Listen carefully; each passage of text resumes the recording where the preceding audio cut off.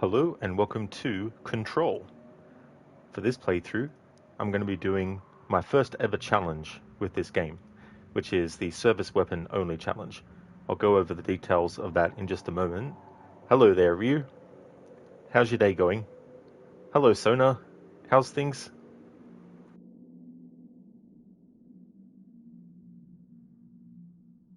Oh, very nice for you. That's good. Glad to hear that you're going well. With the service weapon only challenge, it doesn't mean that I can't use telekinesis to lift objects up. It doesn't mean I can't use abilities like shield. But what it does mean is when I'm actually attacking enemies, I can't use any powers that cause damage to an enemy. I can only use the service weapon to actually do damage. So the service weapon has multiple different types, and so none of those are off limits. So I can have the grip type, spin, pierce, shatter, and charge types. Launch can only be used to solve puzzles, so when you have to actively pick something up, like a power source, and then throw it into what you need to, I can do that. Can also move objects out of the way that block paths. There's an ability called Seize, which is one that lets you actually make an enemy be on your side and attack the other enemies. Shield can only be used for defense. Levitate and evade are allowed. I can't even do a melee attack, so that's not allowed. Ability upgrades are allowed. All health upgrades, all energy upgrades, and all shield, except for abilities that can cause harm to enemies, of course. So anything like that, I can't get the upgrade for. And I can also get upgrades for levitate. And all personal mods are allowed. These aren't mods in the sense of someone creating a mod for a video game. These are what they call the things that you can apply to the character themselves. So all that is allowed as well. I'm looking forward to doing this playthrough because I've never done a challenge run with this game before. Just want to have a look at some double checks on stuff.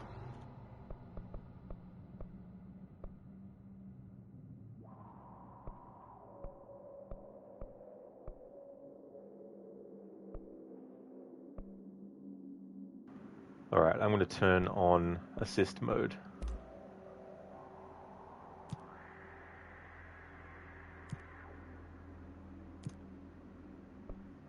There we go. Enhanced aim assist allows the weapon's aim point to deviate further from the crosshair, registering hits fired and an even larger deviation. Oh no, I won't have that active. Aim snapping. When enabled, weapon crosshairs will snap onto the closest target and maintain there until no longer aiming. That's interesting. I might leave it unchecked for now. Because sometimes it's not so much about what an actual thing is, it's how does it actually feel literally to you as the player when using it. So I don't yet know how that would feel. Leave all this 0. I don't want to change anything that will reduce damage taken or anything. Don't want to turn immortality on or one-hit kills. Alright, so all that's that. Allow me to break the ice. My name is Frizz. Learn it well, for it's the chilling sound of your doom. Hey there, Code. How's things? Thank you for redeeming that impression. Batman and Robin.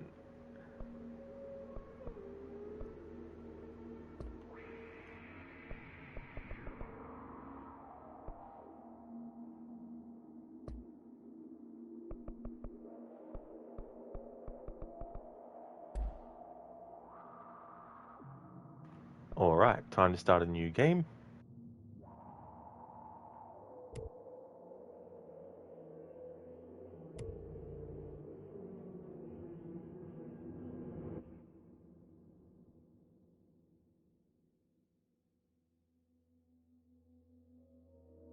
Fair warning. This is gonna be weirder than usual. Can't be helped. You called me. So here I am.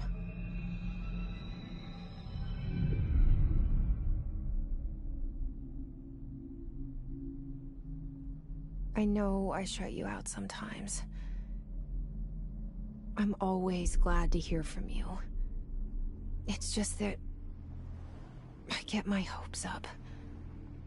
So many times it's led to nothing. I found nothing.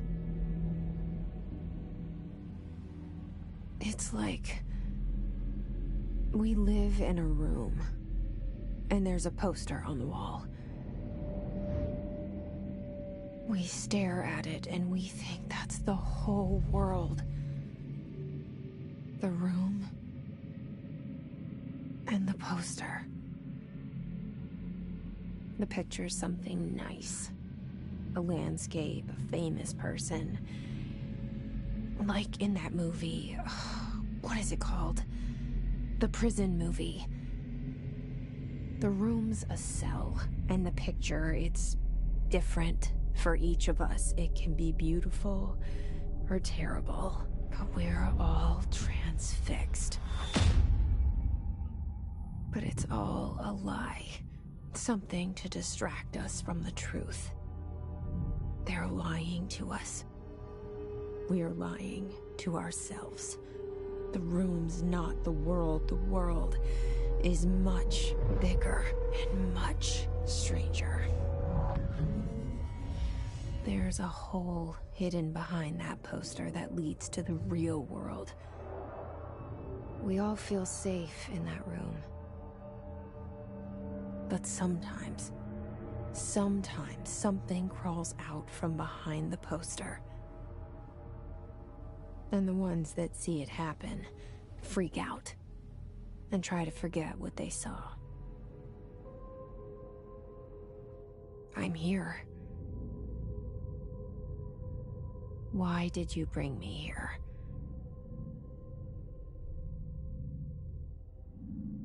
Hello? Anyone here?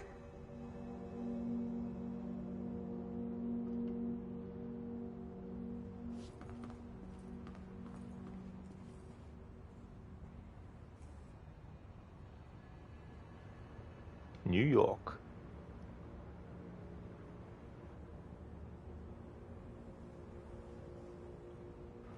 Code, you finished orders, tomorrow 32 kilograms foodstuffs from the system parts order. Memory shuffling, but all should be in time.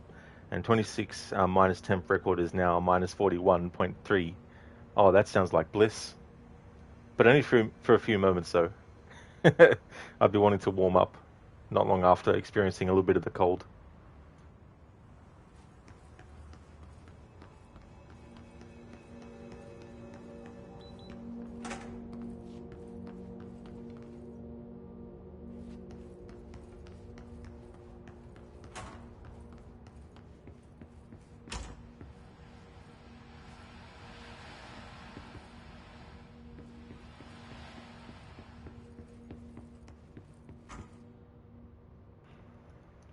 Hello there, Dr. Darling.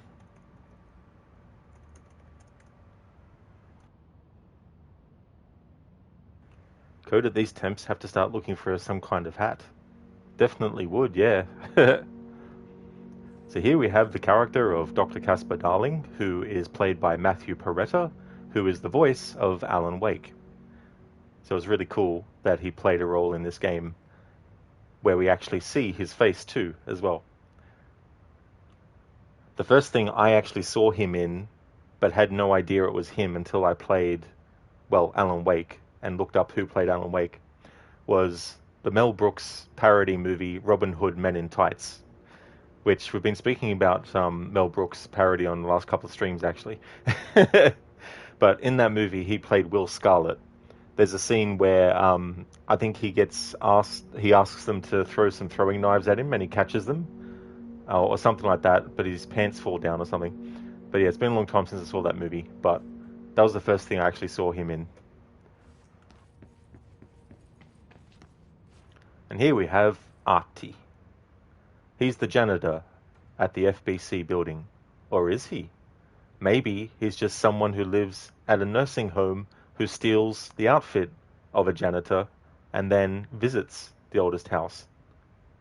Or maybe he's something else.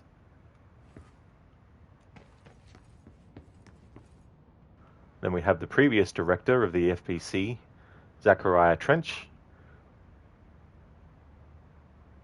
who is played by James McCaffrey, who was Max Payne. He unfortunately died recently, in recent times. But he not only voices Zachariah Trench, he also plays him as well, like physically with his face and everything. It seems weird to have to specify that, but I think it's very easy for people just to think that it's only the voice that people do, and that they get someone else for the face. Or if they do get the person to do the face, it's just their face on the body of someone else who's done the performance capture. Which it can be true, of course, because there might be a day where an actor is sick or the scheduling won't work out. Like, there's a scene in Red Dead Redemption 2 when Abigail is saying goodbye to Arthur, and apparently on the day, the person who played Abigail wasn't available, and so they had to get a stand-in to actually do that whole part. So that sometimes happens, of course. Code, it was to shoot arrow at him as he swells the arrow in pieces. That's right. And the red hot daggers cuts the belt as he tries to sheath them and fans go down. That's what it was, Code, yeah. Yeah, that's that scene from Robin Hood Men in Tights. Thank you. Hey there, Not Fry. How's things?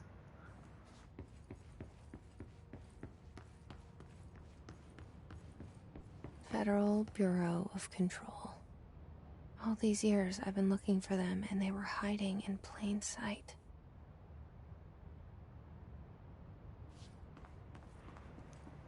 They were assassins, hiding in plain sight. Oh, that's good, Not Fry. Good to hear that, dude. As for me, going well. It's still damn hot here. But apart from that, doing good.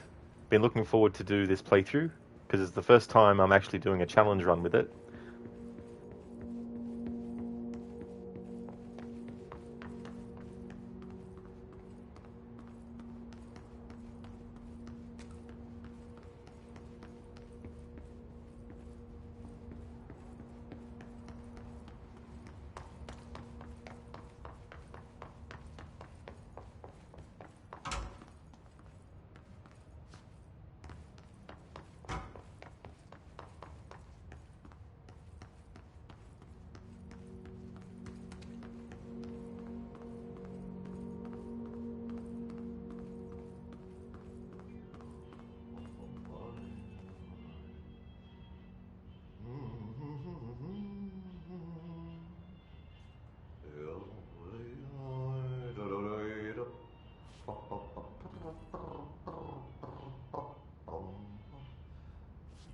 Hello?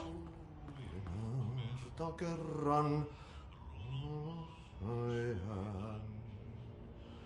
nöystereiden syövereissä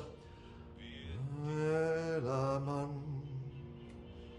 alla synkänalta meren harjoisvaeltaa etsin jytävän sen maan ainiaan. Sinne on yölle matkaan pois. En harteilla kai olla vois. En kuule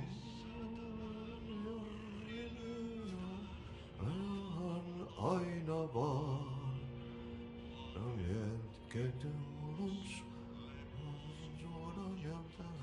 Kutsutaan.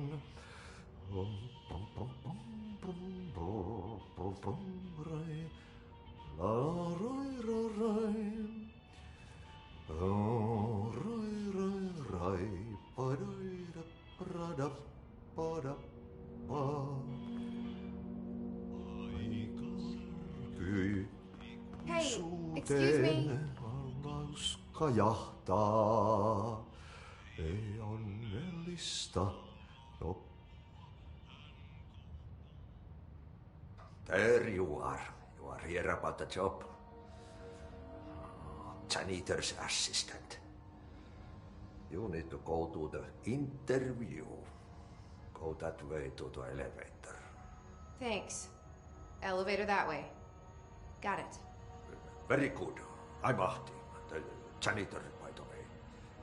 You'll work for me. You can say I sent you.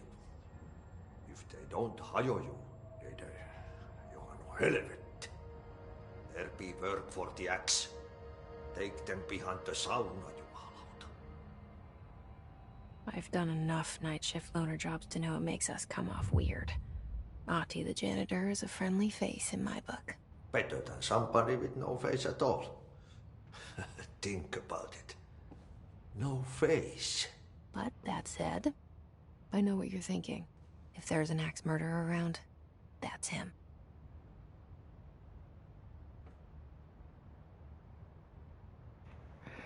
It's so funny because if you haven't played this game yet, and you've only played Alan Wake 2, then the character of Ahti is your first introduction to him.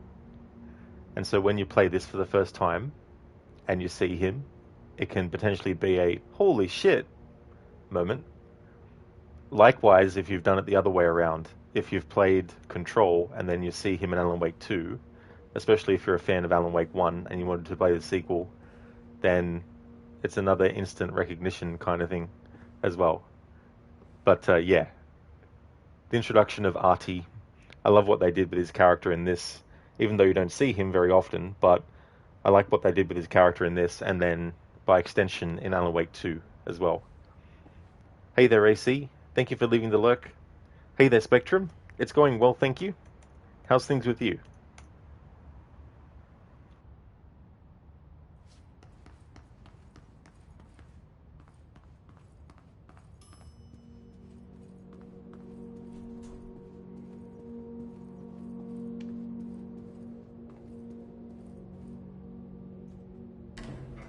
The cell and the poster.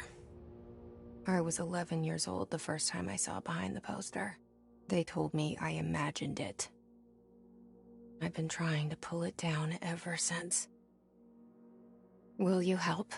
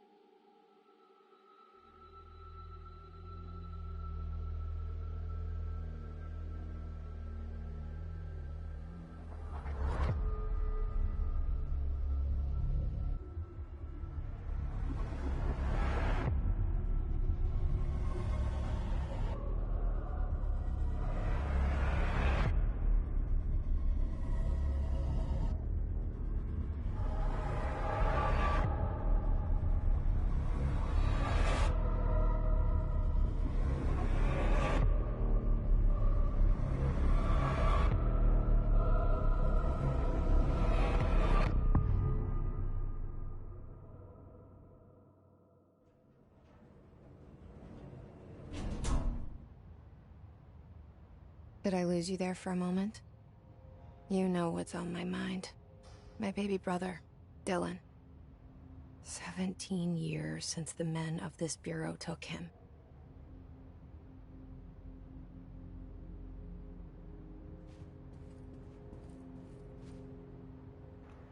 Spectrum, you're fine, you're just tired. I hope you get some good sleep later then, Spectrum. I really like that little opening cutscene that they show. How they show things when they're quote-unquote normal, because nothing is ever normal in the oldest house, but then they show the hiss corruption going through things.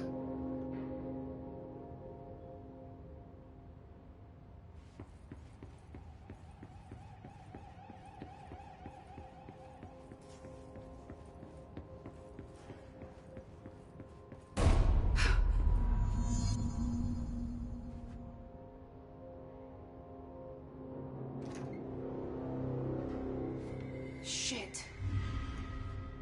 Shit. You want me to pick it up? The murder weapon? Really?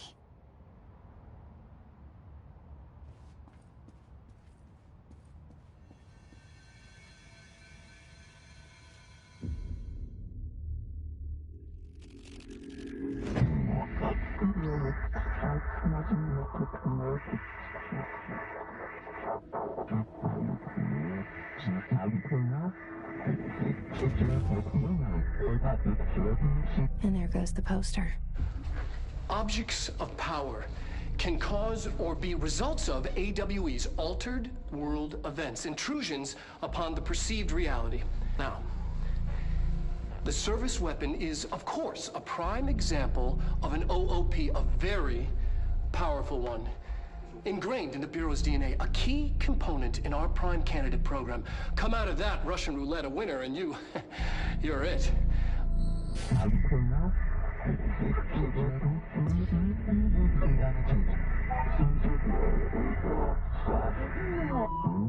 Oh, look at this place. Where am I?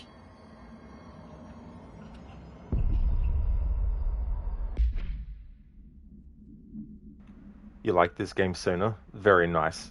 Yeah, I'm glad I played it, because I was almost going to not because it didn't look interesting or anything, but because I wanted to make sure I wasn't just playing it because of the Alan Wake stuff. I wanted to make sure that it was a game that I actually liked, aside from that too, as well. And when I first played it, I was very happy with it. So I'm glad I did, because then it prepared me for all the Alan Wake 2 stuff that references Control. Hey there, Coffeeton. He sounds like Alan Wake. He absolutely does. Yep, Matthew Peretta, who voices Alan, he also plays Dr. Darling in this, but it's also his actual face and everything, so that's what the actor looks like. But yeah, for Alan Wake, he just voices the character, which, saying it that way, doesn't infer that he's, not a key component, of course, but in that game and with those games, it's a unique collaboration between Ilka Vili, who is the actor for Alan Wake, with the performance and the appearance and all that, whereas Matthew Perrett is the voice.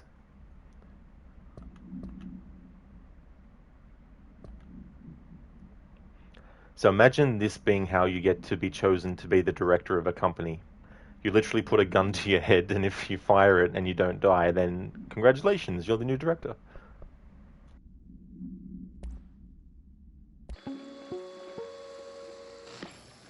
Objects of power can cause or be results of AWE's altered world events, intrusions upon the perceived reality. A side note, remember to cover their connection to the astral plane as well. Now, the service weapon is, of course, a prime example of an OOP, a very powerful one. Ingrained in the Bureau's DNA, a key component in our prime candidate program. Come out of that Russian roulette a winner, and you're it. Lose, and you're, well, fired. Thank you. I'm Dr. Darling, head of research, Federal Bureau of Control.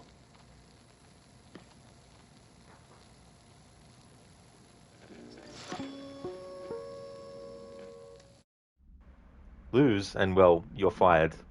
Literally. Hey there, Narbro. Thank you very much for doing the lurking. I appreciate that. Hope things are going well.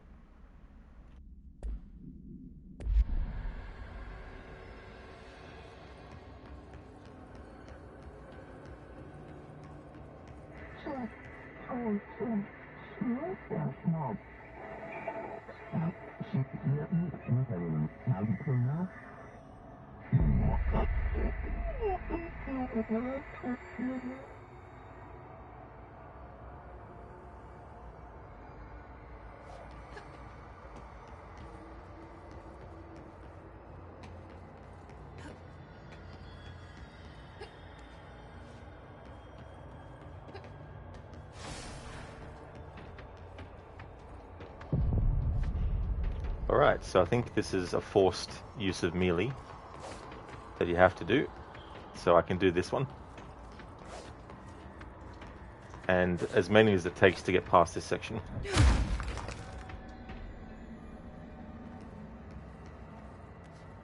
The same gun.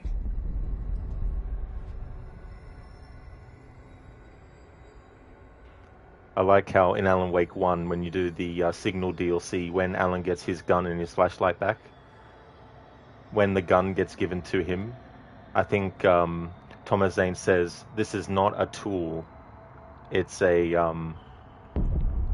damn it. friggin' forget what the quote is.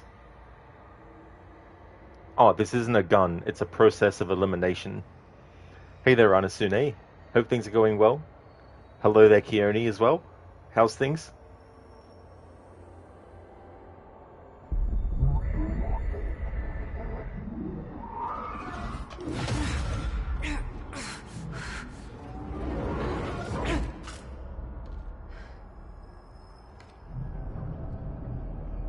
Okay, now I have a gun.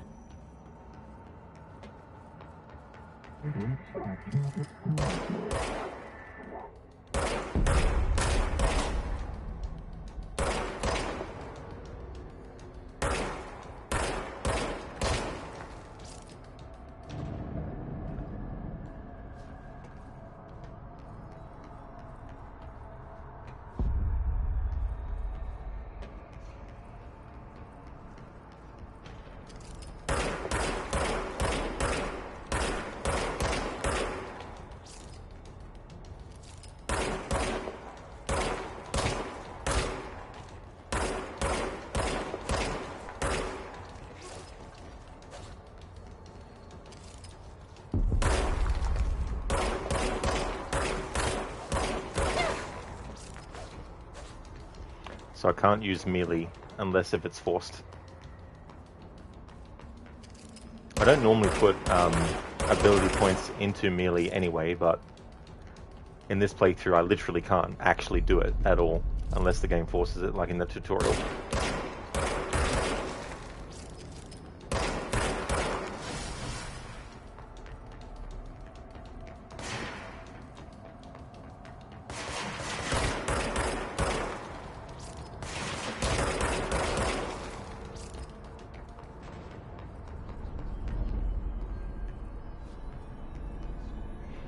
Shin, you still look at this game as if it is a Jedi simulator. There's definitely a lot of parallels and stuff like that. It's one of those things that I think on some level many of us wish we had the ability to just basically move things with our mind, because then we wouldn't have to worry about physically actually carrying stuff. Like, imagine if you're moving to a different place and instead of physically having to carry the objects, you just mentally use your mind to put them in place. Like, that kind of stuff would be awesome. How's things going, Shin?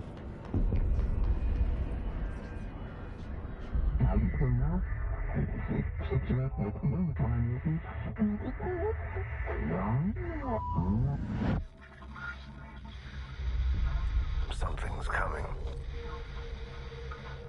This threat. An attack. Duty as director. Keep the Bureau safe. Did you hear that? It's the dead man. Right after the pyramid spoke to me, and it was just noise, and I understood every word. And this gun's alive. You know what? I'm happy. Happy to be here. Things have quieted down outside. Is it safe to go?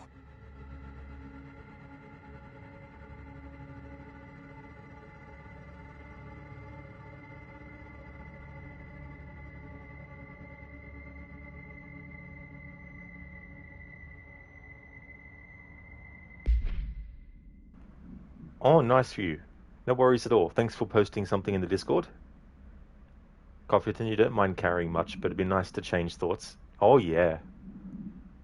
Or if something was going to fall over, but you couldn't get to it before it fell normally. If it was something fragile, but if you could use your mind to stop it from falling, then that would be cool too, to be able to do that stuff. Understand, are you doing alright? You mean you could be better, but that's just a sugar crash making you upset. Or whatever it's called when sugar wearing off. So knowing that's not how you actually feel, you're doing pretty good, if that makes any sense. Oh no, Anasune, it makes total sense, for sure. You know, things like that can affect mood and things like that. It's understandable if it creates a difference in perception. You know, you might actually be fine otherwise, but that one thing is causing you to feel like things have gone, you know, maybe haywire and stuff. So hopefully you'll be able to get that settled. Shin, things are going well. That's good to hear. The one ability you want is pocket dimension. Imagine using a pocket dimension while moving. Oh yeah. Now that'd be the thing too, as well. Okay, Ryu, so you've got another wallpaper of What If Mortal Kombat sequel.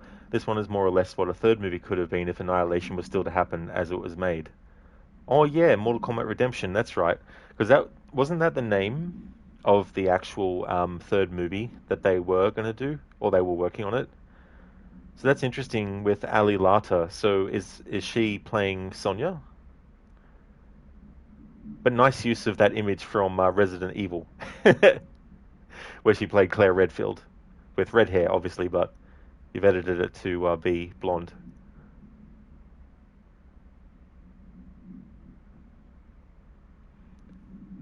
Plus, it's cool to see like the swords and weapons being used as well. Very nice for you.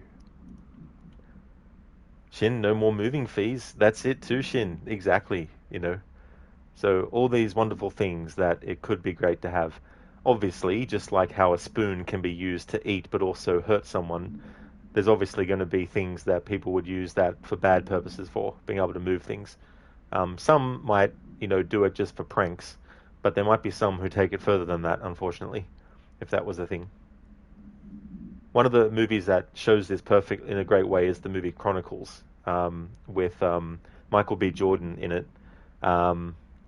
Is it Dane DeHaan, I think, who's also in that too? It's about these three friends who basically find this alien artifact or ship or something like that. I've only seen it once, and that was a long time ago. But essentially, they get given superpowers from it, and one of them becomes evil because they start to do things that hurt people and stuff like that. So it's a good movie that sort of shows the dangers of what powers like that could actually do for some people. I mean, it's not like it's the only movie ever in existence to do that, but still. Review was Mortal Kombat Devastation. Oh, yeah, that's right. Devastation. Yeah, your fan cast Ali Lata as Sonya, but you feel Redemption is perfect since it would have been a true redemption after Annihilation fucked things up. Exactly, Ryu, yeah. That would have been a good palate cleanser. Anasune, yeah, pretty much wore off in the time between when you posted that message and when you read it. But yeah, you tend to look at the emotion from Sugar Crashes as an illusion, for lack of a better word. Yeah, I mean, however you need to frame it to be able to isolate one thing from the other and be like, right, I know that this is not a natural state of feeling. It's something that's brought on by this other, aspect that's happening. And once that is over, that it will go back, things will go back to what they were before. You could tell from the wallpaper that it would have been much darker in the tone and aesthetic than the 90s movies. Yeah, the 2000s going into that arena, because Mortal Kombat Annihilation was 1997. Okay, so the grip, level 1. Grip is reliable with semi-automatic fire that is deadly at short and long range. And these are the personal mods, of which we've unlocked Astral Health Boost, which I'll equip that. We don't have any mods for that yet, or do we? We do. Astral Reload Efficiency, reload speed. I'll have that applied for now. Okay, collectibles.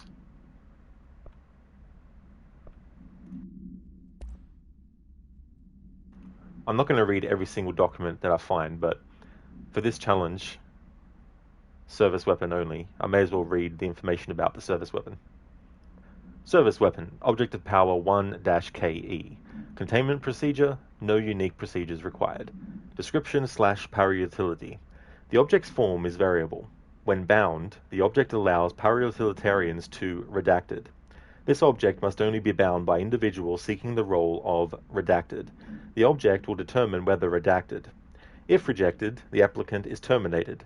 This process is dictated by the redacted, though their criteria is unknown. Background. The object was discovered inside the oldest house in the room that is now used as the director's office. The popular hypothesis redacted many forms throughout history, redacted Mjolnir, Excalibur, Varanastra, all weapons that redacted of their wielders. If objects of power are the convergence of forces based on the collective subconscious, then this may be the original manifestation of that event. If this is the case, redacted. See Dr. Darling presentation 11.1 for more details. Ryu, how excited are you for Control Resonant? Very, Ryu. Yeah, in the Lake House DLC for Alan Wake 2, there was actually a tease for Control 2, which is, Resonant is the actual full title of it. But sometimes I just call it Control 2. But yeah, I'm definitely very excited. It's going to be interesting to see the gameplay shift, because this game has the service weapon as the weapon that kind of changes form. Whereas for Dylan, it's going to be a melee weapon that changes form. So they're going to do that difference. I'm sure he'll probably still be able to do some kind of ranged attacks and all that kind of stuff. But I think that's an interesting way to go about it.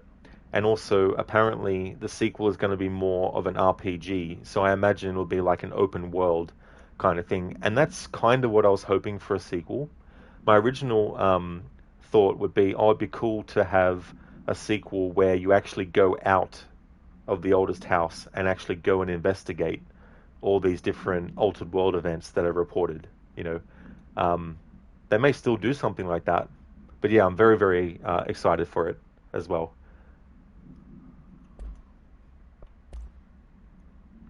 Director Trench photograph. So much is expected from the director, the responsibility, the privilege. Zachariah Trench.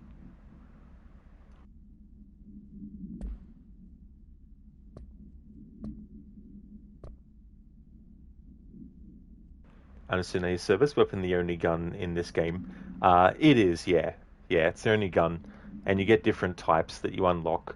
You can only have 2 individual types at a time that you can quickly switch between. If you want to change out one of the types for another and keep the one you've already got, you have to go in your inventory and sort that out. Hey there, Shaky. They put me in games and demos. Oh, thanks for letting me know, Shaky. Yeah, it's very weird how Twitch interprets what category to put things in. Because on the PlayStation, when you actually put it in, it'll be the category normally, but sometimes it's games and demos. Thank you very much for pointing that out, Shaky. That'll help people find the find the playthrough. There we go. How's things, Shaky?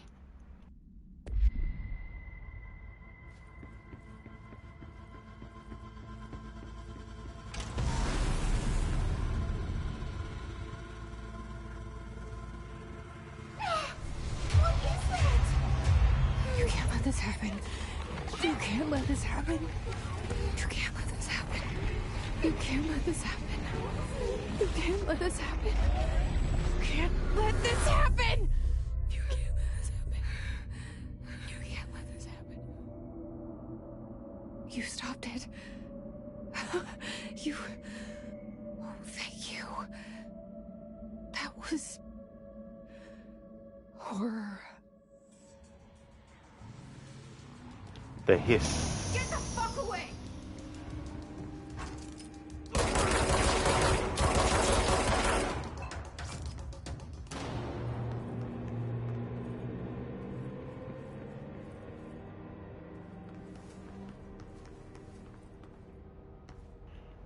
Shaky, no problem. It does that to you with Ghost Recon Breakpoint. It's silly. It really, really is. Especially, too, if you set it, because I literally set it before the stream started to be Control. And then Twitch was like, games and demos. Games and demos. Like, nope. You're good. You just made sugar cookies. Oh, very nice, Shaky. That's good. I hope that you enjoy them. Are you in control yet?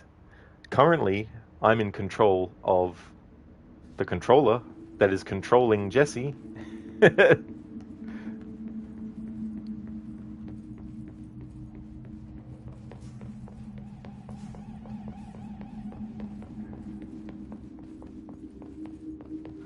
hotline. Secure line of communication. Guidance. Reach the hotline. The hotline, says the dead man. Okay.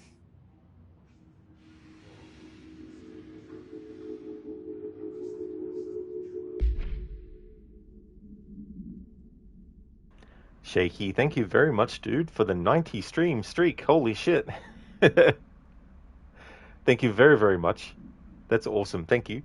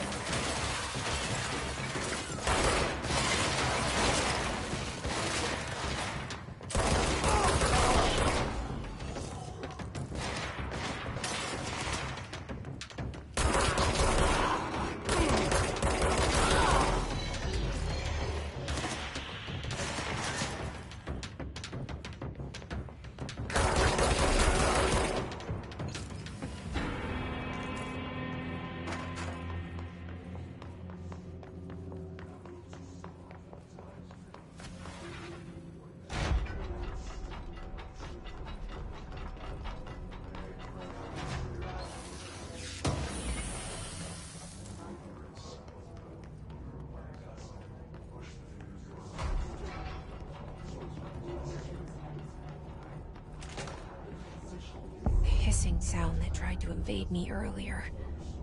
The hiss. Burrowing into everything in this place. Is the hiss your enemy? Alright, it's our enemy. That babble's contagious. It burrows in like an infuriating melody that makes you hum it over and over.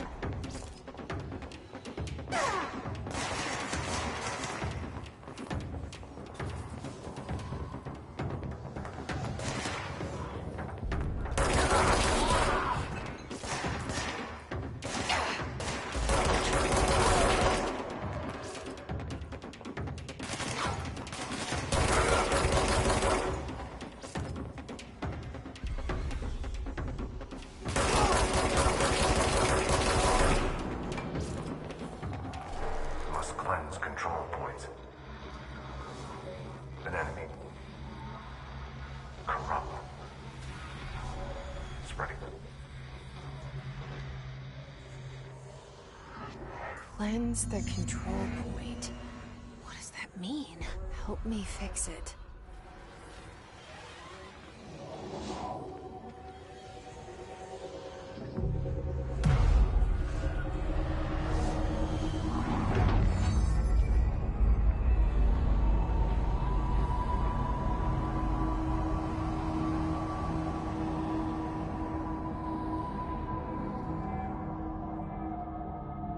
Holy shit! You did it! We did it! Hello? Can you hear me? Are you with us? With the Bureau? Are you still sane?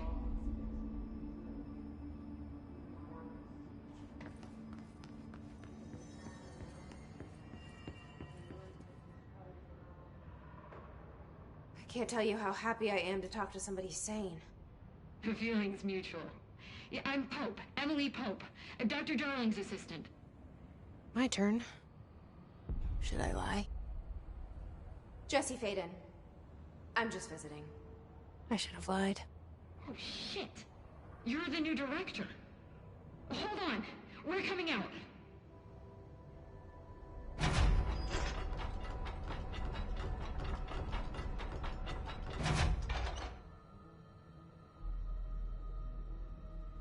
Director Faden. Call me Jesse. Okay, Jesse. I'm Emily. Look, somehow, this hostile force, this Hiss? that works. Somehow the Hiss managed to infiltrate the building without any warning. And just like that, my name for it is official. The Hiss. Like the sound of poison gas leaking in. We're in full lockdown. It seems to have spread everywhere and to everyone not protected by an HRA. And, extraordinarily, you. You are the director, and that makes you special by definition. Trench is no longer the director, obviously. I'm sorry, I'm talking too much. This whole situation is just a lot. Trench is dead.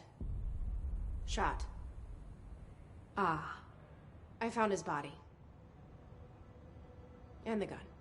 Do I tell her it looked like a suicide? The service weapon.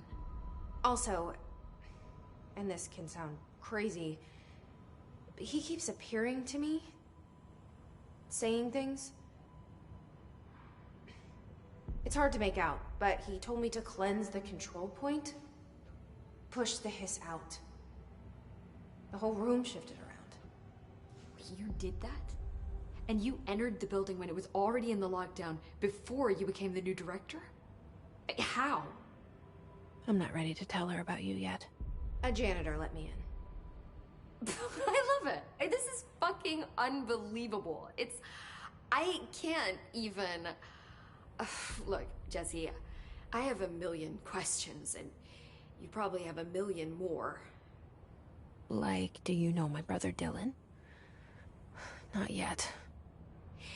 But there's something I need to ask you to do first. If you can cleanse a control point, then you can maybe cure those infected or possessed by the Hiss.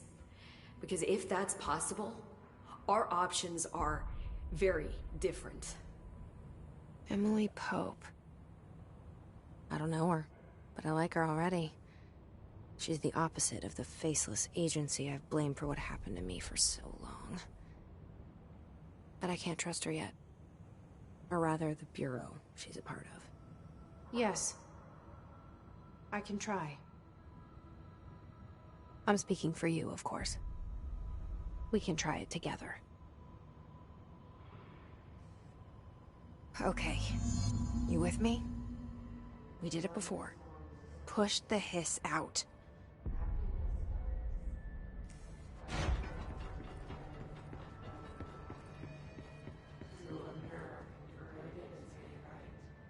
Through a mirror, inverted is made right.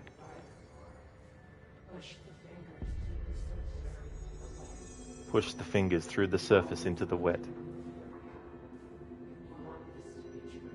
You want this to be true.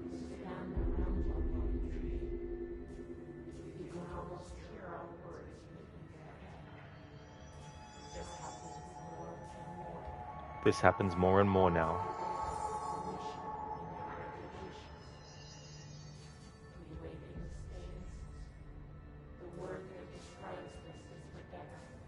The word that describes this is redacted.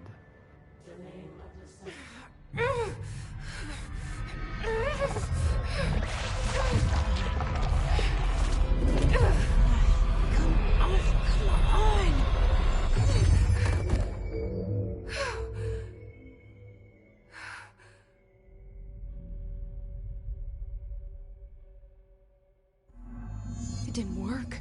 The Hiss has burrowed too deep. Ripping it out rips them apart.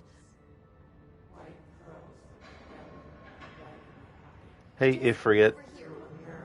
We need to make a plan, Jesse. How's things going? Hope you're weathering the Australian summer well. Yeah, it's been very, very hot today. A couple of weeks ago, though, there was a few days where it was nice and much cooler, but then summer was like, oh shit, I forgot, it's supposed to be summer. How's things, Ifrit?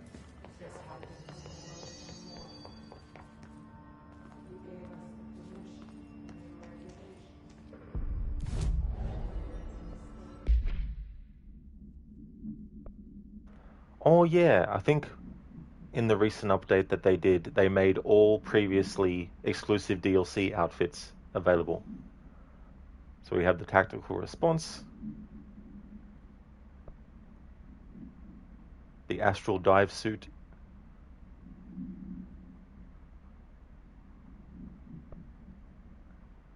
Urban response. If we're lol, cold as shit in New York. Oh, I'd love that here. That'd be great to have something really, really cold.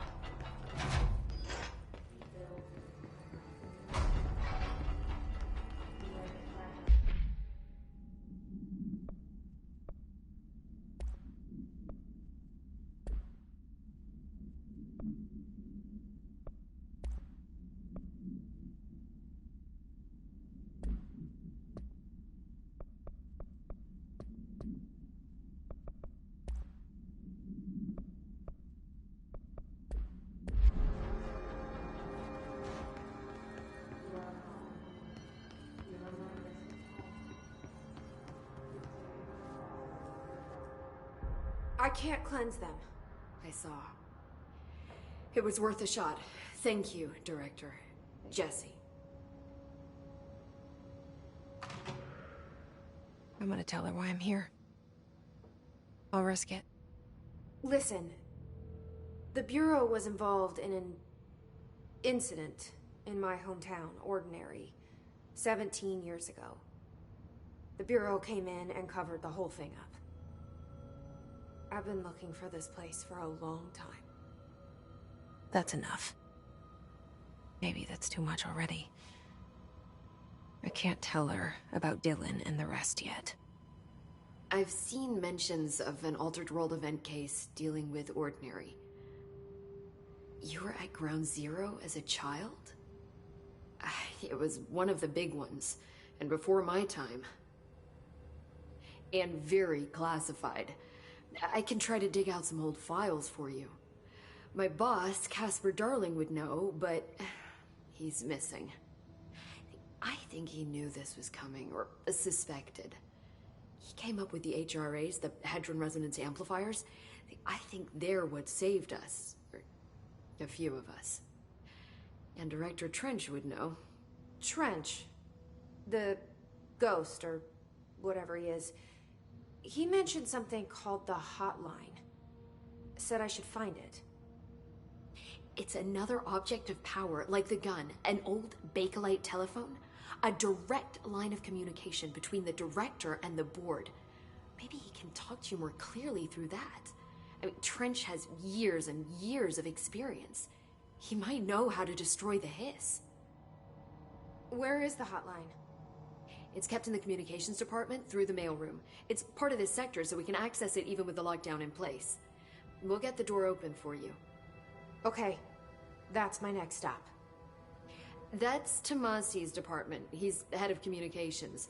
I don't think he had an HRA. He kind of made a point about not wearing one earlier. Keep an eye out.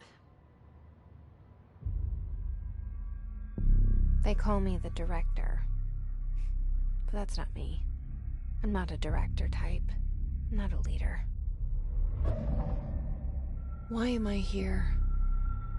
I think you already know. Yes, I came for my brother, but there are other reasons too. I said I was looking for answers, but I might never understand them. I'm not looking for proof. This is already it. More than enough. No matter what they told me all those years, I know it's real now. I didn't imagine this. I want to be a part of this world. What scares me shitless is that I finally found it. Only to see the hiss destroy it all.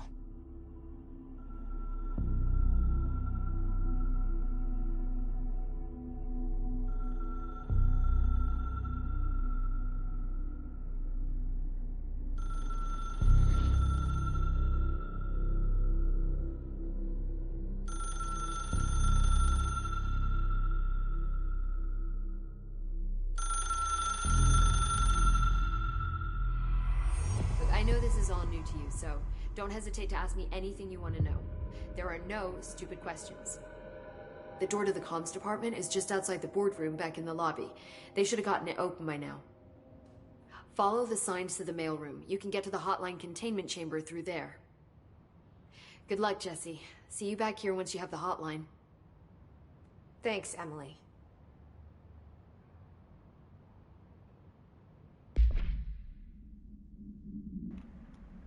Celes 1007, thank you very much for the follow.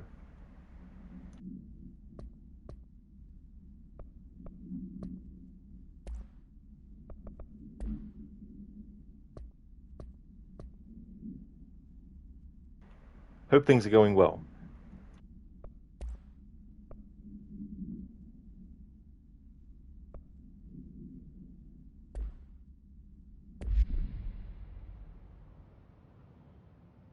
The hotline should be in the communications department. Where did the hiss come from? I'm not sure. You said the hiss was here when you entered. Did you see anything like that outside before you came in? No. No, just inside. The source is internal then. See, the oldest house is a sprawling complex with openings to other places as well. I don't even know where to start looking. But in the context, it's good news. The lockdown holds. The hiss escaping the building would be the end. Pretty shitty world out there if you ask me, but I wouldn't want the hiss to destroy it. With you on that, Emily. You mentioned the oldest house. What is it? This building, the Bureau headquarters, the oldest house, is a shifting place. You've seen it. It transcends its physical limits. I've been to New York a few times. How didn't I notice this place? It's an attribute of the building. This is a place of power. The oldest house doesn't like attention, so unless you're purposely trying to find it, you don't, which is perfect for us. The work we do here is essential, but unstable. The Bureau prefers not to be noticed. And we need strong walls to make sure nothing gets out. So without you, I never would have found the front door. Okay. This Trench guy. I keep hearing him in my head. Is he a ghost? Haunting me? I doubt we're talking about a ghost in the traditional sense, but an echo maybe. See, if he was killed by the service weapon, your gun, maybe it's his final thoughts recorded by the bullet in his brain, like a deep space probe sending back data. But that's just a hypothesis on my part. I need the gun to research it. But you better hold on to that given the circumstances. I think I will. Yeah. Can you tell me what an object of power is exactly? This is all, well, new to me. Don't worry, I love going over the basics. So objects of power are mundane objects that house paranatural energies and have developed a link to the astral plane and can thus be controlled, which is what differentiates them from altered items, which are still housings of paranatural forces, but are more volatile and cannot be bound in the peri-utilitarian sense. Got it? Did she memorize this? Got it.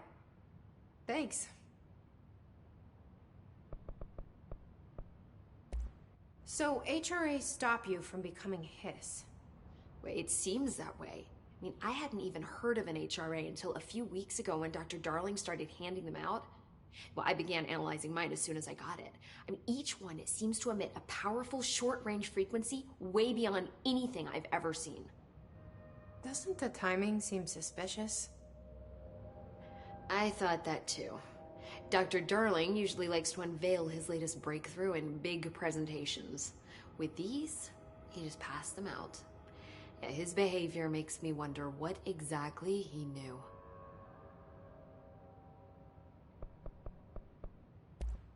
Thanks, Emily. I'm sure I'll have more questions soon. Just let me know.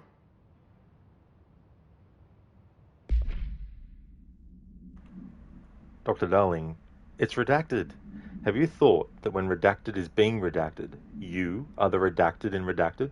But redacted has also redacted, and redacted has redacted in the redacted too. Are you doing the redacted after the redacted is redacted? The answer to that is redacted. Very, very clever, Dr. Darling. That's a lot of redacteds. Thank you for taking the time to put all those emotes of redacted in there too. How's things? Hey, Godfather Al, Control Resonance Preparer of the Year. Control Resonance Preparer of the Year. That's me. Doing my usual, even though I don't actually call it an annual playthrough, it is literally an annual playthrough. I mean, I've done it a few times now. At least one playthrough per year since I first played it. But yeah, I'm looking forward to the sequel. Yeah, Dr. Darling is like, Dr. Darling? I just imagine him dancing like that as he gave them out. Having more time to watch today. Oh, very nice. That's cool. That's good that it's worked out like that.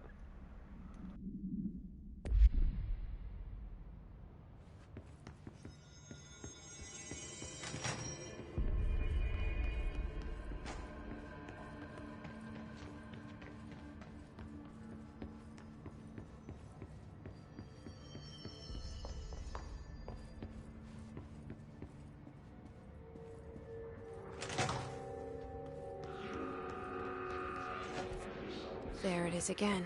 Our welcome message.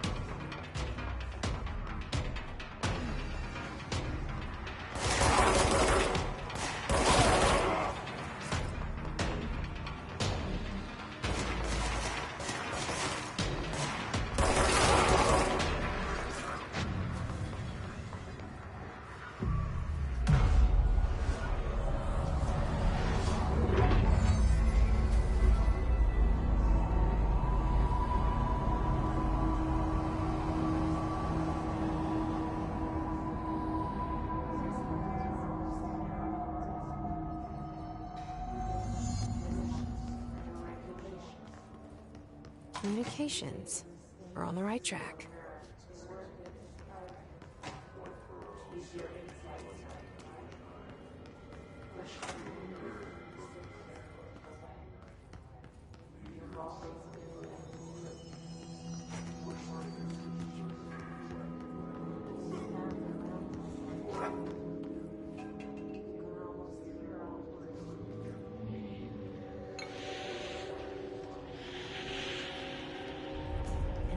Object of power.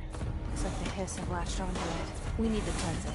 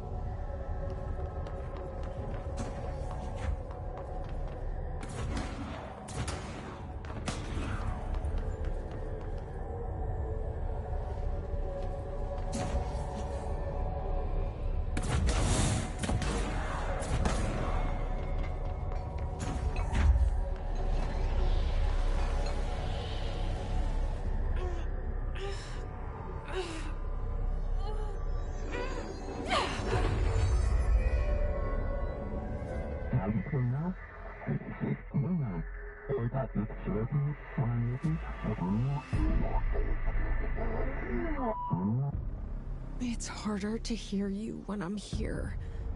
It's like the channel's been changed. The board's in charge here.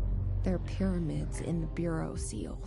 Are they really the ones pulling the strings? I'm not their director. I'm no one's director. Okay, for this challenge, I'm allowed to lift objects up, but I just can't throw them at enemies to do damage.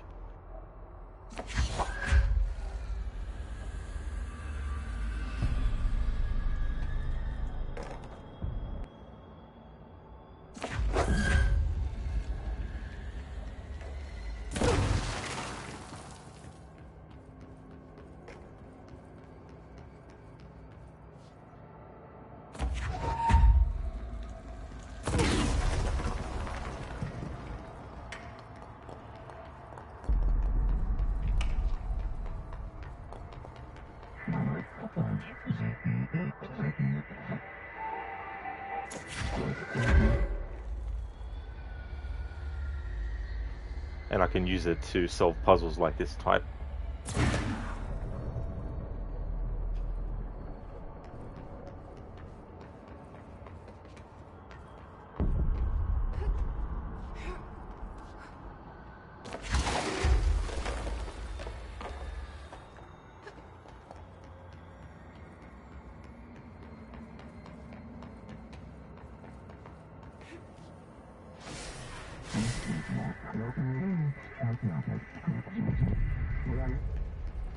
Let's see what happens if I just shoot them. If the game will force having to do launch attack for progression.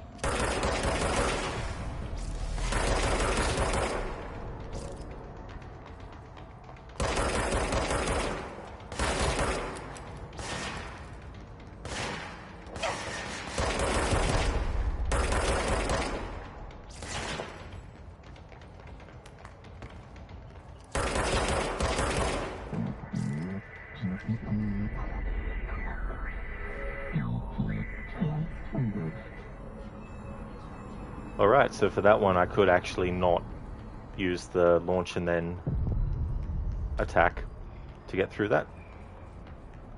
If I had to, I would have just made an exception.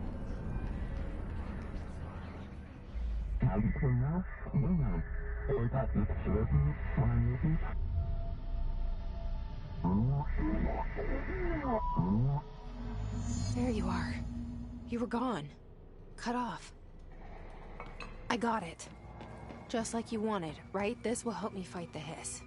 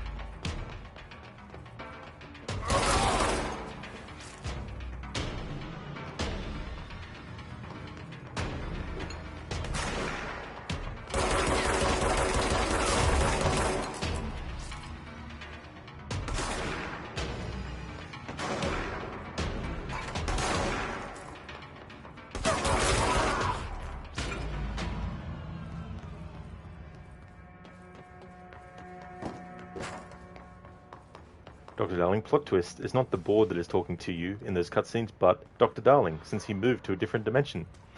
That's an interesting theory.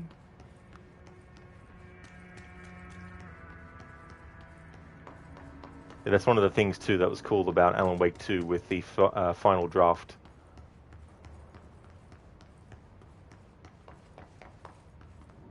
I didn't worry about it in my most recent playthrough of Alan Wake 2, but it is cool that they added Dr. Darling appearances.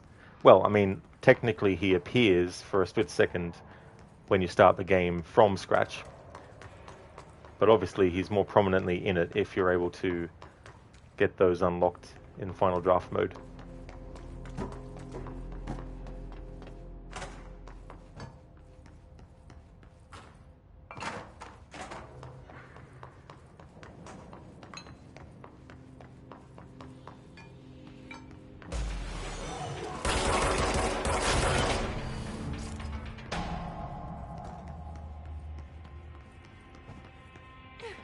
Emily said that the hotline can be reached through the mailroom.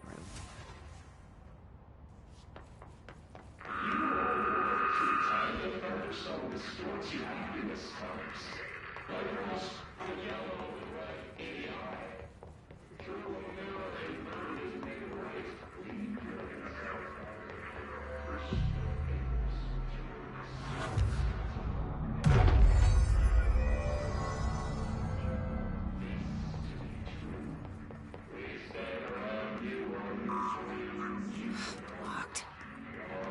Maybe there's a key nearby.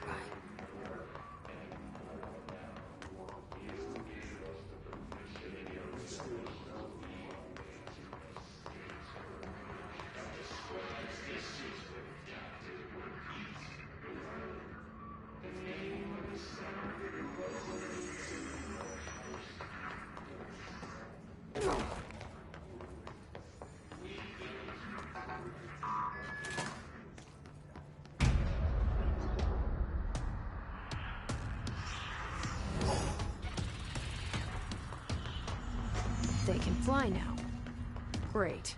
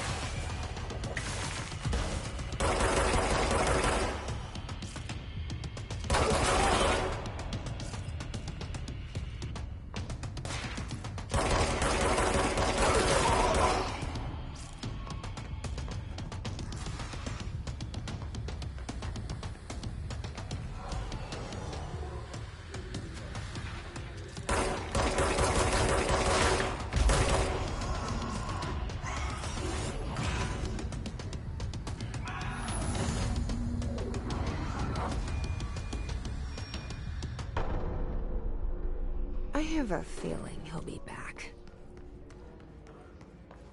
Let's stay focused. The hotline should be past the mailroom.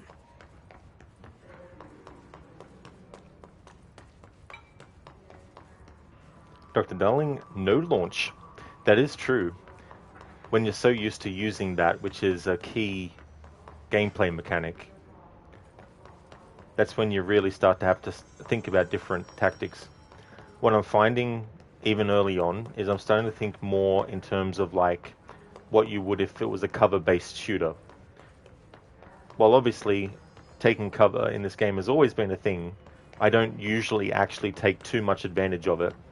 So this playthrough is going to force me to take advantage of it.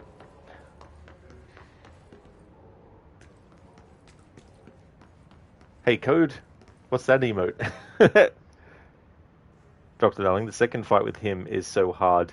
Yeah, for this playthrough, I'm just going to be doing the main stuff mainly. Like, I might do some side stuff, but if there's anything that I don't actually have to do and it would otherwise cause a headache, like actually defeating Tomasi in his entirety, then I don't need to do that. That first encounter was a necessary one, though, of course. Oh, it's an otter, maybe, Code? An otter. I thought it might be like a lizard type thing.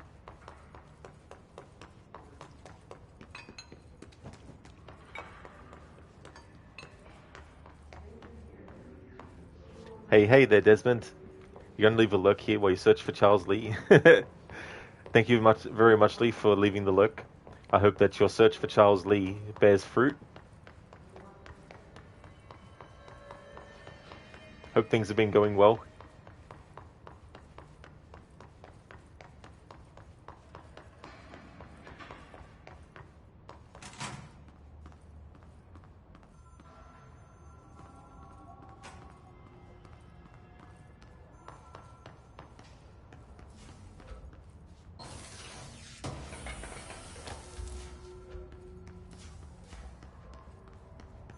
The hotline can't be far now.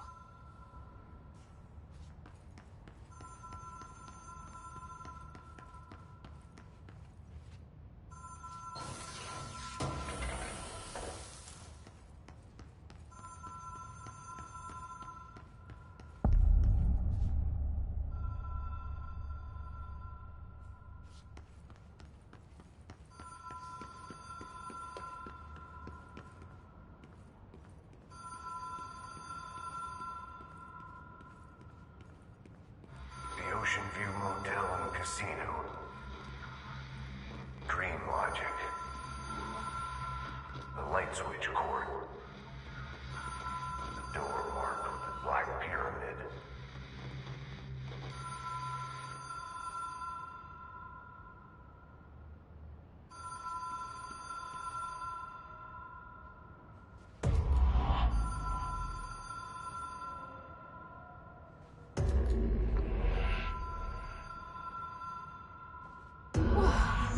Have we been here before? No. I've stayed at a lot of roadside motels across the country, on the road, on the run, under the radar. This feels like all of them, like something recognized from a dream.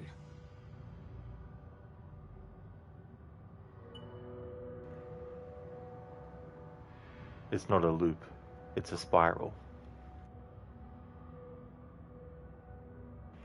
The spiral symbol, seen in Alan Wake 1 on some books, seen here in Control, but also on one of the whiteboards in the game Quantum Break, and then in this game Control, and then in Alan Wake 2 as well. So many different kinds of things can represent the spiral. In terms of like Alan Wake, and the whole thing about the tornado in Alan Wake 1, looking down into the tornado from the very top, you would see like a spiral going down.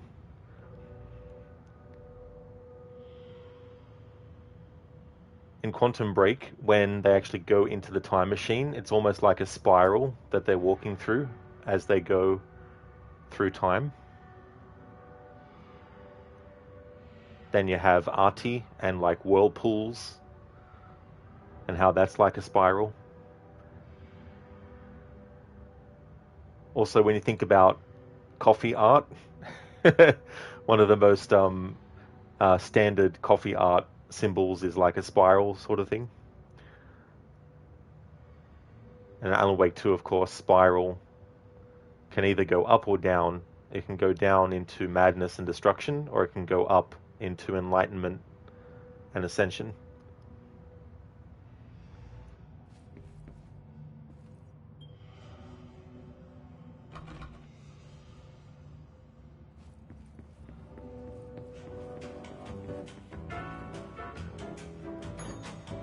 Hello? Anyone here?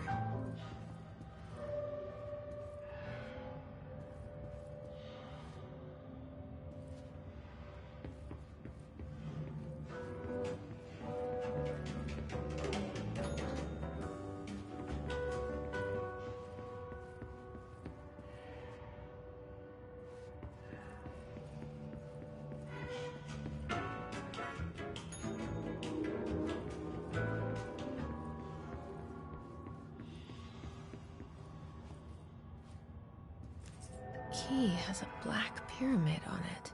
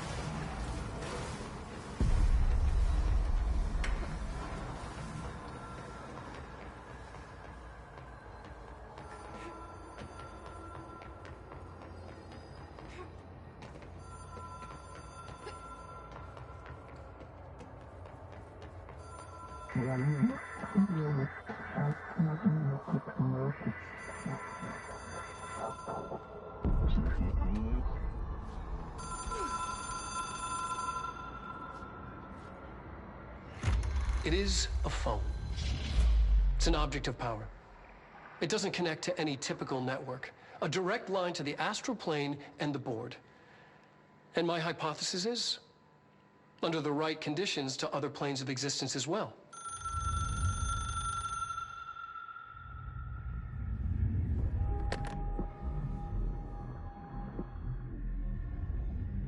A director needs a team. My management team. These people know the secrets of the Bureau as well as I do. Some even better. Darling, Tomasi, Salvador, Marshall. Marshall especially, my head of operations. She sees right through me. She knows I don't like relying on people. The only person you should fail is yourself. But things change when you become director.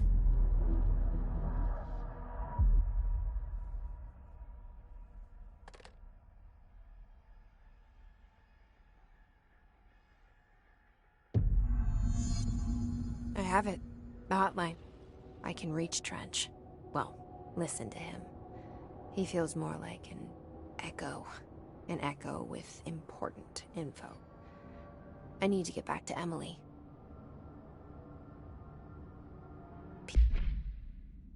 People react strongly when I tell them about you.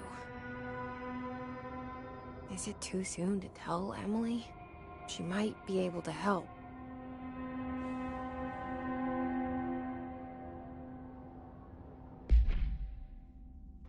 Hey Daniel, he's giving elusive man from Mass Effect. Yeah, mysteriousness. How's things, Daniel?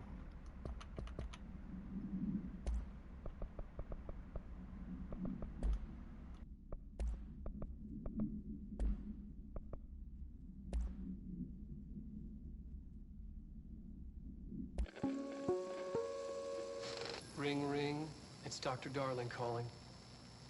In 1978, a comms department intern heard the hotline ring and picked it up, going against every safety protocol in the manual. She never recovered. And the handful of witnesses required extensive memory repression therapy. It is a phone. It's an object of power. It doesn't connect to any typical network. A direct line to the astral plane and the board. And my hypothesis is, under the right conditions, to other planes of existence as well. Our very own Ouija board. Only the director can answer it safely, and what he hears is kept classified.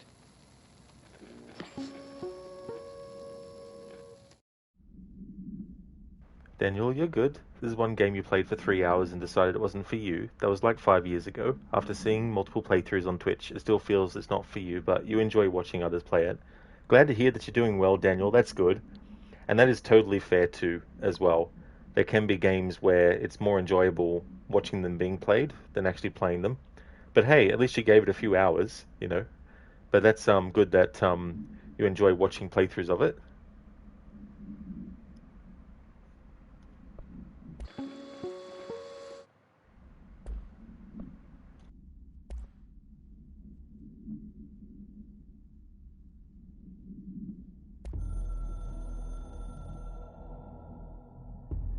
It took us a long time to learn how to stabilize the control points, the ley lines, the meridians of the oldest house. Darling found a way to soothe this beast. We discovered we must cleanse control points of all interference. It's my duty as the director, like Northmore before me. I couldn't manage it in my own house, at my home. I'll damn well do it here. Without the control points, the oldest house would swallow us alive. We'd be sealed inside an endless labyrinth. No one would hear our screams. If an enemy ever managed to corrupt the control points, it'd be over fast, spreading like a cancer, leaping over the fire breaks like a crown fire. They are the weak point. Darling's right about that. He's wrong about everything else. Dangerously wrong. Suspiciously wrong. Has he been compromised? Daniel, yeah, the Remedyverse, you're meant to be a viewer, you think. Yeah. And also, too, like, they tend to kind of, like, do different genres with each game as well. In fact, the sequel to this is going to be more of an RPG, and it seems like it'll be like more of an open world kind of thing.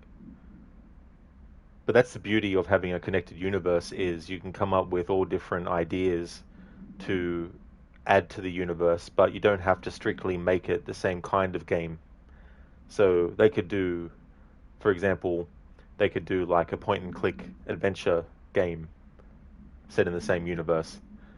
Even if it's like a smaller scale thing, doesn't have to be a major big, production and stuff like that.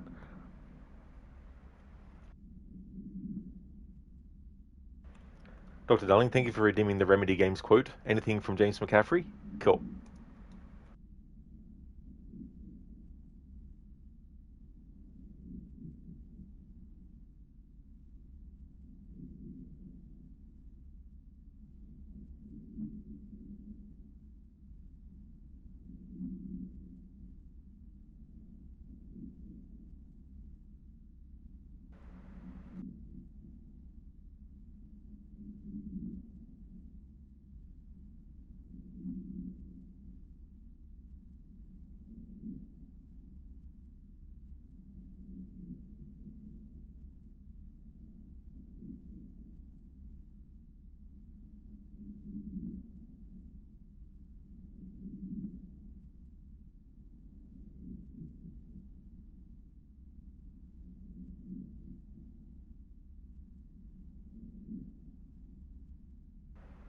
Okay, so I've got one. There was no glory in this. I hadn't asked for this crap. Trouble had come to me in big dark swarms. The good and the just. They were like gold dust in this city. I had no illusions. I was not one of them. I was no hero. Just me and the gun and the crook. My options had decreased to a singular course. That's from Max Payne. Thanks for redeeming that, Dr. Darling. I wish I could do his actual accent, but no. But then again, it's not an impression redeem, after all. Thank you very much for redeeming that.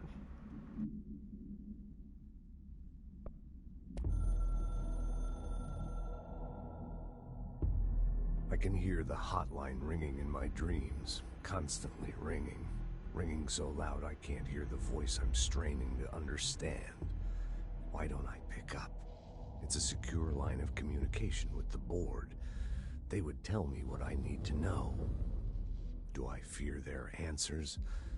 Would they have warned me of this threat? I didn't see it coming. The traitor in our midst. A conspiracy plotted right behind me. I can't trust anyone. I must assume all my intel has been manipulated. The hotline is the only channel I can trust. Bind it, control it. The rule and the ritual with objects of power. It can't be tampered with. The lifeline to the astral plane and the board. I must seek guidance. Soon. I'll rest first. I'm so tired. Always tired now. But I must reach the hotline. I think I'm under attack. An attack of dementia, exhaustion. It's a brain cloud making me forget. The hotline. I must reach the hotline.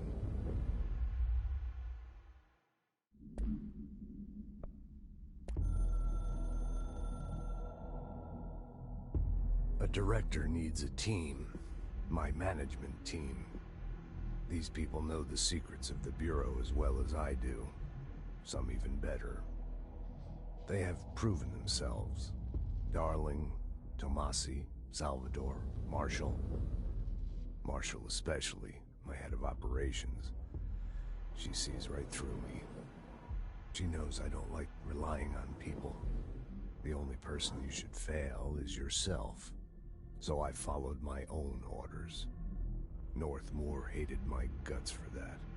But things change when you become director. You suddenly see this dark void for the horror show it truly is, filled with screaming fear we pretend to control. Sand leaks through my fingers. The roses I pruned in the garden back when I still had a family, all dead. Heat escapes my body. My thoughts are scattered. The universe keeps expanding. I can't keep up with it alone. When I forget that, things go wrong. And my team has to pick up the pieces. Damage control. To help me get out of my mess.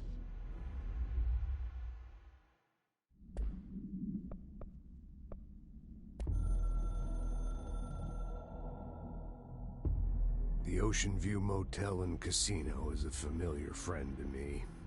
I stayed in countless motels like it while investigating AWEs across the country, back in my field agent days. Those roadside motels all bleed together like a dream. Same and not the same. Anywhere and nowhere. The Ocean View operates on dream logic, and the light switch cord leaks out to be found in the most unexpected places, and sometimes successfully encouraged to appear and act as a convenient lock to keep out those not trained in dreamscape navigation. Even Bureau veterans can only find one key in the motel. The key that opens the door marked with the inverted black pyramid. The rest, the many other doors, are still mysteries to us. We're all merely guests there. Even the board. Sometimes I need to visit, just to breathe easier for a while. It beats the numb, sterile apartment I spend my nights in, insulated from everything but myself. I guess that's where the whiskey comes in. I imagine, though, Mr. Door could open all of those doors without needing the keys. He did say the thing, Dr. Darling, the thing in which relates to the name of this game, also can be thematically linked to either the act of gaining control or losing control.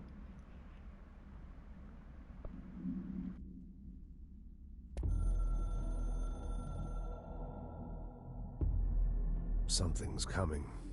The whispers growing louder. The worst winter storm in Bureau history. A retribution for my sins. Our sins. This threat could destroy the Bureau, everything I've built. Destroy me. A web spun, turning this place against me. I catch glimpses of it in the corner of my eye. It's just out of reach. Elusive. It's clever. A perverse game of hide and seek. Is this part of an attack? Obfuscating the facts. Dimming my eyes. It's hard to tell.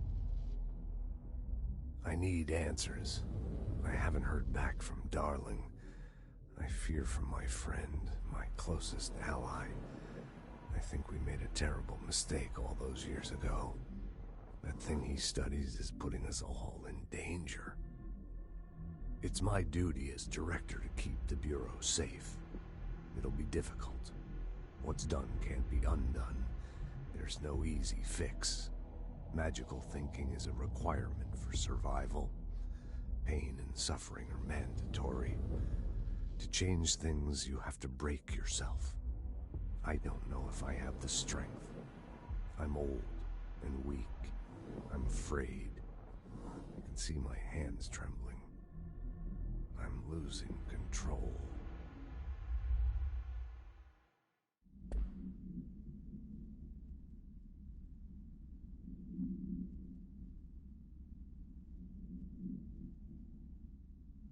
I see a vision rising, dreary fading in as children play.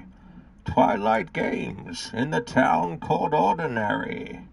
An eye of light reveals a gateway to doomsday in that projection of reality. Something passes through the stars, shifting walls. Enter agents of ill fantasy, for evil holds you in its arms. False alarms. Oh, can't you see? See, the light is fading, and in the night the demons rage and call your name. No deeper madness than your own making. Visions lashing, blades of shame, but will you take the blame? Hissing noises in the hallway, bloodshot eyes staring through. What seeds are sown? Who'll survive the blood-red power play? Who'll take control? Whose name will be known? Thank you for redeeming those, Dr. Darling. What's the name of that song it's from? By Poets of the Fall? Dr. Darling, I'm right here, Mr. Director. It's like, Trench, can't you see? I guess for someone named Trench, he definitely has a lot of tunnel vision.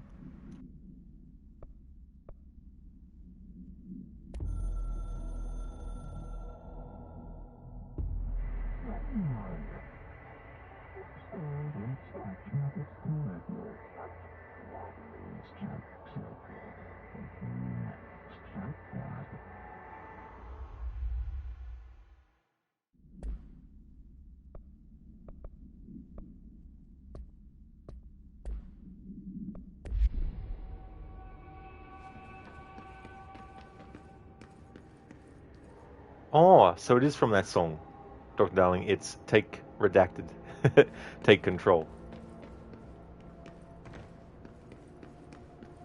It's such a great song, that one.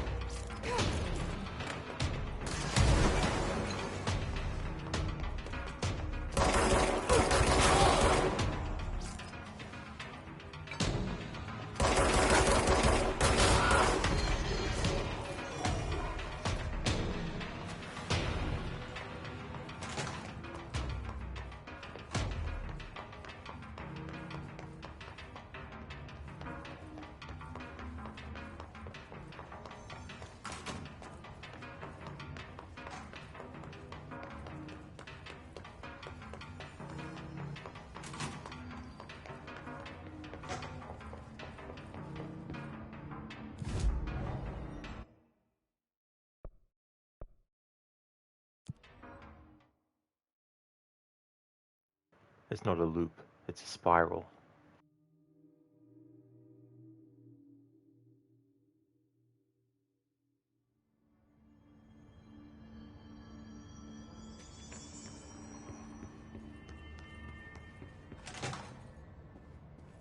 Jesse, did you get the hotline? I mean, how is it out there? The comms, the hiss? Sorry, you made it. I'm glad. Emily? Let's talk. Of course. I'm very curious to see if Emily Pope is in the sequel, and if so, how Emily reacts to Dylan Faden as well, because in this game, we don't get to see what her interaction with Dylan Faden is. Spoiler alert for this game, Dylan goes into a coma.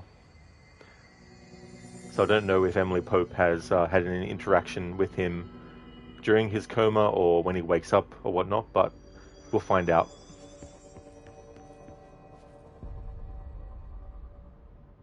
I got the hotline. I can make out what Trench is saying now. Incredible. What did he say? He talked about his management team. People who knew the Bureau's secrets. Your boss, Darling. Tomasi, but he's gone. He's gone. Salvador? He's the head of security.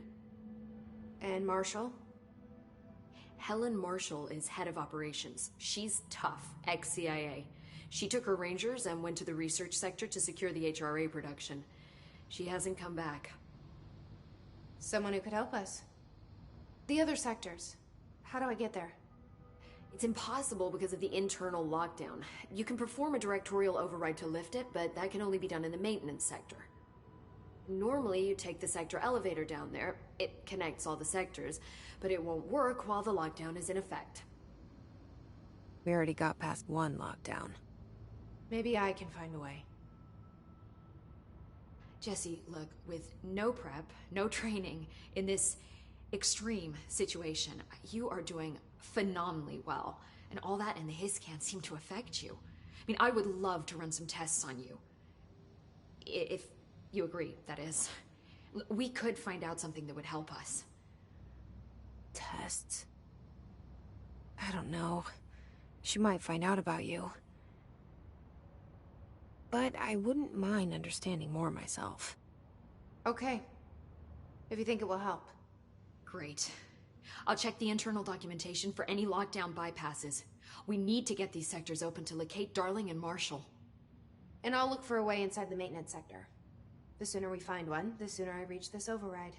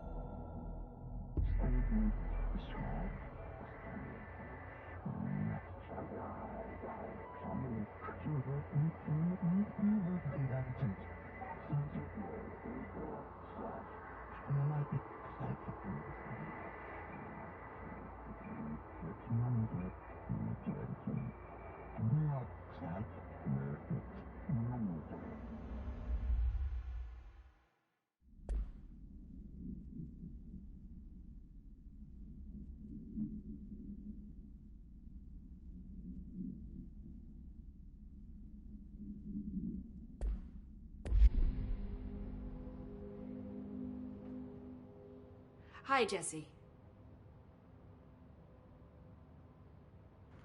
Alright, so we've already covered these dialogues. Thanks, Emily. I'm sure I'll have more questions soon. Just let me know. Do you hear that? Someone's singing. Where's it coming from?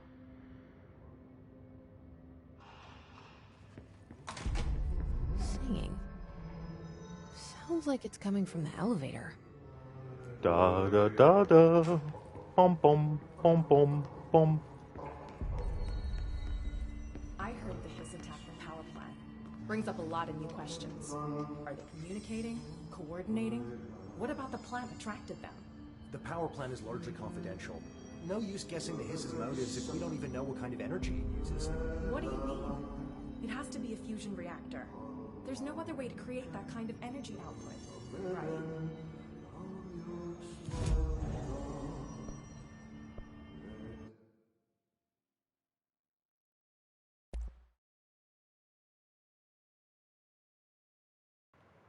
Alright, so we can construct shatter if we want to, but I'm going to hold off on that.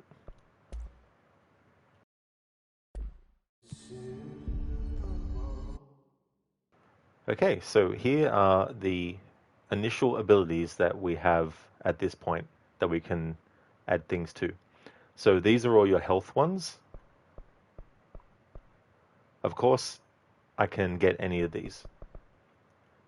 These are your energy ones.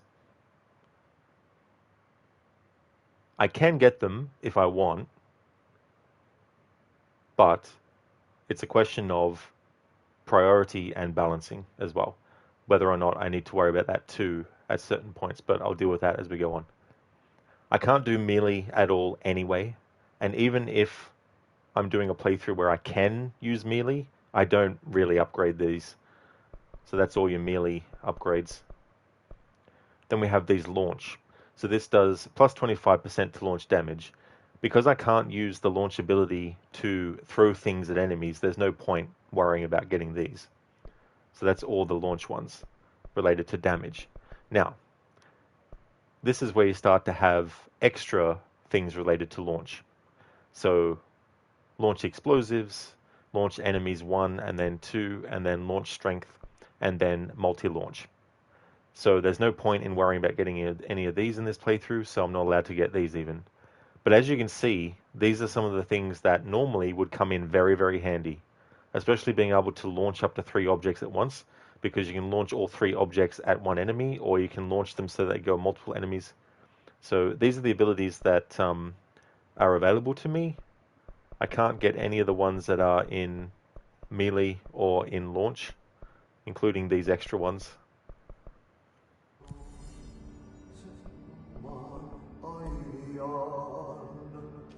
Hope wants us to get a field lab set up as soon as possible.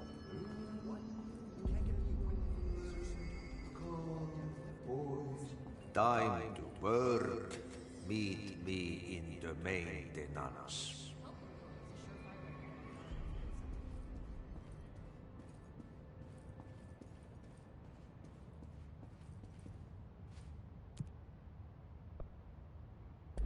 Like I said before, the janitor is a friendly face.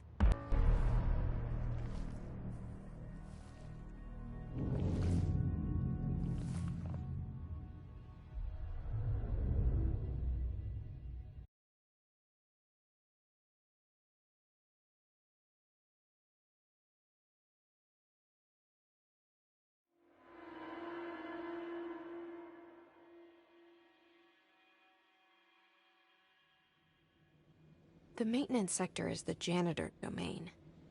If I can find Ahti here, he can help me reach the override. Maybe it was you who got me into the oldest house with the lockdown on. Maybe it was Ahti. It felt like he made the elevator appear that took me to Trench's office. Is Ahti guiding me too?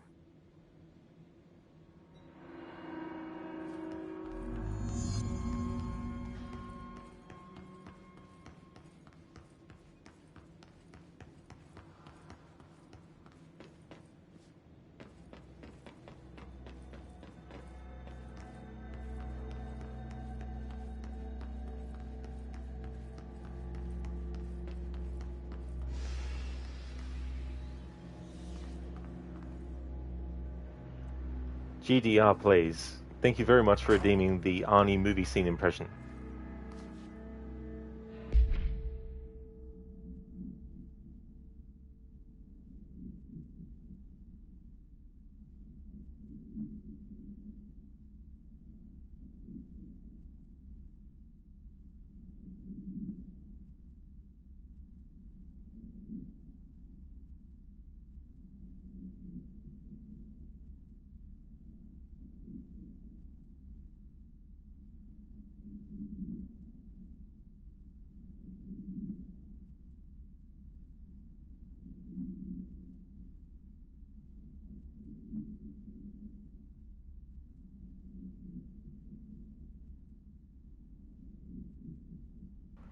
Okay, so I've got one.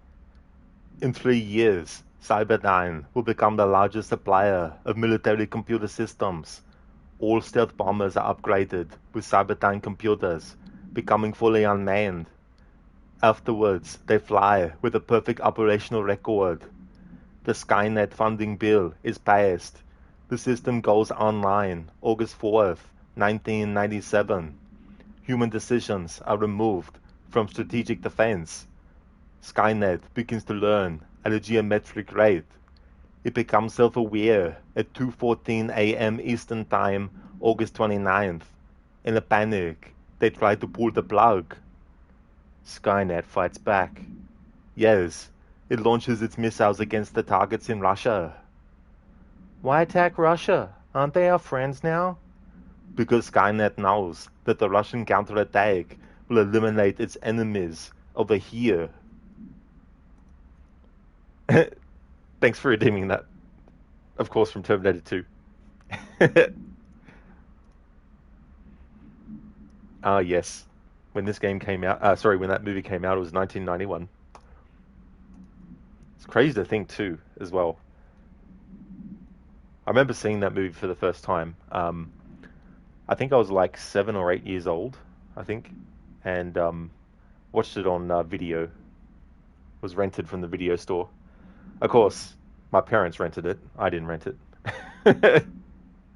Couldn't just rock up to the video store as a 7 or 8 year old and be like, yeah, give me this movie that's, I think it was rated MA15 or M15 at the time here in Australia.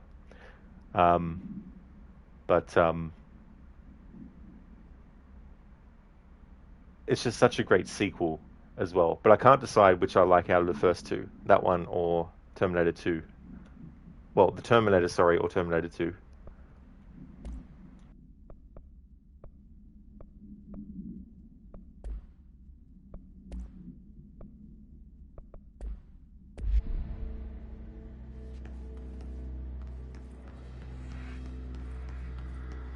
The directorial override is right there, in the control room. How do we get there?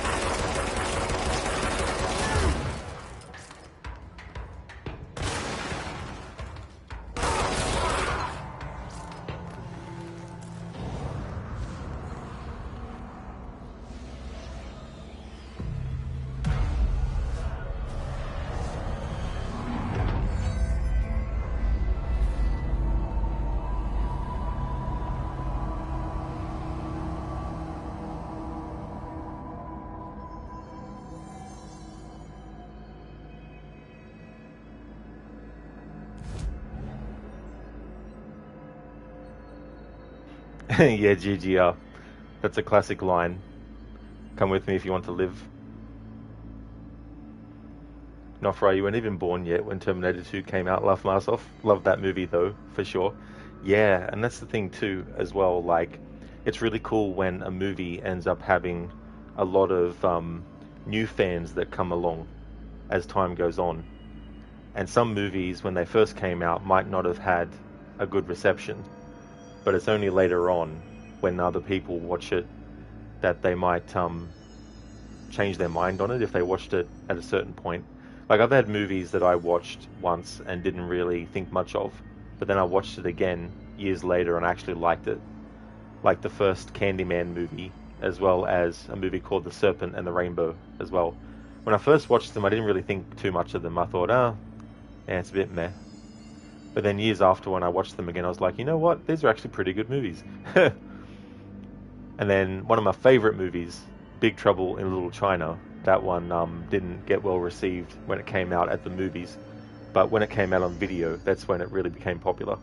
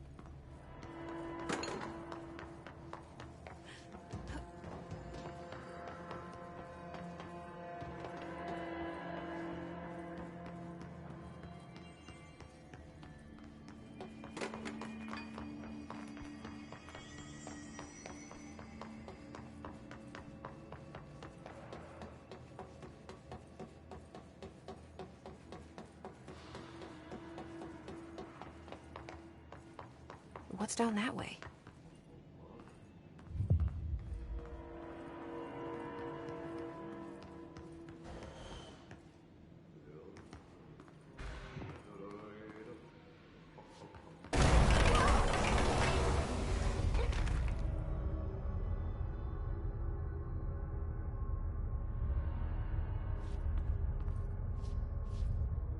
Dr. Darling, you have to do all of Artie's quests. It just depends what I feel. Ugh, this place makes me nauseous.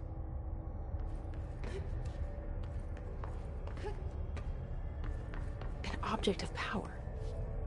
How do you think it got down here?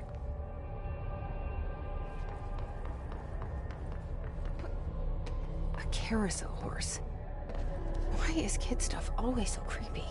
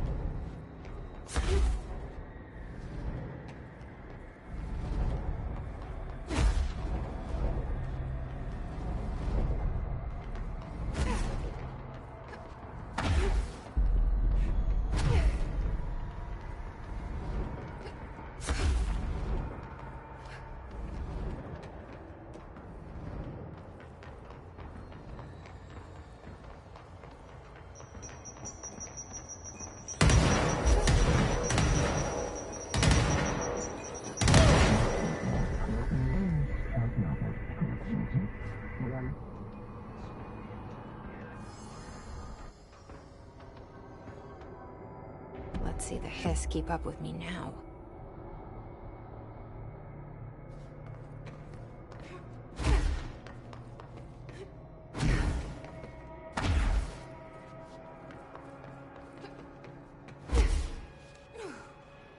Code Control House building quality has gone down with Tambu cement. That's a good way to put it.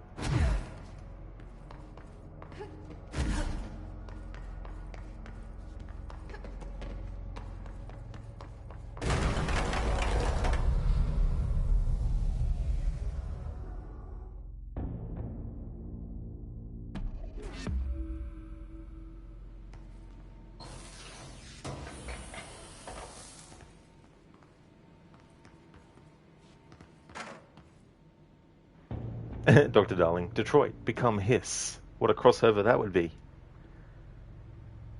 Sona, you like the gibberish talking they did in this game, and you had to read the subtitles? Oh yes, Sona, that whole thing that the Hiss say, that chant, it's so funny too, some of the parts of it.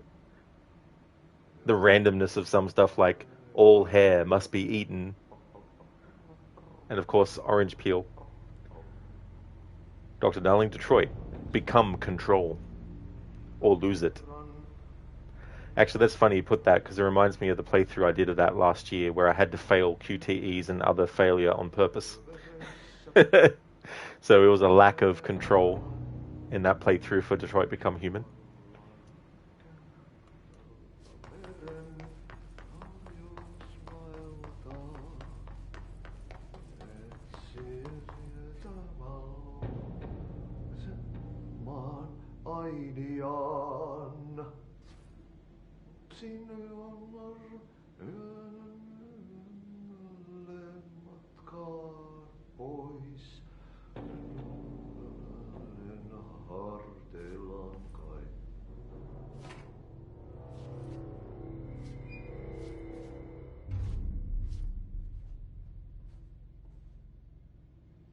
Well done.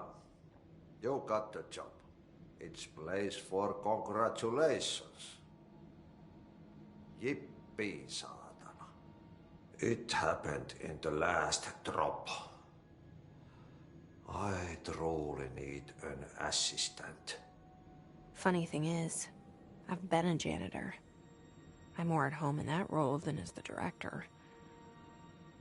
Only Ahti here seems to see that. Yeah, hi, Ahti. Look, we need to get the lockdown lifted, otherwise I can't get to the other sectors. Can you help me get to the override? Yes, easy peasy. It's just around the corner. But first, we need to get you working. Very small, couple of hours job. Something tells me it's gonna be more than that. You think there's a dog buried in this? I can tell you are not yesterday's Krause's son. That's why you'll make a great assistant. Very well. I'll hit the facts on the table. Mä kyllä sanon perkele suoraan, that this house has a vermin problem. A bad one. They've already messed up the cooling pumps. And the power generators of a power plant, perkele.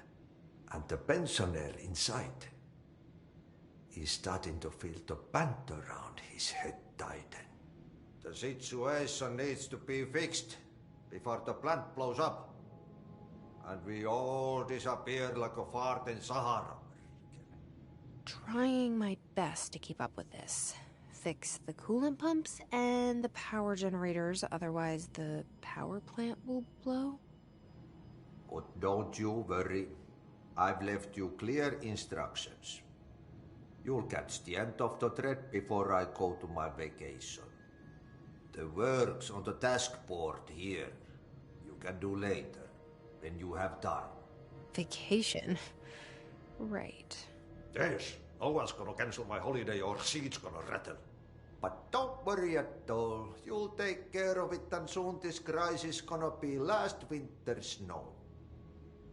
You better go now, so you don't have to run with your head as your third leg. The door in the back. leads to the plant. The door in the back. That's great. Thank you, Ati.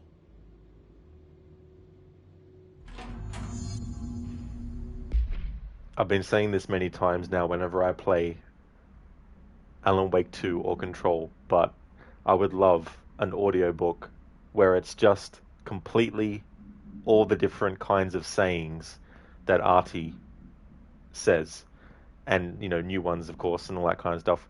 Have it also be in like just text form. So if you want to read it, you can do that. But it would be so good because some of what he says is just pure. Like it's so absurd in many ways, and then you've got some very sort of like insightful stuff that he says too. So it's not all just absurdist kind of things that he says. You think there's a dog buried in this, like just these sayings are just so good. Dr. Darling, Detroit become redacted and Detroit become orange peel. Because those emotes aren't free follower emotes and I don't have stream elements subbed to my channel, it means that any subscriber emotes, when you put them in like that, they might appear when you do the text, but in the actual command, it won't actually come up. Hey, Viking Nordland, welcome. Dog buried in this, there is a hidden agenda, etc. Ah, very nice, Viking, that's good. Thanks for the clarification of what that saying means. Yeah. That's actually a good saying. You love his Finnish sayings. Me too, as well. Just ask. That's awesome. Yeah. That's the thing too, like there's so much stuff that unless you know certain like aspects of a language or sort of like even like humor as well, because there's a lot of humor where it doesn't matter which part of the world you're from or which language you understand, but then there's also humor that is derived from having knowledge of the actual location or setting or language. GGR plays, you recently got your first bike, but it got stolen. Oh, that really sucks. That's really a shame that happened. I mean, I don't know how long ago it was, but hopefully they can catch whoever got it, whoever took it. Oh, so it was about 10 days ago. Bloody hell.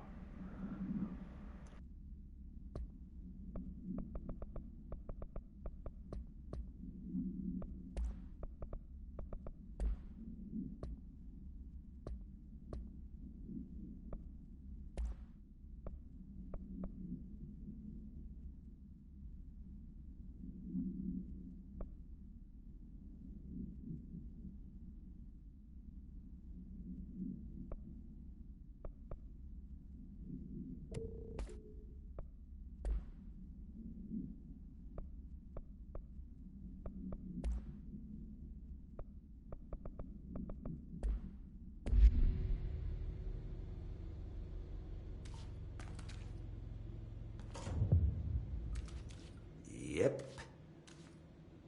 Burn the trash. Throw it in the fire. Burn it all. Burn it into a reindeer, not into a moose. I like that comparison. Burn it into a reindeer, not a moose. In terms of what that could mean, the way that I read it is related to more the animal types in Bright Falls versus Watery. The mascot for Bright Falls is a reindeer. You got the diner, the oh dear diner, and all that kind of stuff. And then in Watery, the neighboring town, you've got the moose as the mascot. Coffeeton, your bike was stolen while you stepped away to get your water bottle for less than a minute and you never found it again.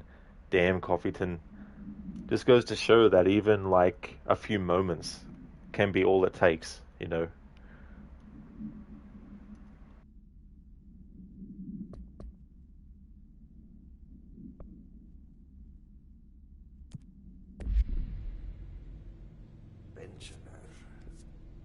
Yes.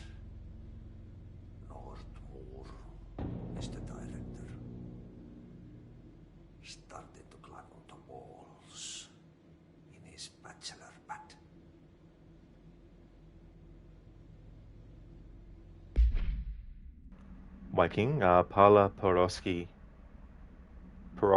is burned to a crisp, or something. Reindeer is Porto in English, another Finnish expression. Oh, gotcha. Thanks for the clarification.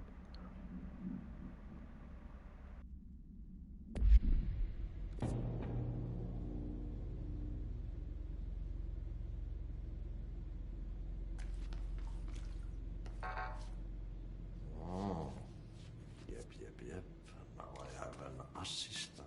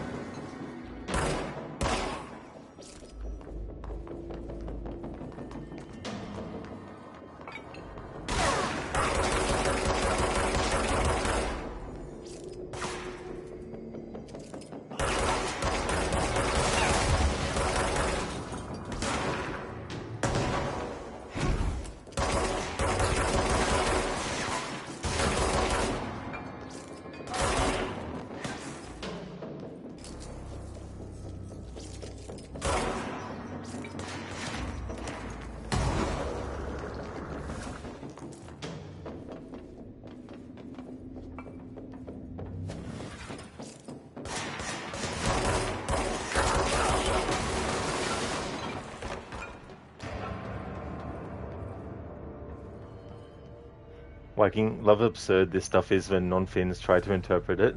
Oh yeah, absolutely. Absurdist humor is actually one of my favorite kinds as well.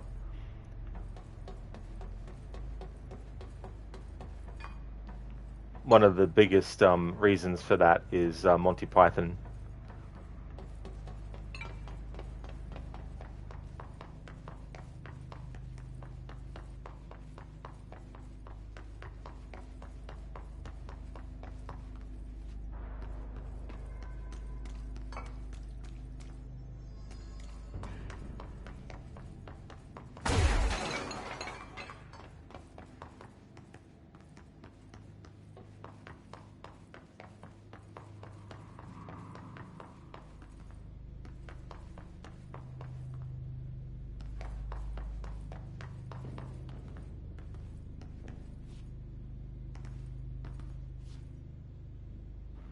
Now time to watch a very light-hearted entertainment show that is perfect before you go to sleep to watch.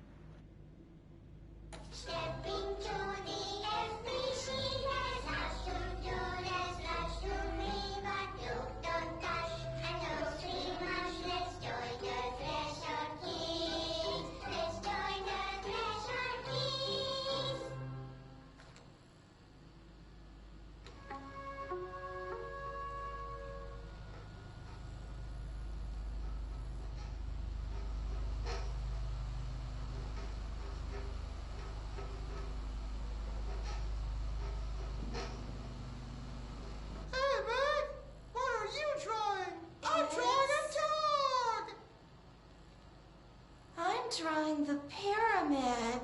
The what? The pyramid.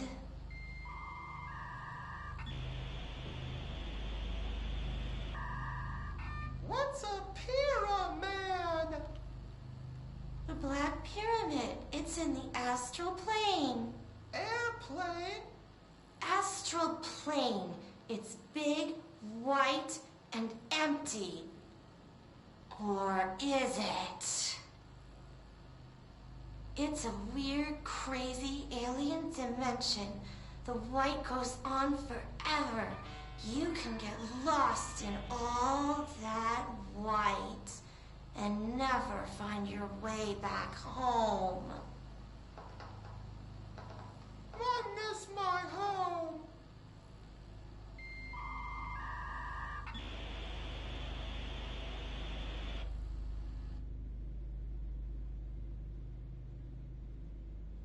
See? Very light-hearted entertainment. Definitely will help you sleep at night.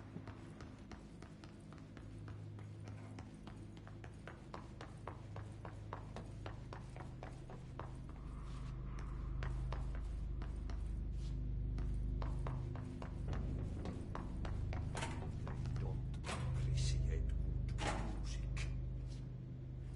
That's the reason they can go as far as Pepe Kraus.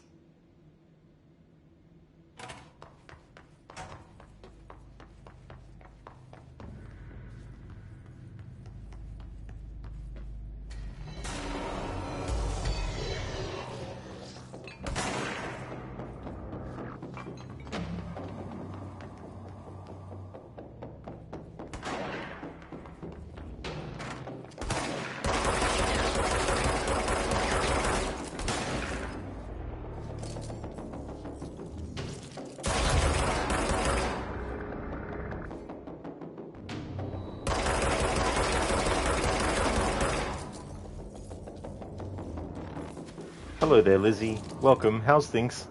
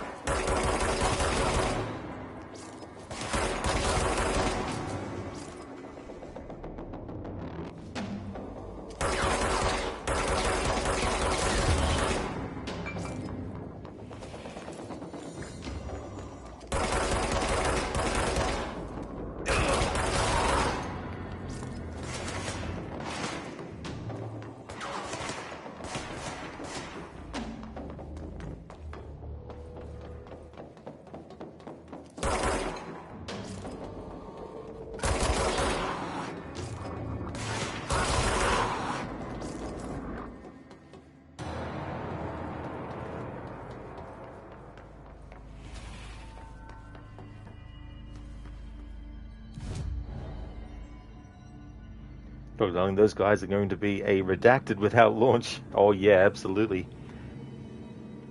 I'm finding with this, I'm starting to think more in terms of like a cover-based shooter for a lot of stuff. That'll definitely help a lot, but the problem with that is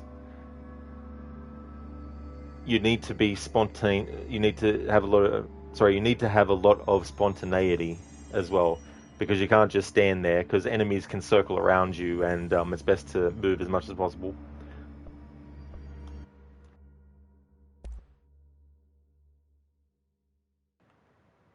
Okay, so we can't upgrade grip yet, and we can't construct spin. We could construct shatter, but for now I want to just hold off on that.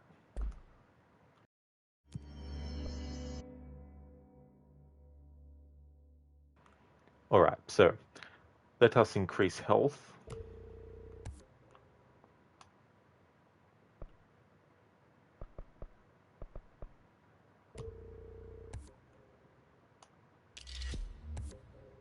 Nice. So now we've got an additional weapon form slot.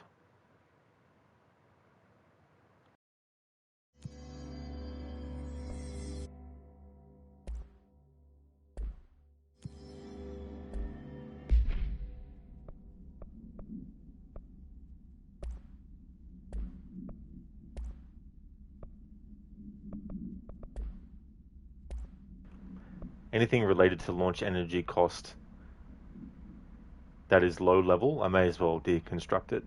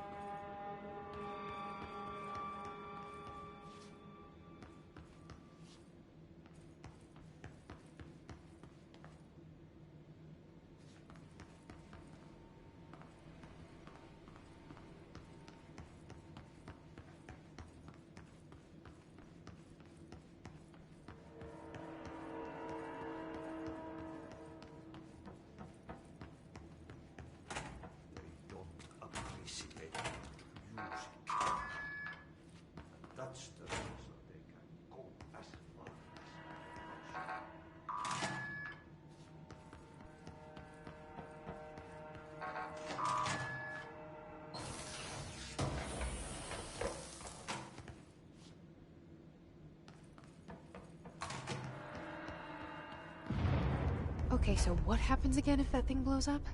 Power. Explosion. Too much. Director's duty. Keep the lights on.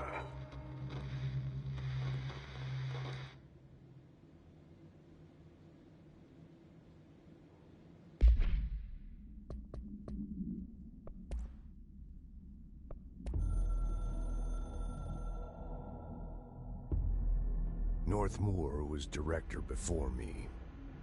I never wanted his job. I never wanted power. I purposefully avoided it, didn't trust it, didn't want to rely on it. Northmoor was all about power. A man like an explosion, hungry for authority, for order, for more, until it was too much. I had to find a solution in the end, contain the situation.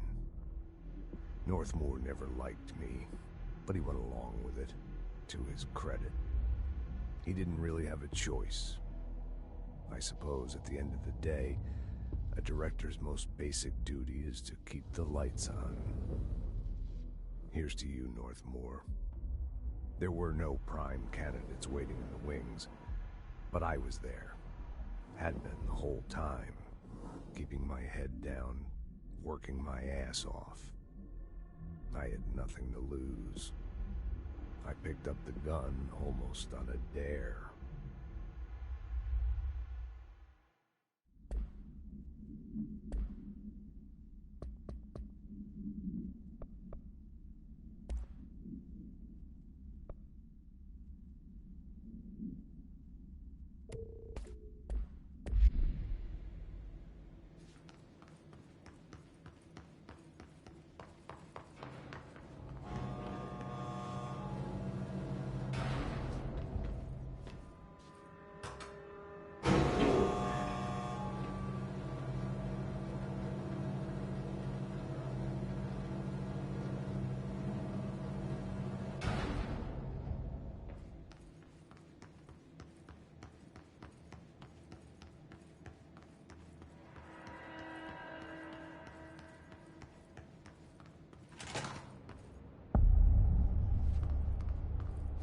I think this is the NSC power plant.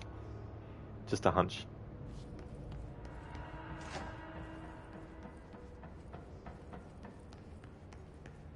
Hey, are you new? Go talk with Chief Arish in the security booth. He's in charge here. Do you feel in charge? Jesse is the director, thank you. Ma'am! Hey! Chief Arish, FBC Security. Shouldn't you be in a safe room? They all have HRAs. We're on the same side. My name is Jesse Faden. I'm here to perform the directorial override to get the lockdown lifted. Yeah, Chief Arish, FBC Security. I'm just... Oh, hang on, you're the new director. It's a pleasure, ma'am. Let's skip the formalities, please. Right. Faden, ma'am. Look, as you can probably tell, it's a bit of a shit show down here. We've been holding our ground, but whatever's gotten into our buddies has them wrecking the coolant pumps and the power converters. The NSC keeps overheating, and my crews keep getting shot before they have a chance to make any repairs. NSC? Oh, sorry. Bureau jargon. It's what we call the power plant. You know, the big rumbling metal thing? Salvador, head of security, asked me to protect it in case of an attack. See, what's inside is dangerous. Dr. Darling seemed to know it would be a target. Darling? He's here? No, he came down a few days ago, before everything went to hell. He was out of it. Smelled like a bar mat. He was ranting about vulnerabilities and how he only had one large-scale HRA, but that he needed it somewhere else. Still, at least he gave us these personal HRAs before he left. Hey, did I mention that he was tearing his clothes off? Crazy dude. Darling knew the hiss was coming. Listen, I love playing 20 questions as much as the next guy, but we have got to get the water and electrical systems repaired before this baby blows. I'll have my guys unlock the doors out of here for you. I'll take care of it. You stay and keep the hiss away from the plant if you can. The hiss? That's what we're calling him? Oh, that's catchy. Oh, listen, the radios aren't working, so if you find my boss Salvador out there, could you please ask him what the plan is? I'm sure he will have one by now. I'll keep an eye out for him. He sure has a lot of faith in his boss. Try to stay alive.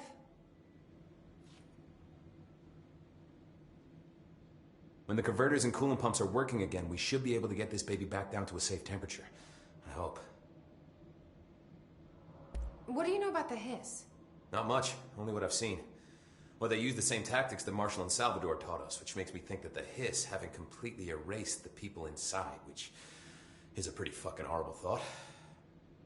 Or they're just using whatever they find in their victims' heads. In any case, they are really eager to get inside the power plant. Why do you think that is? Shit, I don't know. They want to make my life harder? What do you do here, Arish? Security chief of the maintenance sector. I make sure all the weird shit down here doesn't bother the maintenance crews. Learned everything I know from Salvador. The best security agent this bureau has ever seen. And you like your job?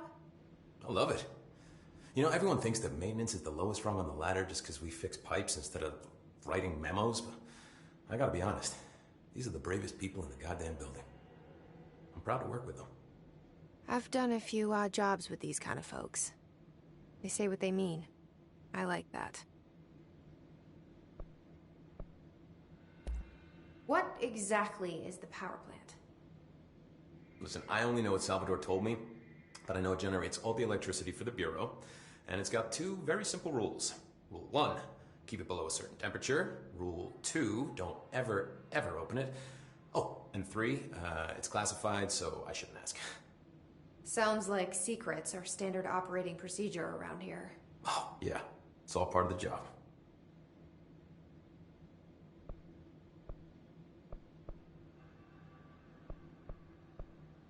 What do you know about the service weapon?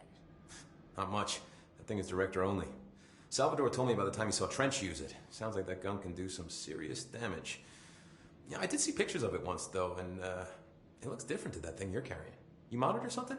It's new. Is new a good thing? Given the circumstances, I'd say new is our best bet. Do you know this Ati guy? Of course. He's my favorite coffee break buddy. Dude has got some crazy stories. He probably knows more than anyone else around here, if you can make sense of what he's saying. Any idea where he's from? I'm guessing Sweden. He's from where he's from. Look, there are just some stones that are better left unturned, you know?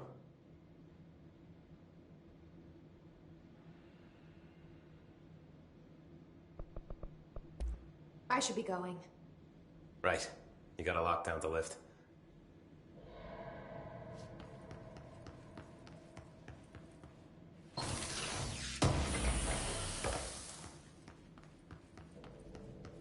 We need those pumps and converters online. She knows. She knows. I just wanted to make sure.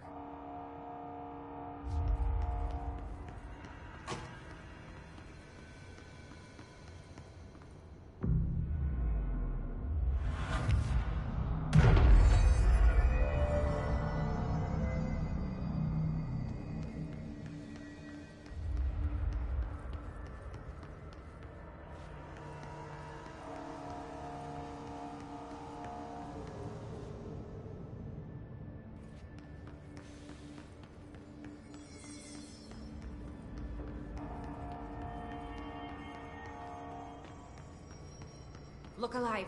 Director on deck.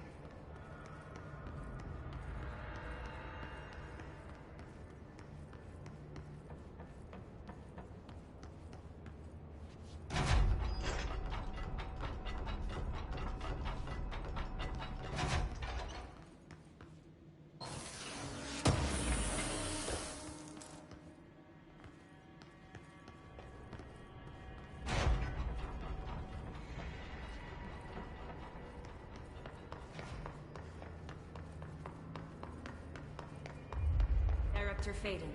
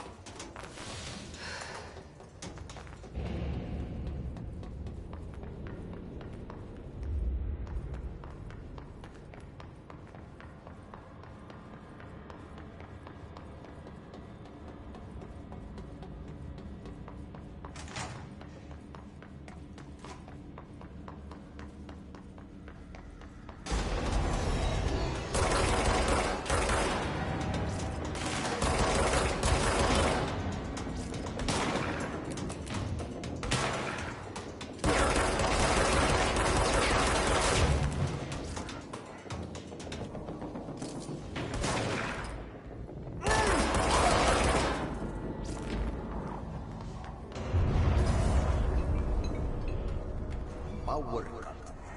Replace the parts.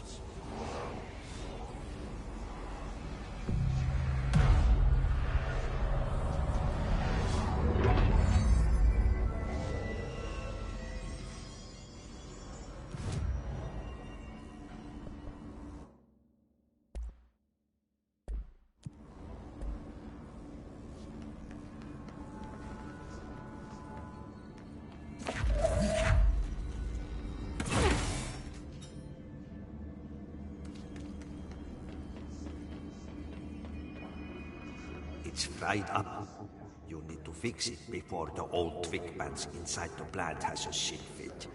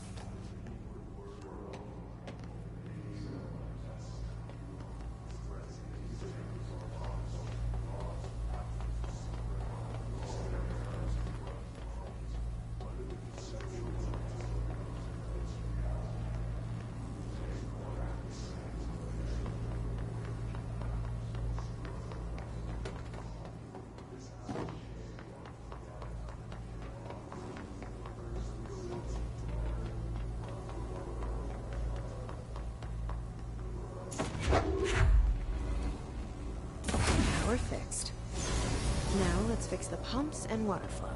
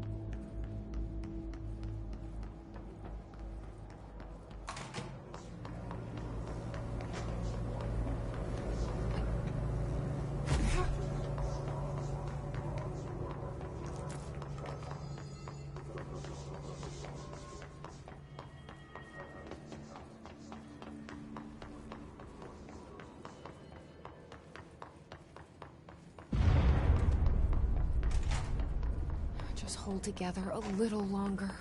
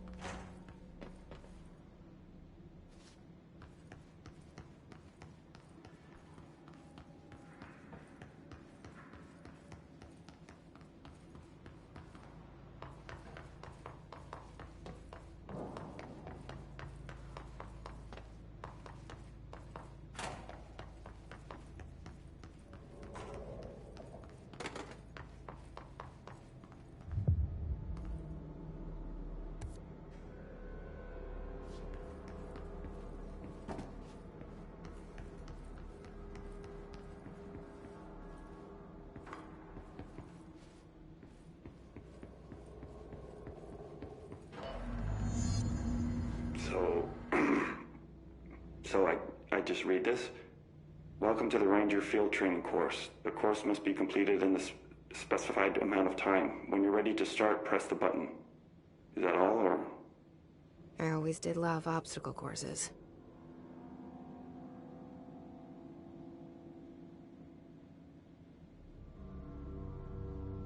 Get ready, Ranger. Course starting in 5, 4, 3, 2, 1.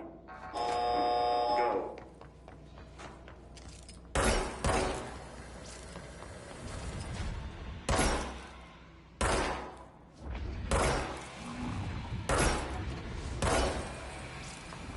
"45 seconds remaining.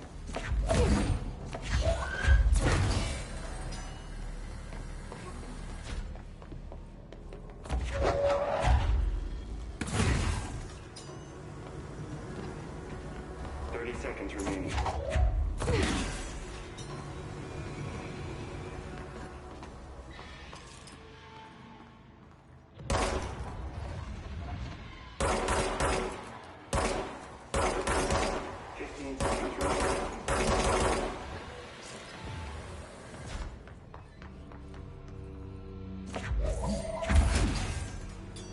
seconds remaining. Course failed. Try again, Ranger.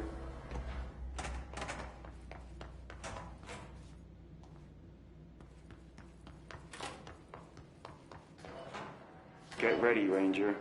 Course starting in 5, 4, 3, 2, 1. Go.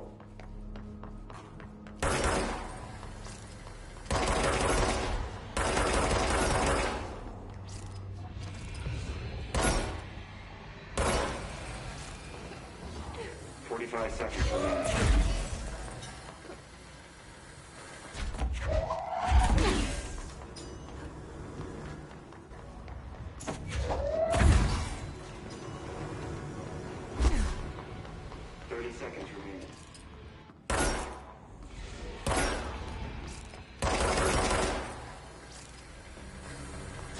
No.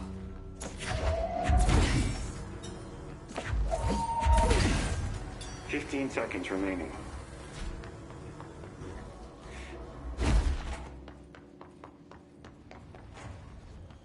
Complete. Congratulations, Raymond. Guessing this isn't usually part of the course.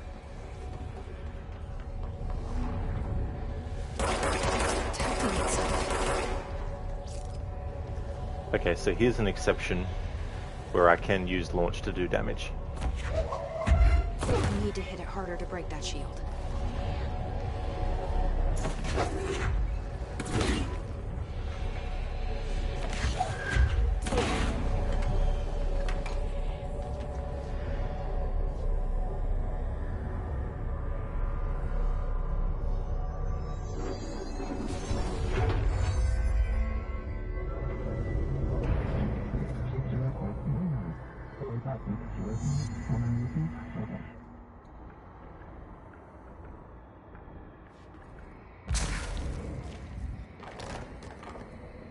Okay, so I can use shield, but I can't use it for attacking enemies with.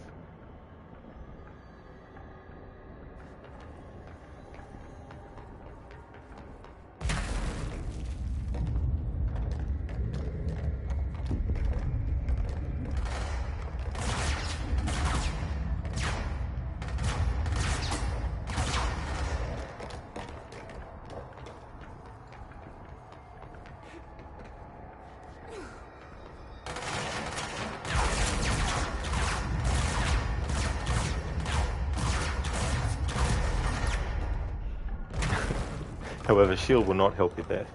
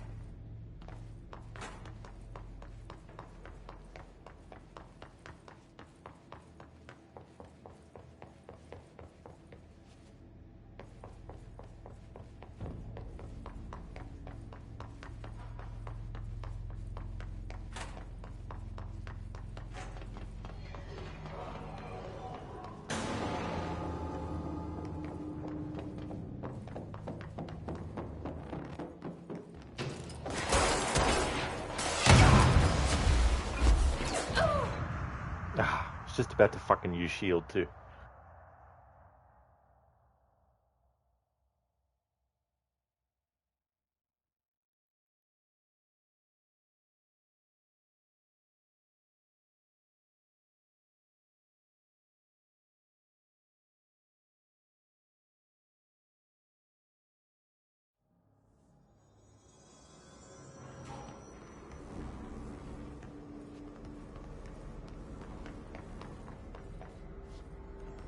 While I'm here at this control point, may as well have a look at abilities.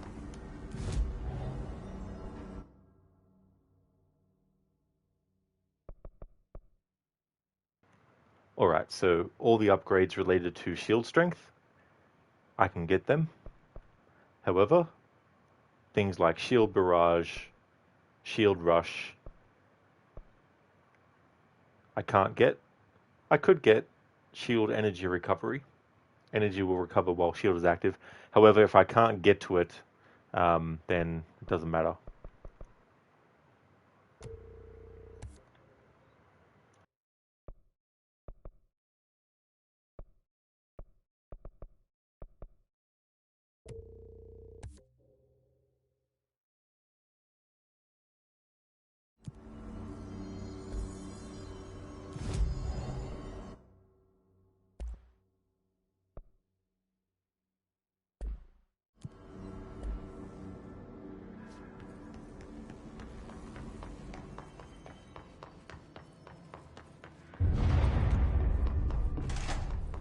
Oh, this place is gonna come down.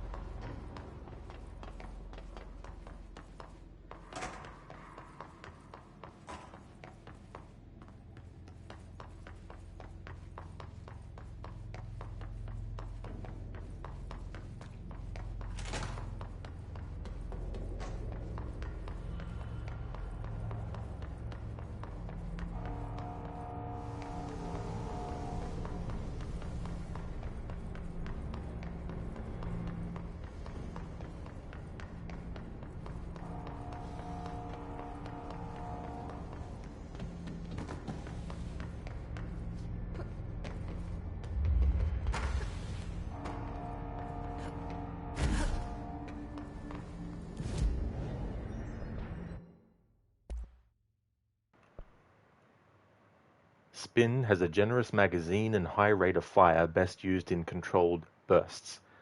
Alright, so construct Shatter. Shatter has high stopping power with a scatter shot that devastates grouped enemies at close range. I think for now I'll go with the construction of the spin and then have that be the other type I can switch between, grip and spin.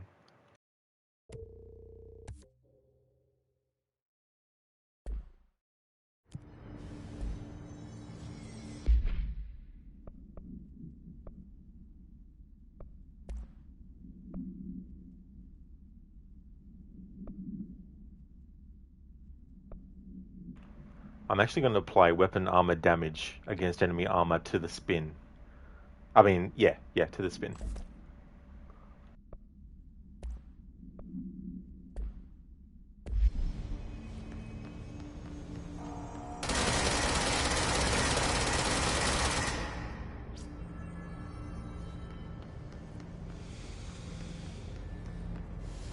It's clever to make the reticule for whichever type you have actually match.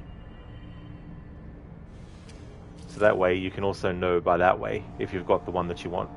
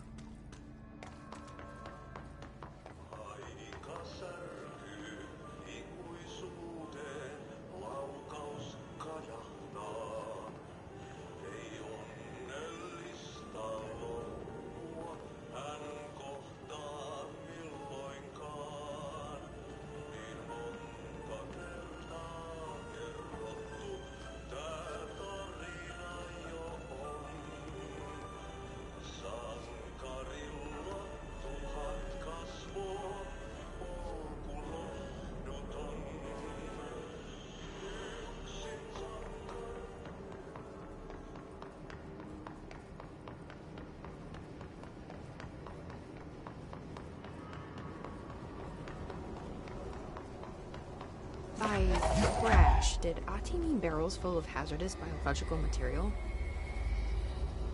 Seems like I'm breaking some environmental regulations on waste disposal, but if that's what Ati wants, then I'll get it done.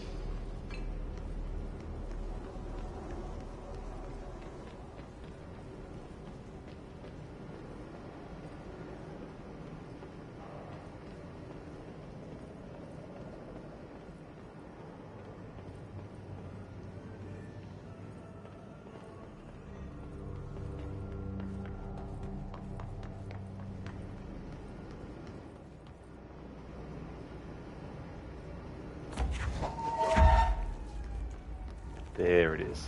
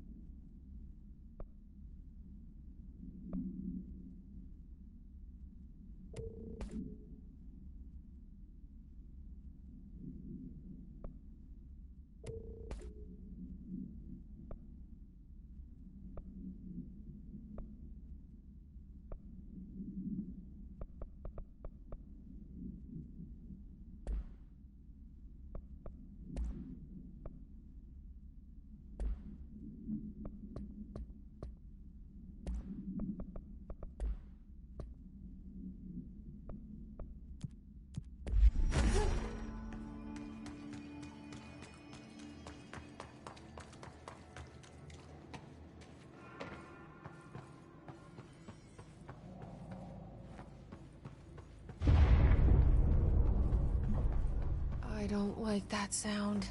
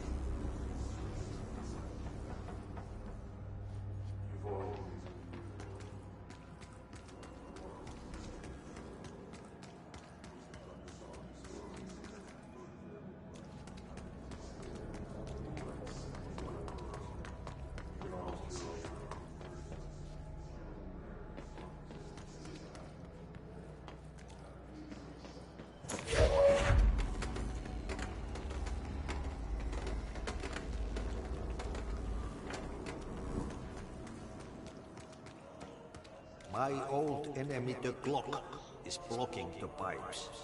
You need to deal with that shit. He is very clever. He's trying to sneak in. We got him caught with his hand in the fish trap. Get rid of him.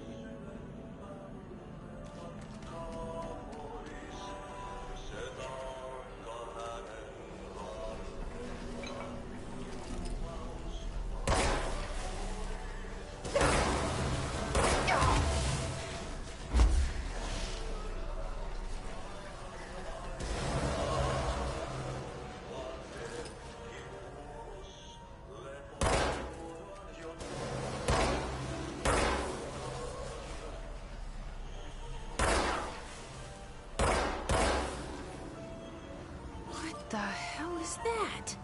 Oh, that's the most disgusting thing I've ever seen.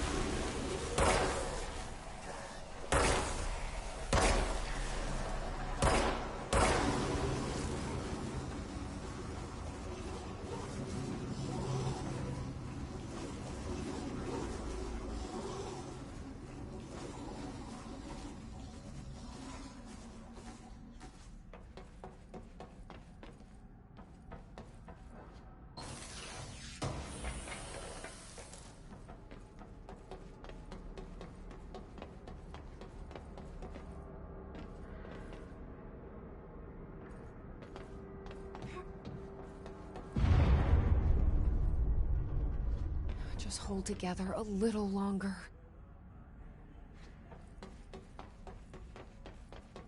Hello there, Effer.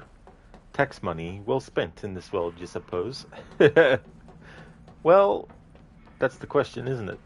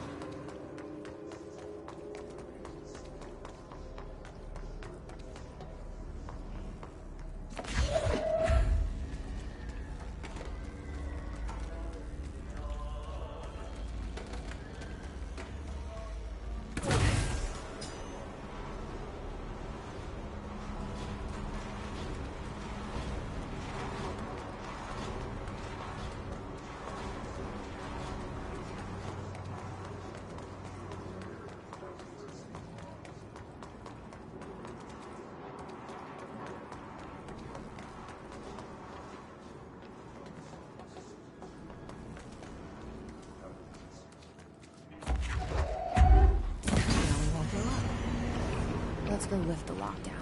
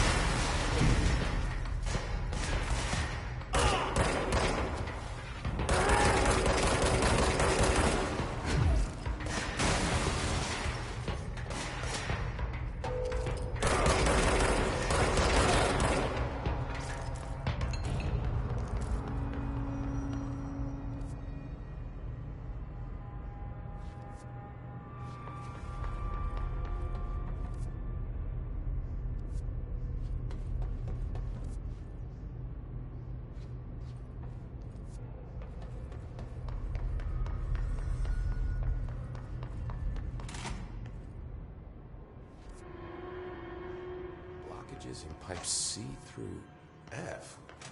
Here's the clock back.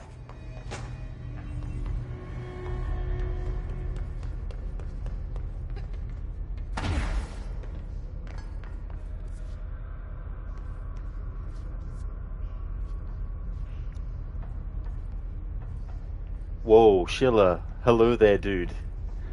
Thank you very, very much for the 100 stream streak. Damn. That is amazing. Thank you very, very much for that. That's awesome. 100 streams. Orange peel. Everything is orange peel. Nothing is redacted. Everything is orange peel. I'm doing well, thanks, dude. Been looking forward to replaying this game and doing a challenge with it, because I've never actually done a challenge with this game before. How's things going with you? Orange peel, is it? Indeed it is. Detroit, become orange peel.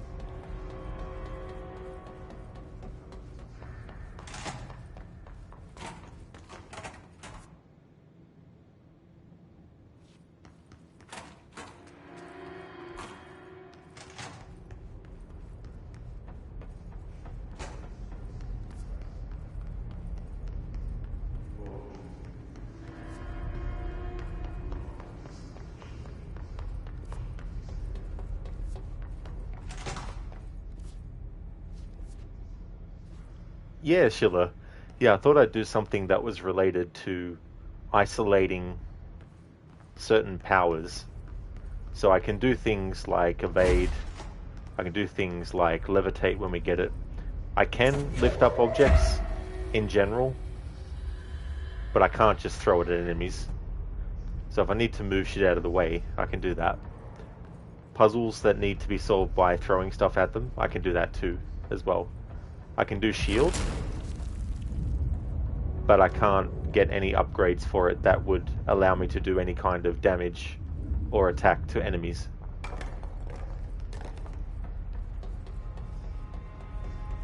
Sheila, you're good. You just came back home. You need a new ID, so you took care of it. Now you just have to wait for a bit until it's here. Glad to hear that you're doing well, dude. That's good that you won't have to wait. You know, well, I mean, I'm assuming you don't have to wait too long. Hopefully, like, do they give you an expected wait time?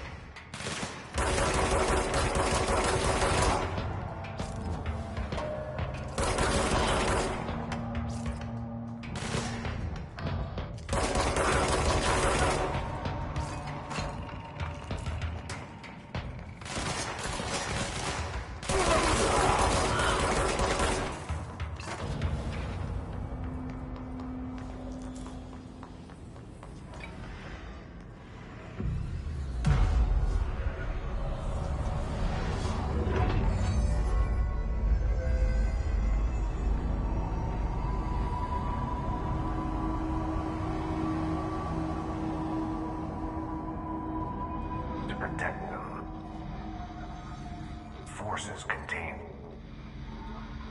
the lockdown will only be lifted by a directorial override.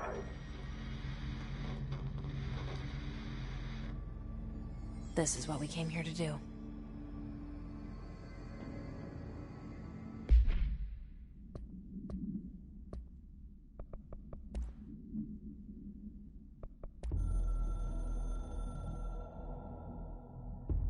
So much is expected from the director.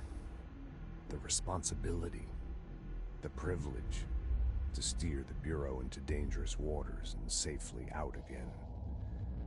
To inspire and lead its people, to protect them. The board is there to advise you, but they want things in return. You hold all this in your old, trembling hands. I had to lose everything before I could see the Bureau is the director's life. There's no room for anything else. If the forces contained here escaped, we'd be dragged back into an age of superstition, terror, death. Assuming you think we ever really left that behind. Any emergency, any major containment breach, and the lockdown goes into effect. I implemented this security measure in my first years as director. I knew we were vulnerable. I'd personally seen the cost of sloppiness. I made sure the internal lockdown could only be lifted by a directorial override, only to be used when the director is confident the sectors are safe to be opened again. This way, the director is the last line of defense. And if I screw up, it's on me, and me alone.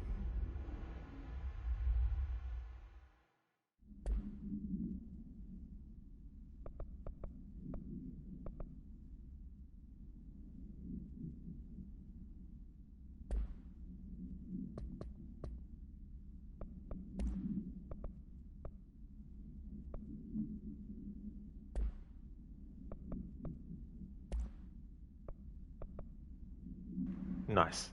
Damage boost 2, going from plus 22% to 34%.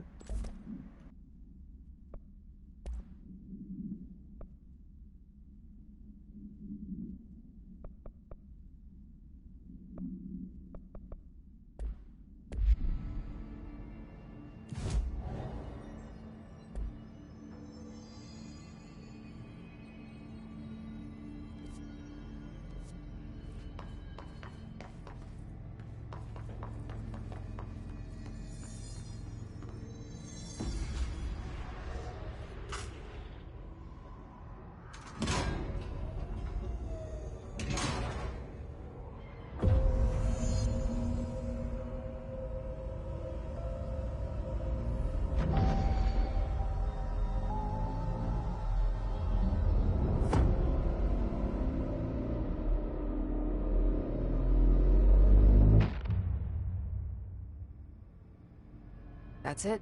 The other sector should be open now. I think it's time I told Emily why I'm here. I'll risk it. You two should get to know each other.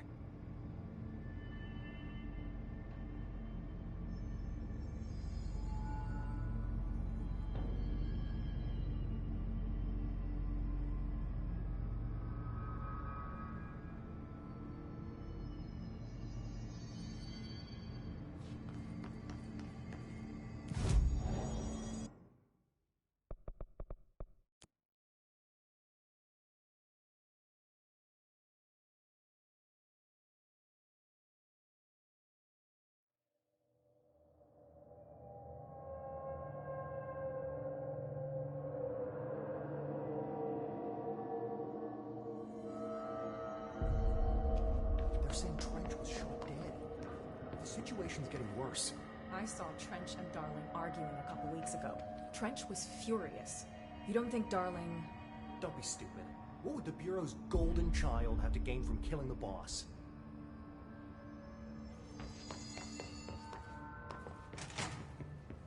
Jesse, you made it. And you lifted the internal lockdown. Let's talk, Emily. Yes, of course.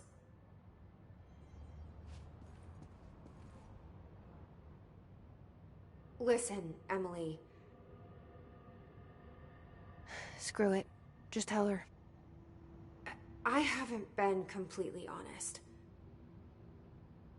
I have a younger brother, Dylan.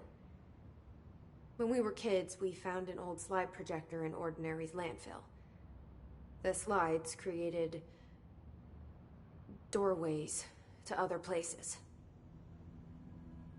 Bad things happened. Came through. That's all she gets. The rest stays locked inside. But we found help. Through one of the doorways, we met something. A being. A being? What kind of being? It's hard to describe, but she helped us. We managed to turn the projector off. The bad things that came through the doorways were gone. After that, your people came. Tried to grab us. I ran away. They got Dylan. I left him behind. Bureau agents took your brother? Yes. You covered it up. No one believed me. I just want to find Dylan. I've been looking for him ever since. What happened to the slide projector? It sounds like another object of power. I thought you took it. The Bureau. Along with Dylan. I've never heard of it. But around here, assume everything's classified. You know, I looked into the Ordinary AWE case files after you mentioned it. Trench and Darling were both involved. A large area of the containment sector was reserved for it. The case hasn't been active for a long time. I have no idea if anything's still there. Can you tell me more about this being you found? Let's hope you two get along. She's been with me ever since Ordinary. In my head. She led me to you. I call her Polaris. As in a guiding star. Did Polaris know about the hiss?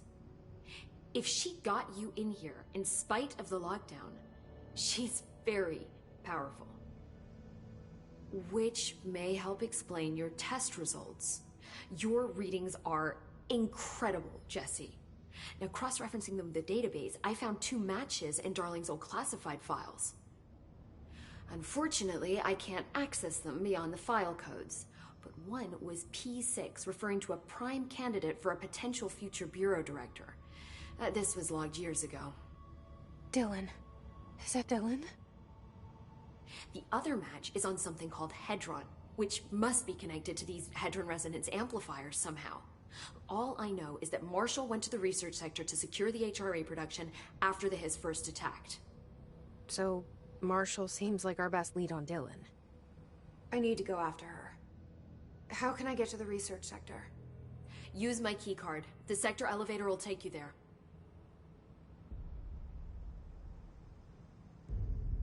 Marshall is the next step.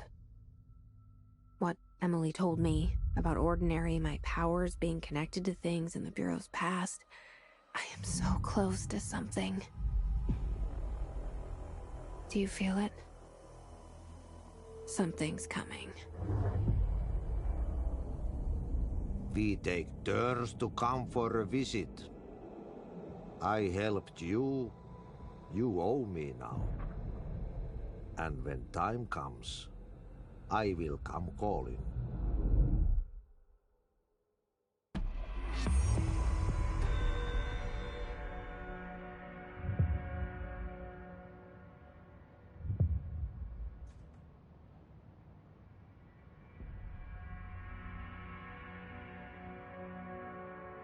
Hi, Jesse.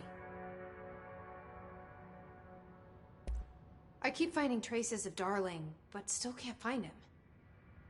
Where could he be? But he's usually in his office in research, or one of his labs. Dr. Darling has quite a few, all around the Bureau. Could be hiding in any one of them. I check myself, but I don't have access to most of them. Sounds like I touched a nerve. He didn't let you into his labs? Not all of them, no. Some had volatile material. It's ridiculous. I mean, this whole place is volatile material. Could have at least thought of a more convincing lie. I mean, how can I work without access to all the data possible?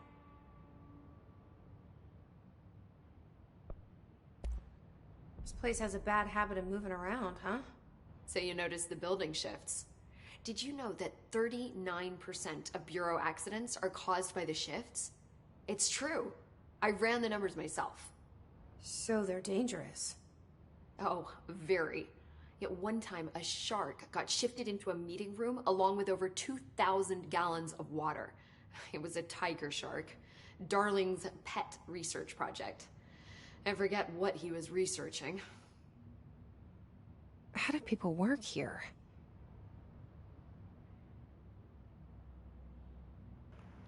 Dr. Darling, shifts, hiss, and hifts. Talk about shifting letters around in words. You said you're an assistant? Oh, it's just a title. I'm a scientist, a researcher. I work for Dr. Darling. See, when Bureau agents go out in the field, the sites of altered world events, we study the materials, the altered items they bring back. It's always something we've never seen before, and studying them requires new instruments, methodologies, sometimes entirely new fields of science. Emily really loves her job. See, there's no guidebook for what we do here. Everything that happens at the Bureau, including the science, is without precedent. What exactly is the Ocean View Motel? That's a bigger question than you might think. You see, I have extreme doubts that the motel is a single place. I mean, look at all the doors inside it. Where do they all go? We know that one door leads to the oldest house, but how come we can only ever open that one door? Maybe to open a door, you have to have entered through it. So if every door leads to a different dimension, plane, reality, whatever you want to call it, then I believe that the motel is firm proof that parallel universes exist. Does Darling agree with that?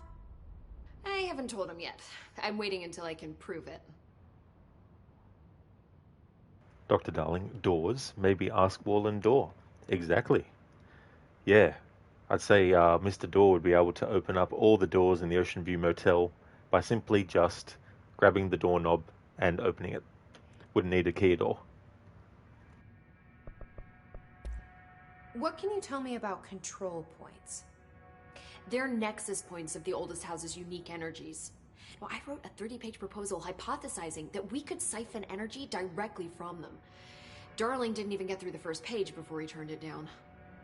Right. And, has anyone ever used them to teleport around? What? No. What, I mean, you mean physically? No, not that I've ever heard of. Why? Because that's how they work for me. What? Really? Oh my god. More tests.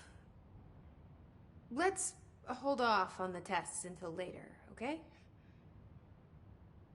Okay. It's just, wow. This blows my control point theories right out of the water. I love it.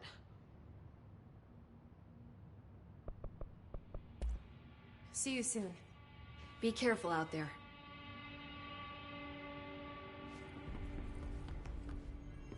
These readings are erratic even for the oldest house. The hiss are tampering with it somehow, agitating it. Matching frequencies, maybe?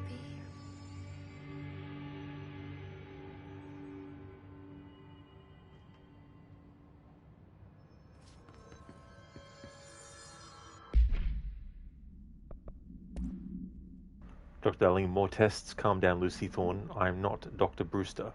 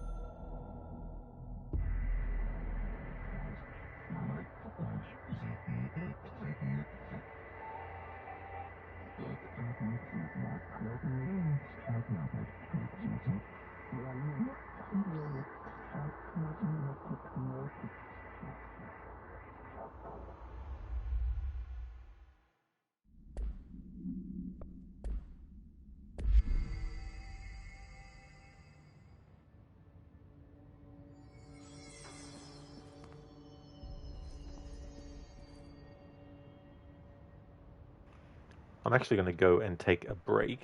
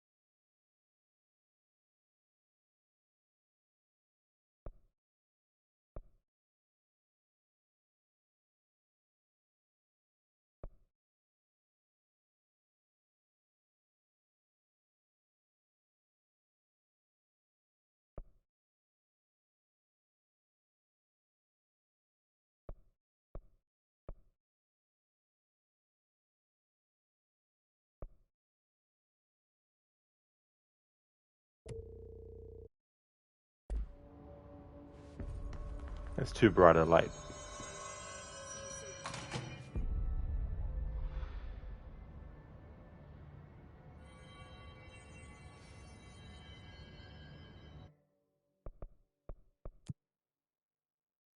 What the hell?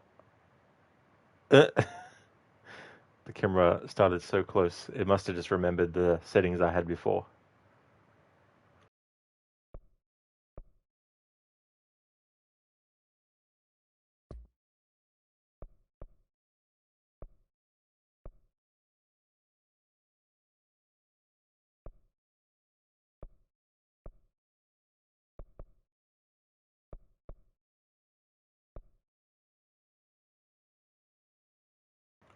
Dr. Darling, a quantum break?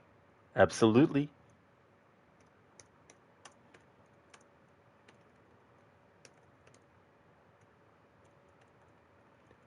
Thank you very much, Sheila. I definitely will have a good break. I'll have a 15-minute one.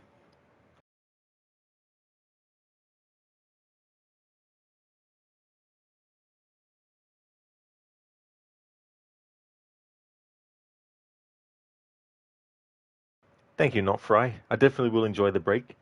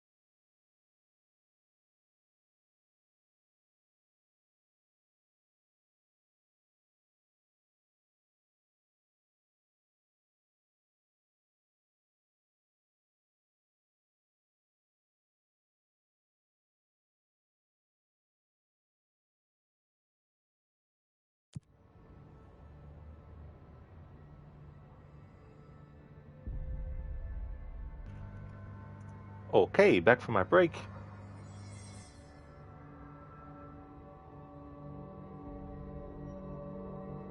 Sona staring into your soul. Imagine if the character actually acknowledged the player. Thank you for the welcome back, Schiller. Thank you, dude.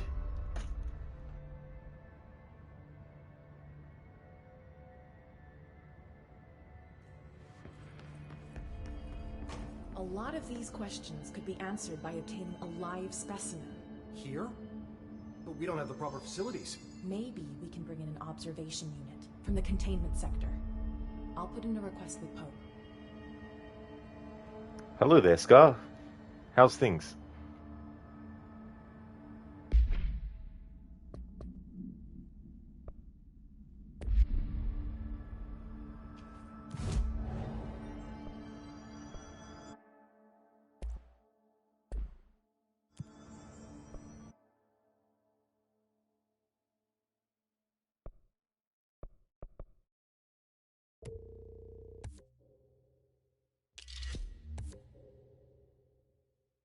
So the game would do that, though.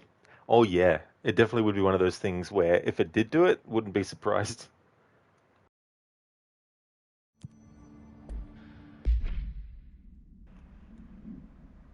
Oh yeah, Scar. Not all powers are banned.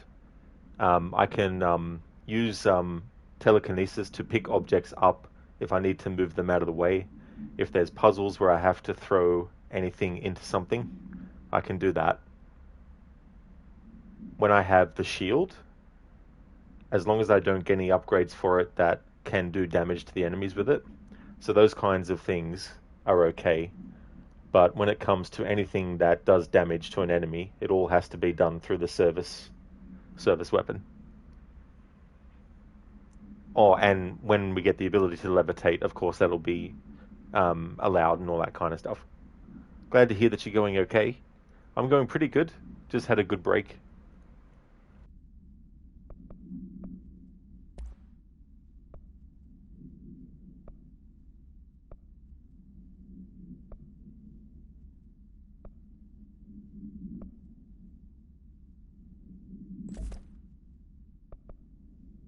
Thank you, Nofry, for the welcome back. Cheers. Pope has asked us to document the hiss incantation. You mean like in person? In person, with a pencil and paper. I think she's trying to get us killed. Oh, I find it runs pretty good, Scar. Yeah, this is also the Ultimate Edition of the game too. But I mean, there may be some crashes that potentially could happen, but it runs pretty well.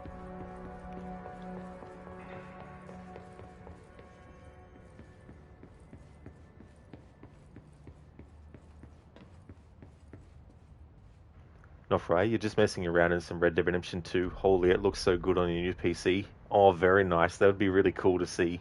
Oh, yeah. Yeah, that game is just so good.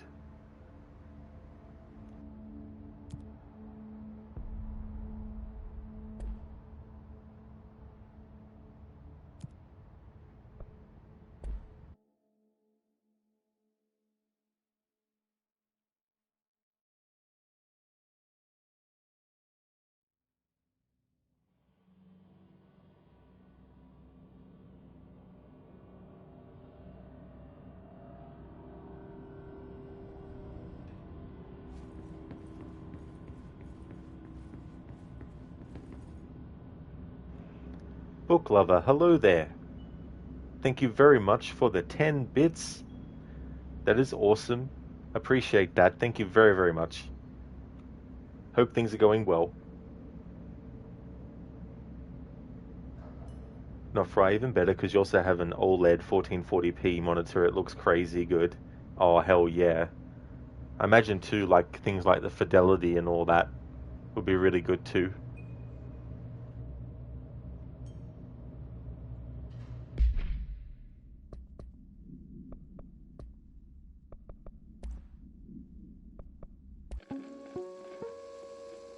Welcome to the research sector of the Federal Bureau of Control. I'm Dr. Casper Darling, head of research. Somebody thought this video would make for great internal communications. I'm looking at you, Mr. Tomasi. So, this is where the magic happens. Anyway, I've been here for 24 years now. I've always been here. And through those years, we've made astonishing discoveries, authored studies of grave importance, and in all this work, there is one thing we know, and that's how little we truly know. Rest assured, we're committed to keep pushing the known laws and borders of reality, and to make the Bureau proud. So, welcome. Assuming you have the necessary clearance, and do follow the safety protocols. Read the manual. Otherwise, bad things will happen.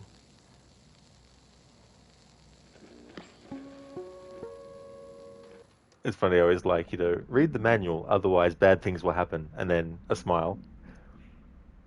Book Lover, you just got done with your stream. Oh, very nice. That's cool. I didn't realize that you were a streamer. That's awesome. How was Hogwarts Legacy?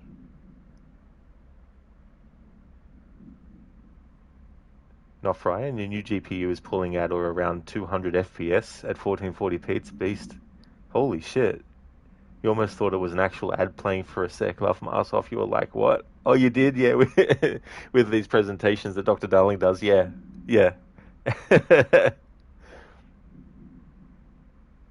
even has like a little jingle as well. Oh, you're new at streaming? Oh, that's really cool, Book Lover. I'm glad that there was a good stream. I hope that you're also enjoying the streaming process as well.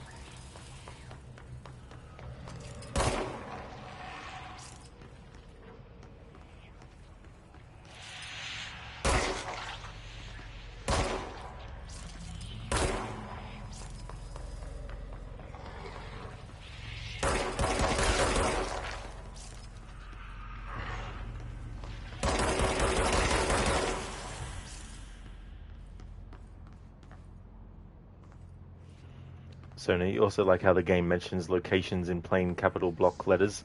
Oh yeah, it's definitely an interesting stylistic choice, and they carried that over into Alan Wake 2 with the title reveal, where it's like Alan Wake 2, without the narration though, but appears on the screen in increments in big capital letters.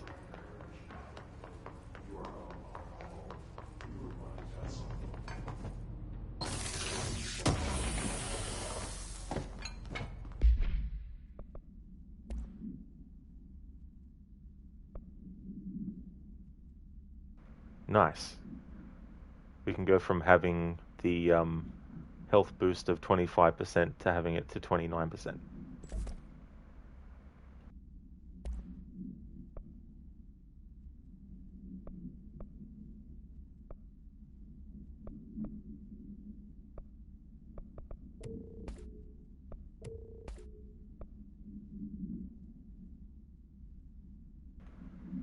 Oh no, Lizzie, that's definitely no worries at all. That's for sure. Sorry you didn't get a chance to reply. You're playing a mobile game. You're doing as well as can be given everything. That's definitely good, Lizzie. I mean, even if things aren't perfect, it's good to try if you can to look at some of the positive stuff, but I know it's not easy though. It's easier said than done. But I hope you enjoyed what game you were playing on the mobile. What game was it?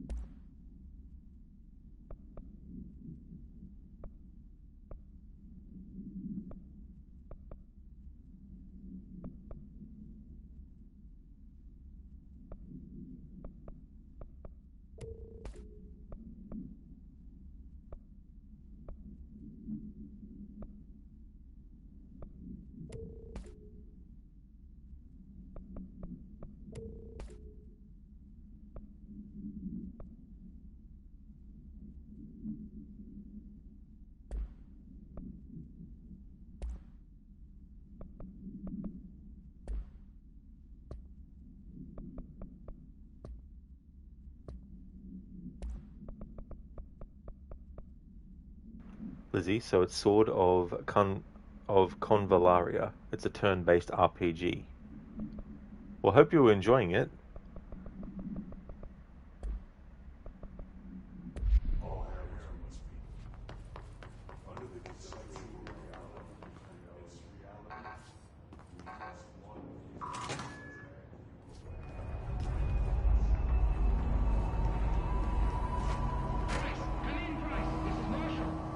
She's in trouble.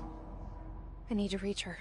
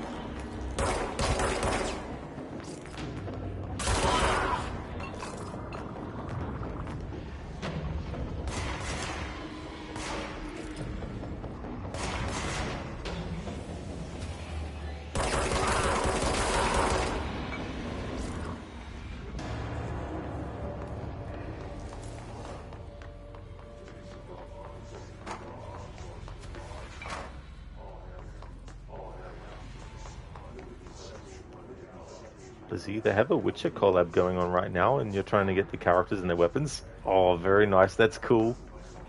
It's good that they're doing a crossover like that for stuff. Apparently there's new DLC coming out for Witcher 3. It won't be free though. I think it's going to be paid DLC, but it's been just over 10 years since the game actually came out.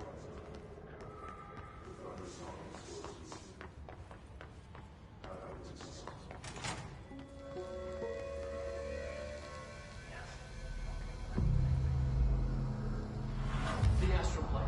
Similar to an iceberg, what you see is not what you always get. Regardless, this place is vitally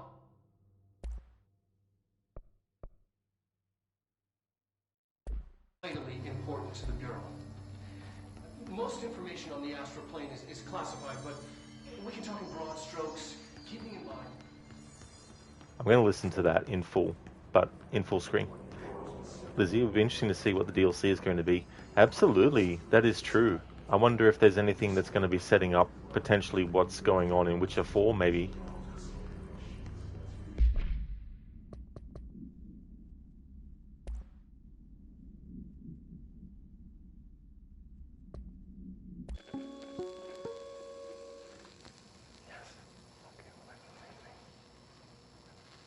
The astral plane. Similar to an iceberg, what you see is not what you always get.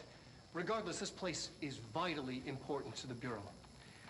Most information on the astral plane is classified, but we can talk in broad strokes, keeping in mind that these are staggeringly complex systems, and simplification does them no justice.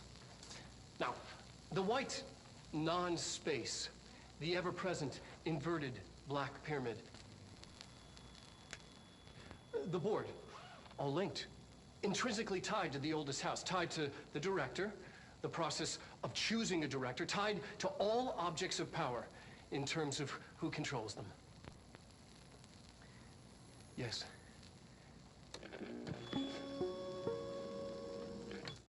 One of the things I really like about those moments too is the flashes or a few frames of something else that was recorded, but when they edited it, I don't mean like, obviously when they were editing it for the game, they did that on purpose, but I mean to say, in the world of Control, when they were filming these videos of Dr. Darling, they didn't trim it properly to the point where it would cut off at the correct frame. So you still get little bits of different scenes.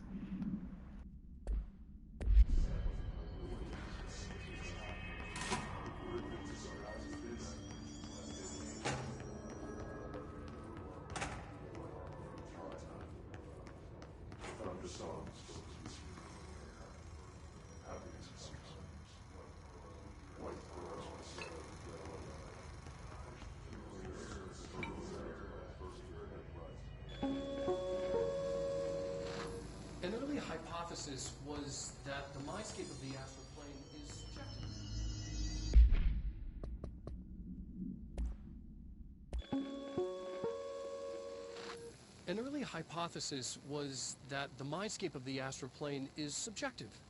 But that was fast proven wrong. It's an actual place, not a construct of the mind, even though it is with our minds that we enter and experience it. But then one could argue that that's the case with all reality.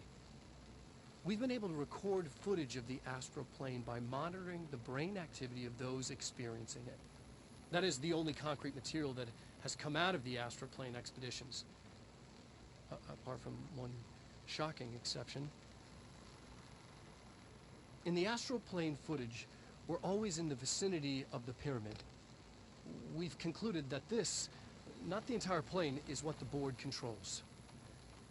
We have glimpsed movement, native species, always in the distance, and yet contact was made. We don't have footage of this, a technical malfunction, but when one of our astronauts returned, a brain cloud, an astral fugue, had hitchhiked a ride in his head. It ruptured out, killing the subject in question. It's a relentless predator, pursuing thoughts, minds, lethal to those the entity feeds on. Proper containment protocols are to be observed when dealing with it.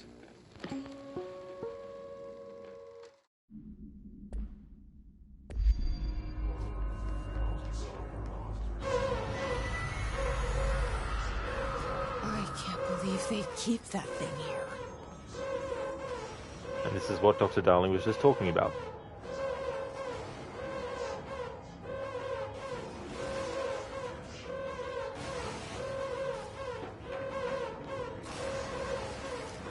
One of Stephen King's stories he wrote was called The Langoliers, and it was about these creatures that were giant balls that would go around flying and eating up the past. That's what these things remind me a little bit of.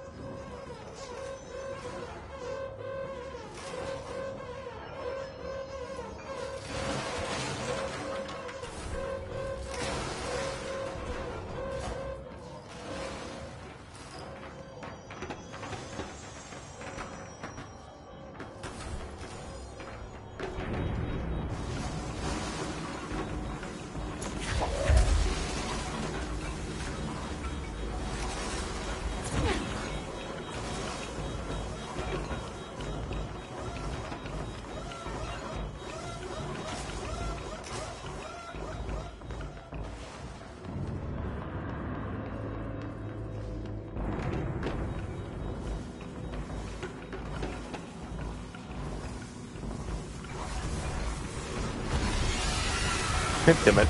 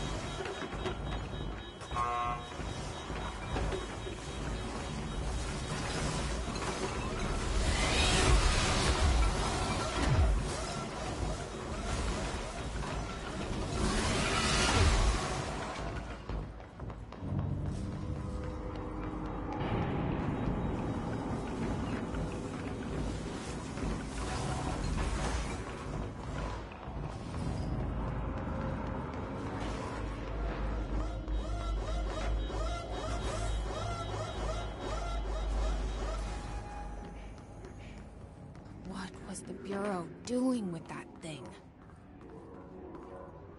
That information is redacted.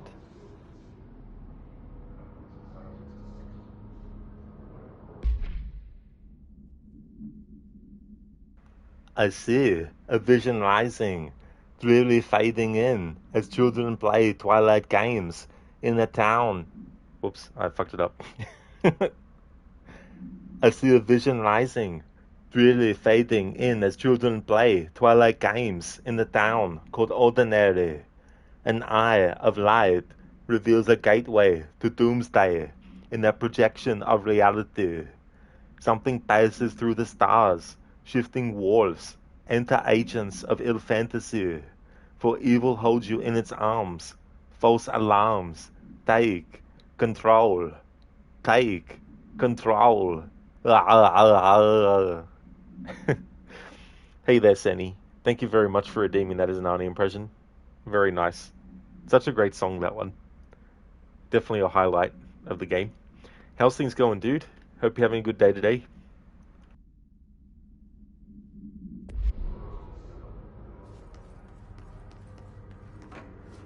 No worries at all. Thanks for that, Arnie. I mean, Senny. No worries at all. I mean, that's all good. Someone answer, damn it! We need backup down here! Marshall, are you still there? Shit. We're so close. We need to hurry. Crooked, you are? Thanks, dude. Off to a chill morning, and then you have to head out in like 2 hours. Oh, really? Yeah. That's definitely fair too, as well. That's good that you get a little bit of time up your sleeve, though. Control is going really well. It's been interesting with this challenge so far. It's made me start to think more in terms of like a tactical cover shooter. Not being able to use launch to throw shit at enemies. And there's enemies that have shields and all that kind of stuff. But I'm actually enjoying it, you know. It hasn't really gotten to like a point where I've had to die multiple times over and over and over again, spending like, 20 or 30 minutes on a section yet. So that's been good. But yeah, it's going well. Having to remember I can't instinctually and reflex-wise do what I normally do as well.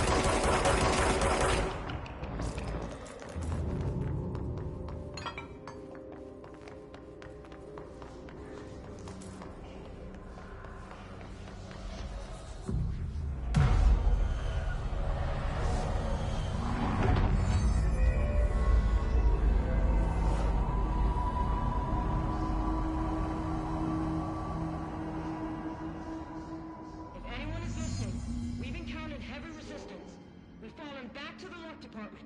All agents are ordered to converge here.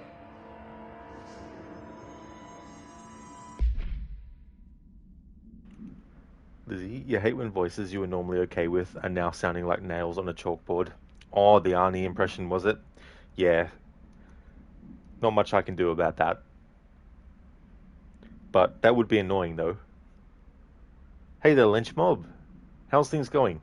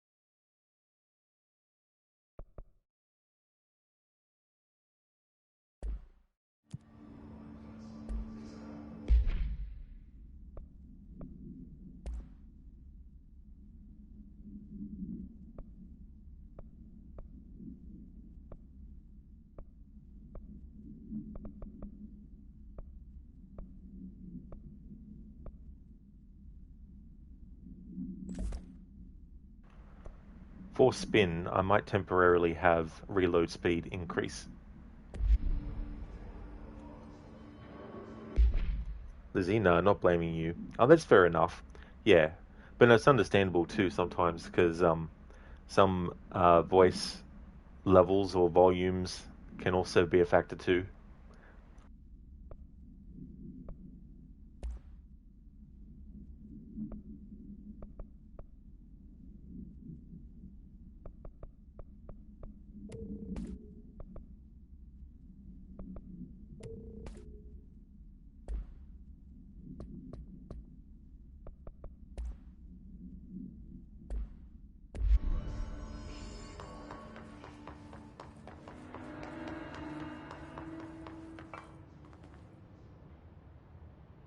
Marshall, can you hear me? Yes, I can hear you. Who is this? My name is Jesse Faden. I'm coming to help. Faden? Hold on. I'm setting the elevator for you. We need to talk. She got that right. More of you? Really?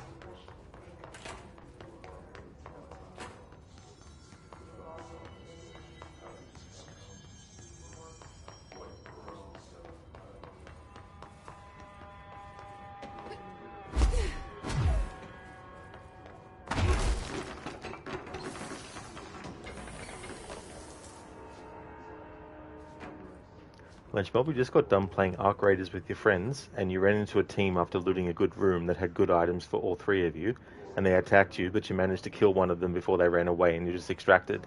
Oh, very nice, Lunchmob. That sounds like it all went really well then. Despite, having them attack you, you were able to deal with it and get those rewards.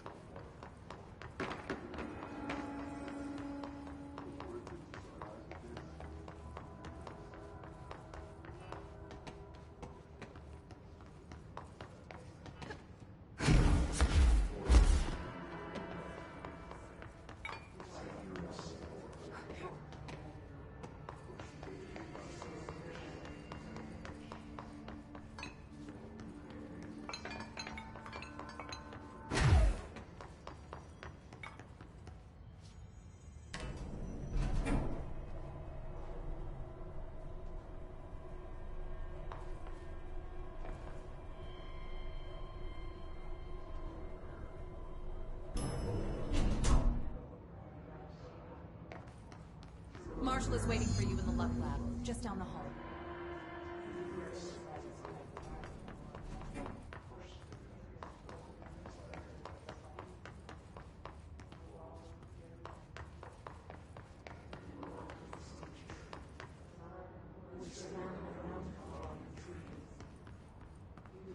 Marshall's eager to speak.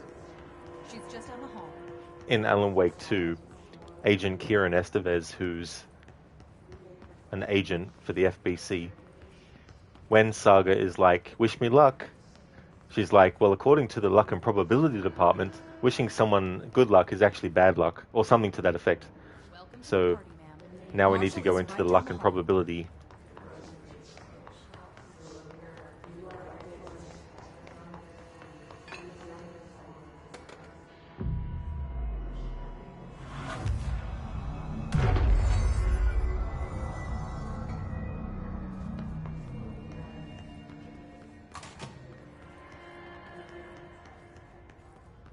There you are. I was starting to worry.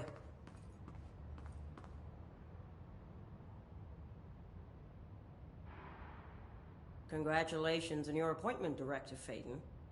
I'm Helen Marshall, head of Bureau Operations. Zachariah's dead then, and I assume you found his gun. Just call me Jesse. Trench told me to find you. He said you could help. And he told you this through the hotline. Makes sense. None of this phases her? Really? Here's the situation. Darling created the HRAs in a lab nearby. We need more if we're gonna survive this attack. My Rangers can't secure the lab alone, not against those things. We need more firepower. At least she seems to know what's going on here. She could know about Dylan. I can clear out the hiss. I'll be your firepower. That's a good answer. Is she testing me? Darling has systems in place to protect his labs. This should help you get past them. We'll talk more after you clear out the hiss. Rangers, let her through. We'll have to lock the door behind you. Sorry, but we can't risk a breach.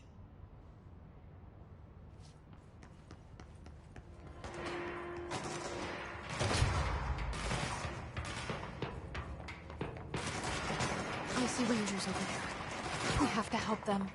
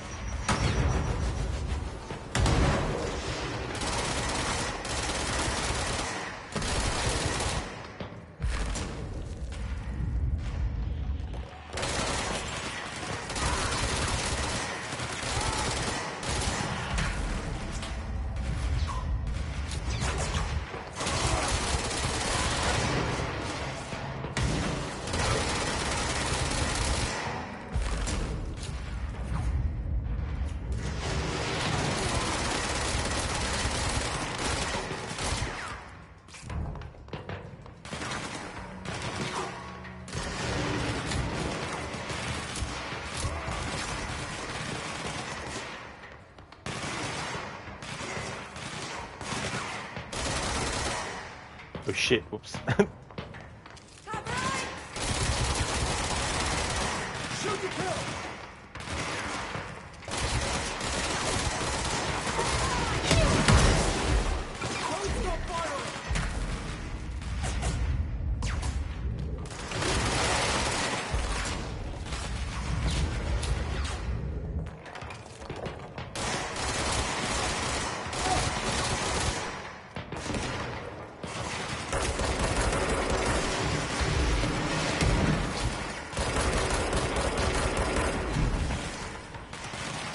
The thing with the sphere around it can heal other enemies.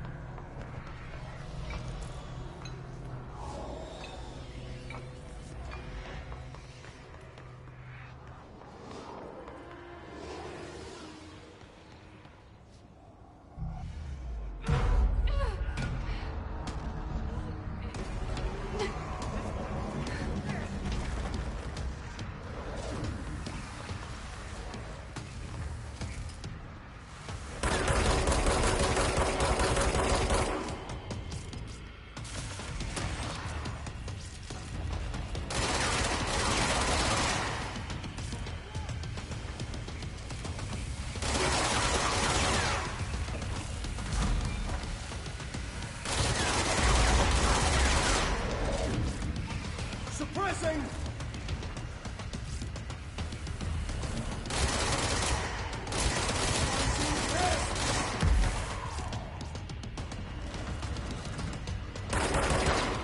That's a big boy!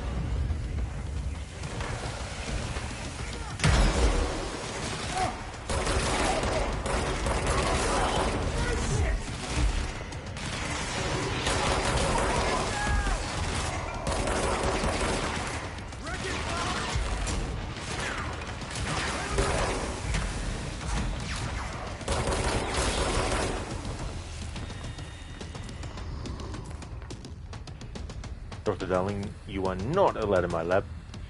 A special recording to make. He's like, yeah. Recording in process. In progress.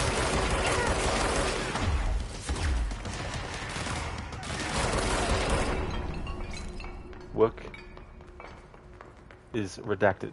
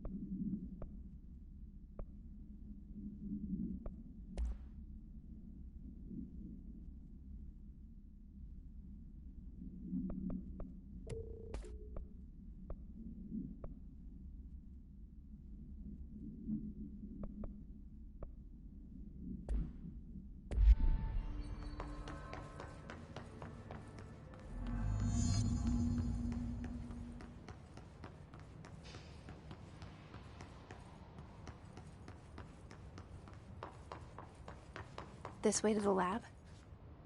Okay. You must like these HRAs.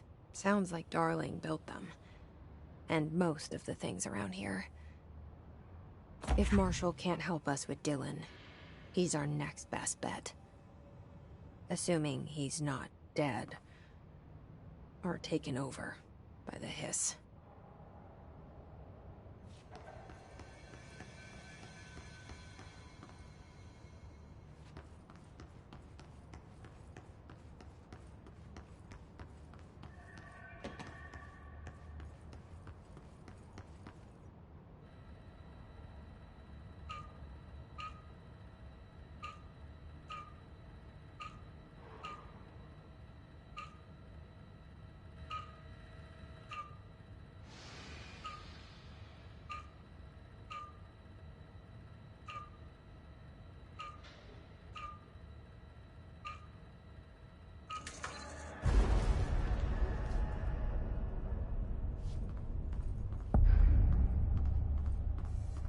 You led me here.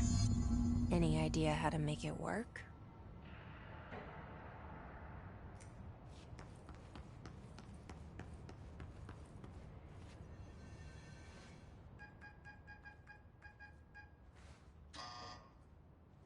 Hello again, Director. It appears we have a new problem. We need to get the HRA machine working. I've replaced a couple of spark plugs, but this looks a bit more complicated. Darling must have had a system. Randomness isn't in his nature. The punch cards, the symbols, the terminals. How do they connect? I'll see what I can do.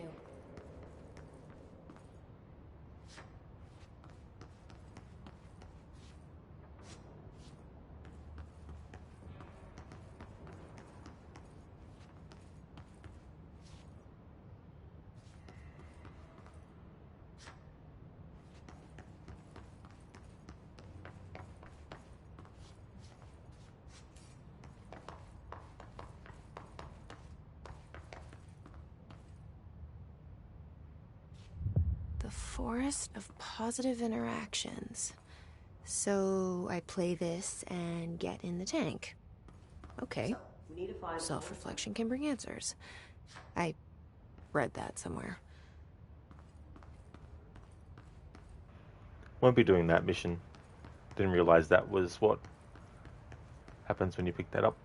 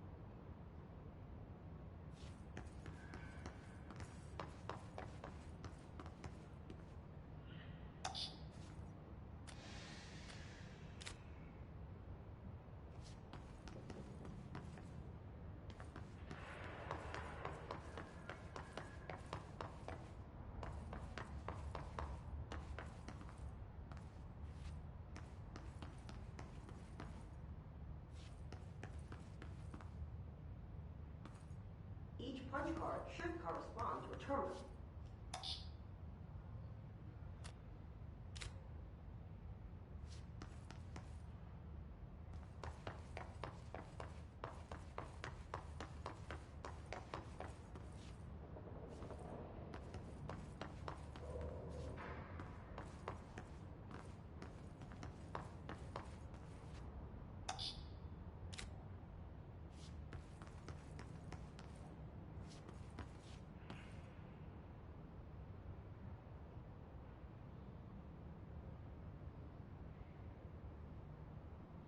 These whiteboard drawings may be important.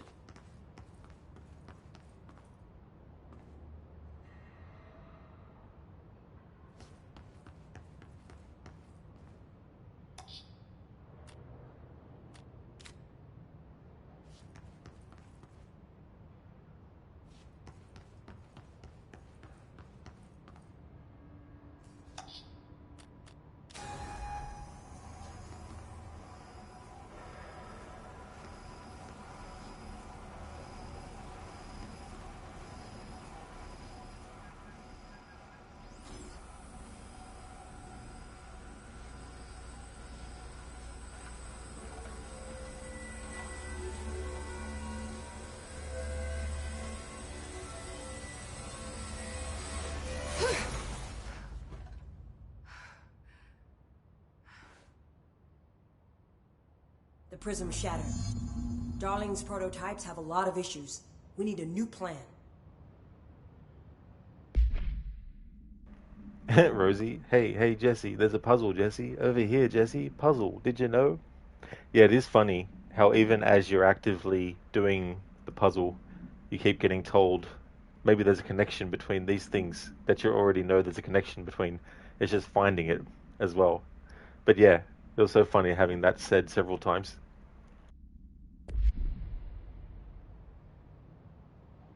We need more Black Rock prisms to make this machine work. Darling has another lab, down in the Black Rock processing site in maintenance. That must be where he keeps the prisms. I've been to maintenance already. I can find my way. But how long will that take? Nothing here is simple. I need to ask her now, before I go. I need something from you first. What do you know about Dylan Faden? I knew this was coming. Lives are at stake here, and we need this machine working to save those lives.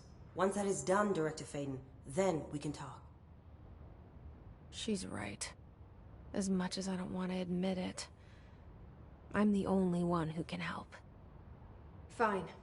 I'll get the prisms first. Dylan will have to wait just a little longer. But don't call me Director. Jesse is fine. I'll call you Faden. Here, you'll need this keycard. Thanks. Emily Pope has set up a base in Executive. Once I have the prism, I'll meet you there. Right. I'll move out immediately. And keep an eye out for Darling. Finding him might be the key to stopping the hiss. It's just one large-scale HRA. It's there now. We are about to be exposed to a different kind of resonance. Hostile, viral, invasive resonance.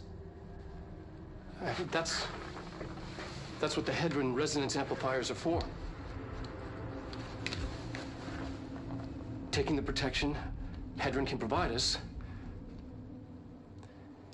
and keeping us from being wiped out.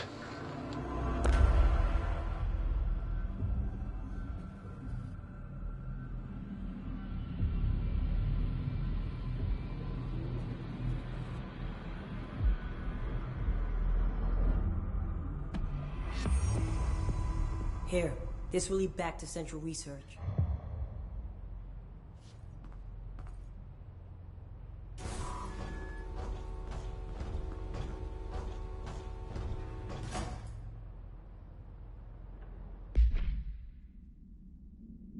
Rosie, you'll protect Matthew. You'll be his HRA.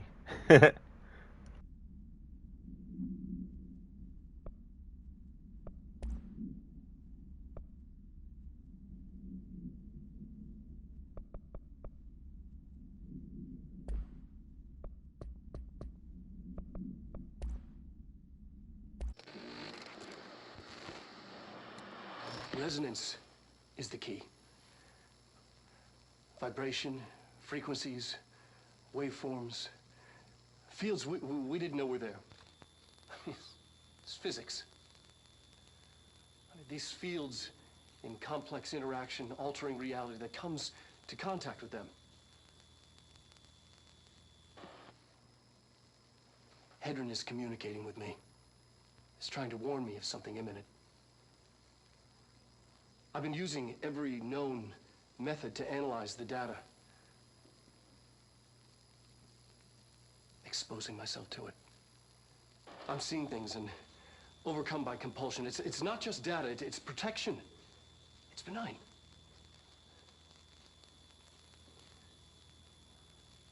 We are about to be exposed to a different kind of resonance. Hostile, viral, invasive resonance. I think that's what the Hedron resonance amplifiers are for. Taking the protection Hedron can provide us, and keeping us from being wiped out.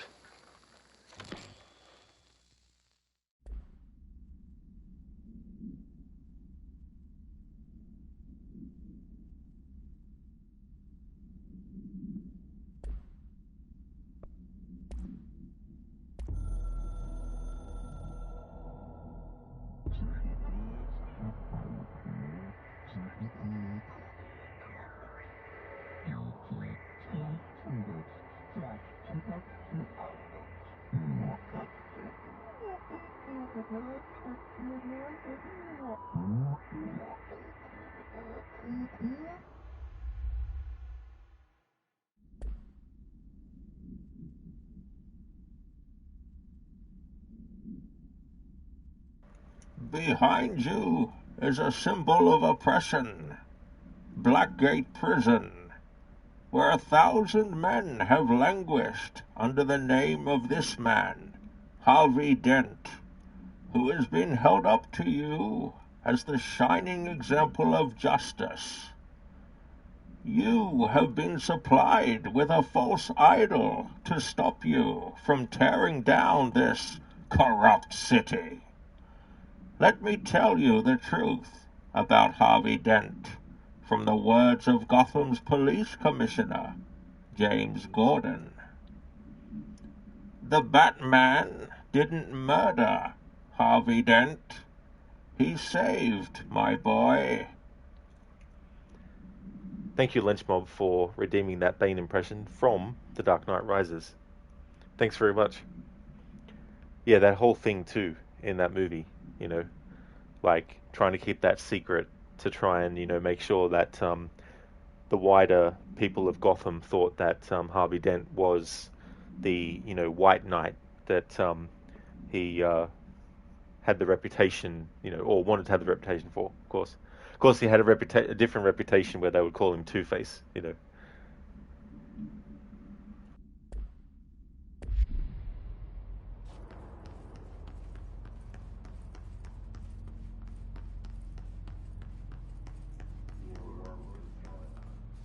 Lynchmob, you love the speech because it explains the lie they covered up.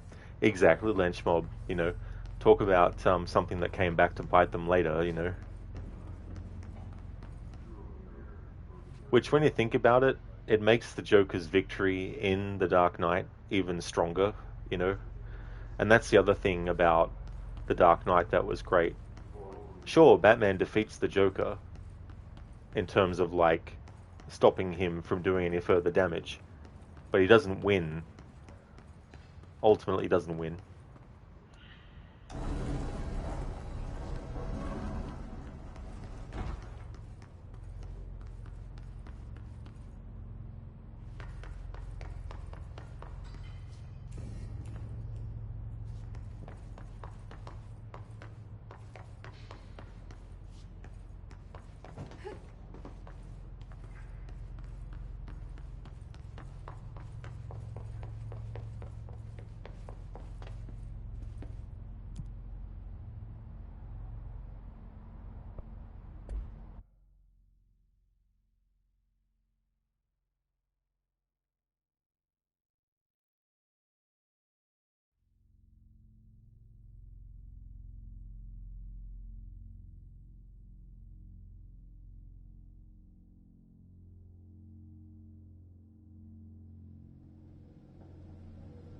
Marshall knows something about Dylan. Is he here? Is he all right?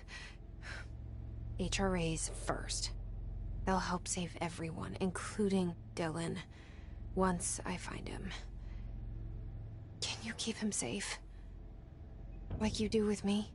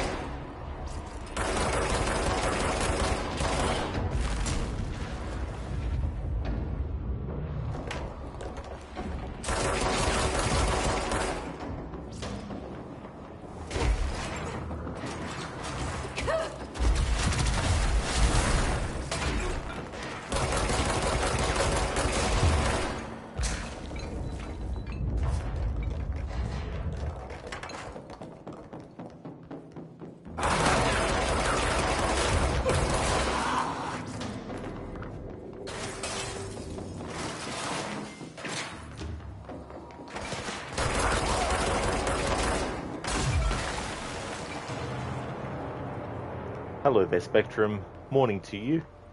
How's things?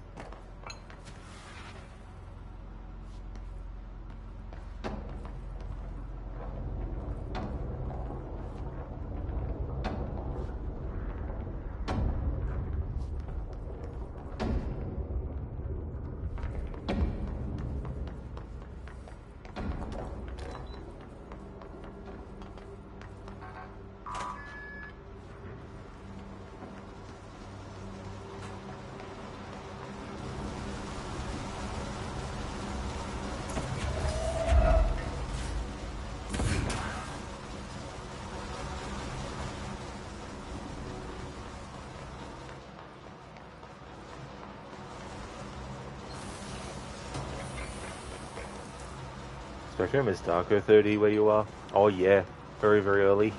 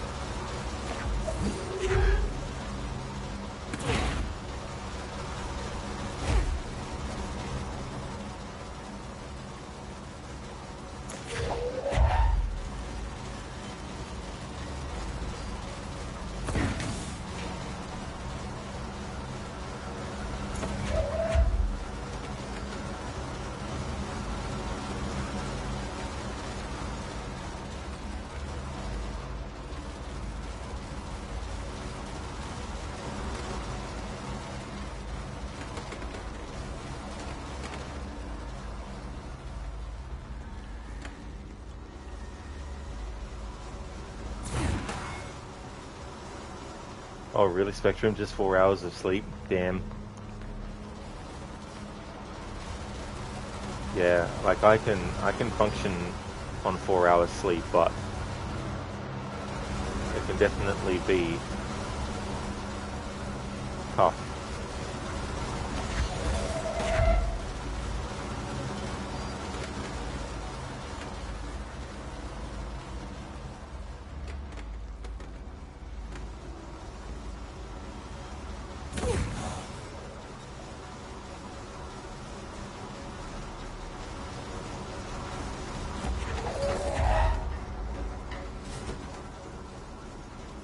Spectrum, is she using technology to levitate?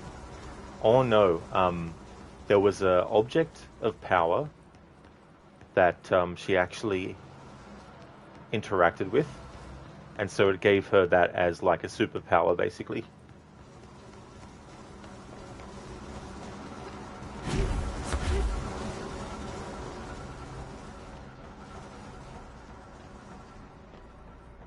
Oh, is it, Lizzie? It's 3:14 a.m. where you are? Yeah, definitely very, very early. Or late if you've been up.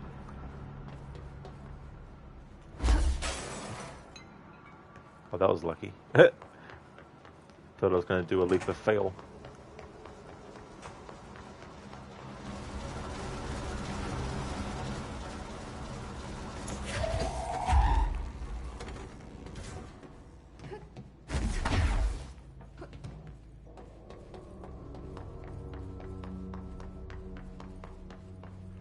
Spectrum, 6:15 a.m. for you. It's a fair way away here. It's 10:15 p.m. Lizzie, you haven't slept at all, have you? Ah, damn. Well, hopefully you can get some sleep.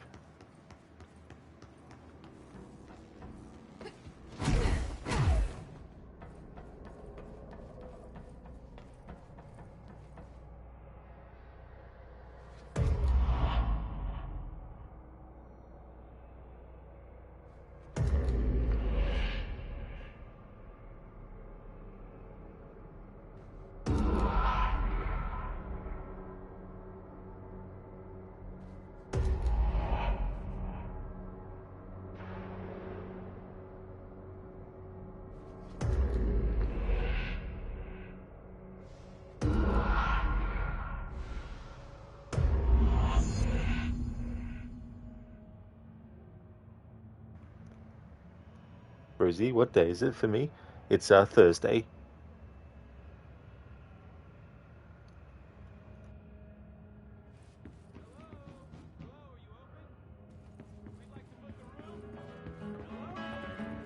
I don't know. The lights are on. They should be open. We're looking to get a room for the night. Hello? I don't think anyone's there, honey. Come on. We'll go to that motel we passed a while back.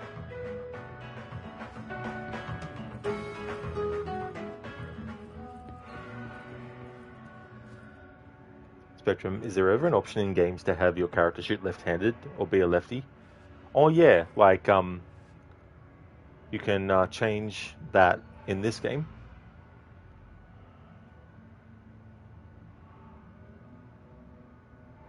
Although, I mean, it might not necessarily change which hand the character's using their weapon, but for your own perspective, if you need it to be on that side, you can do that too.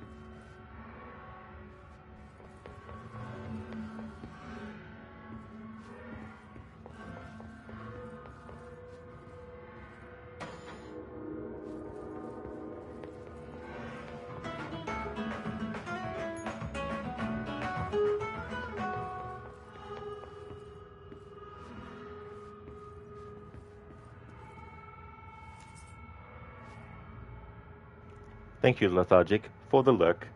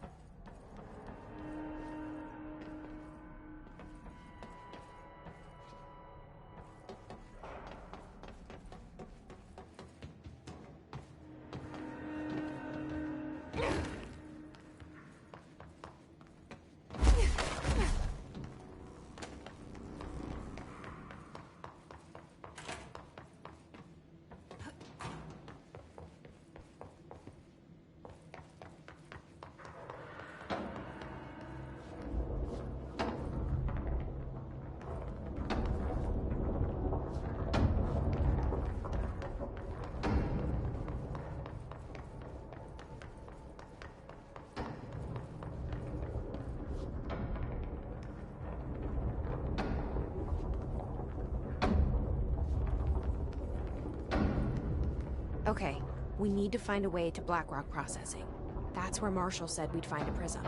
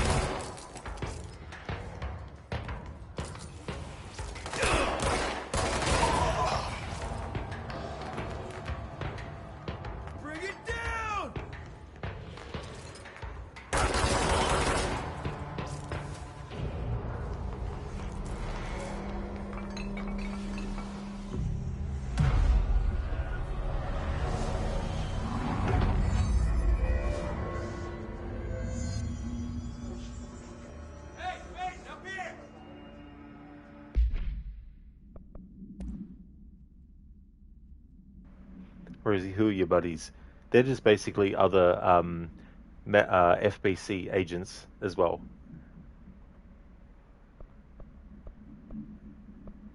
Except they're rangers specifically. They're like an elite kind of section or group.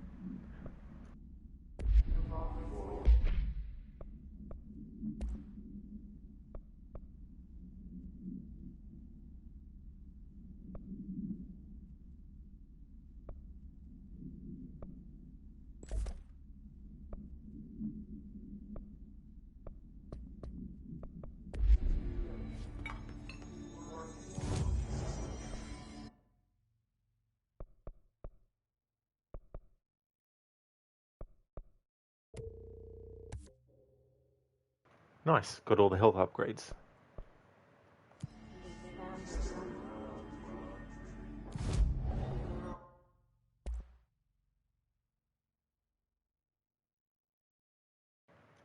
Alright, now to upgrade the grip. Now we have another mod that we can add for the weapon.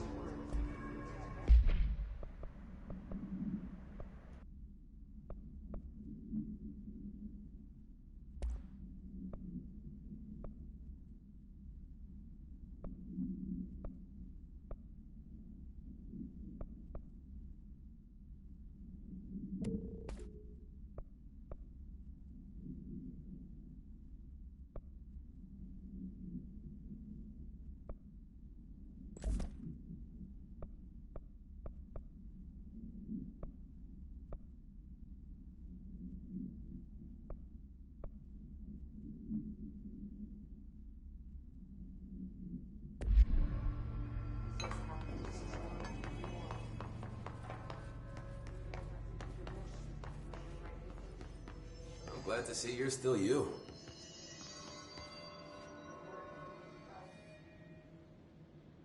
Hey, thanks for bringing down that... whatever the fuck that was. But we are barely holding on here, boss. How's the situation outside maintenance? What do I tell him? The truth is harsh, but these people seem familiar with death. The Hiss are everywhere. Most of the Bureau is lost.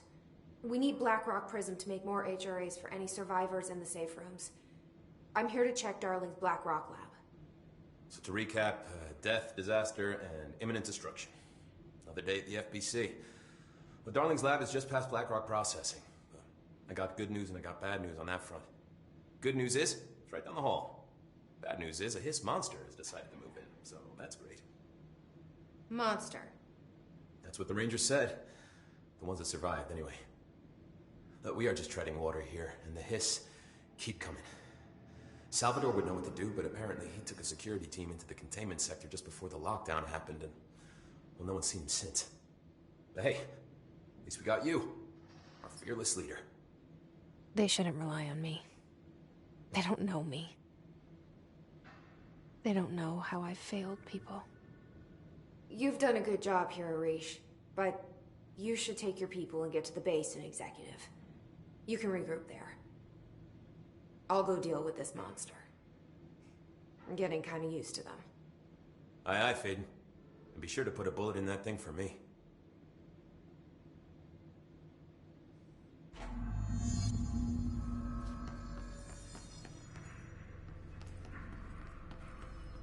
Ranger Squad, Charlie 7 returned from an expedition into the quarry threshold just after 0500 Zulu.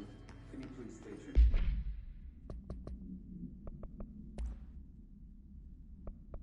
Ranger Squad, Charlie 7 returned from an expedition into the quarry threshold just after 0500 Zulu. Can you please state your names and describe the purpose of your expedition? Kevin Horowitz. Rupert Wells. Our mission was to map quarry grid coordinates G29. Secondary objective, as always, was to find a route from the threshold entrance and maintenance to the formation.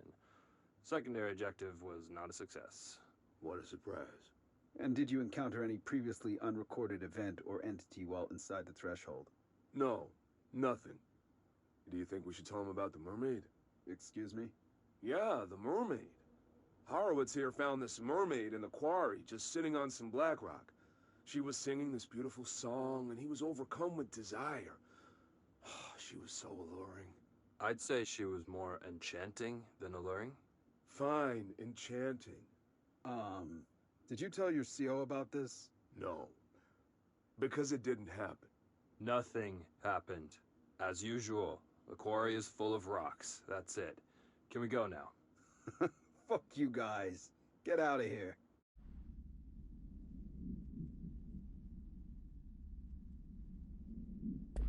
Names and describe the purpose of your expedition. Kevin Horowitz. Our mission was to map quarry grid coordinates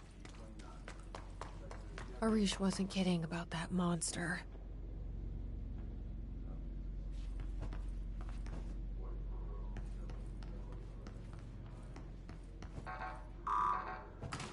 You showed me the HRA when I first got here, and the machine that makes them. Can you help me find a prism? Lizzie, why is she doubting literally everyone? When she was a child, her and her brother Dylan, in their town of Ordinary, they found a slide projector. And when they went in and interacted with the slide projector, it basically caused an altered world event to happen.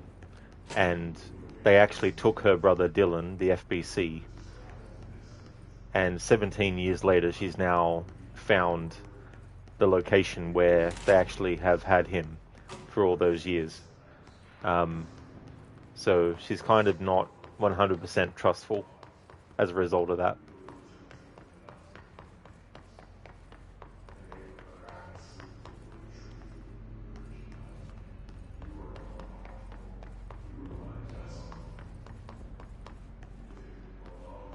Although you said the word doubting, not trusting. Sorry. Why is she doubting literally everyone? I guess it could also be a result of all that as well.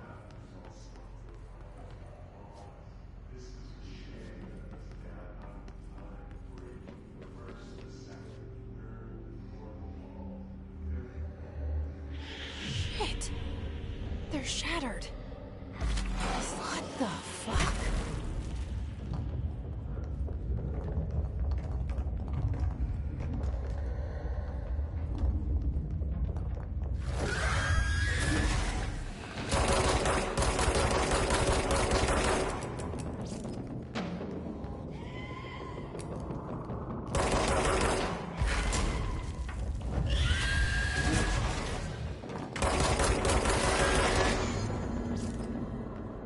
Let's hurry up and find Darling's lab.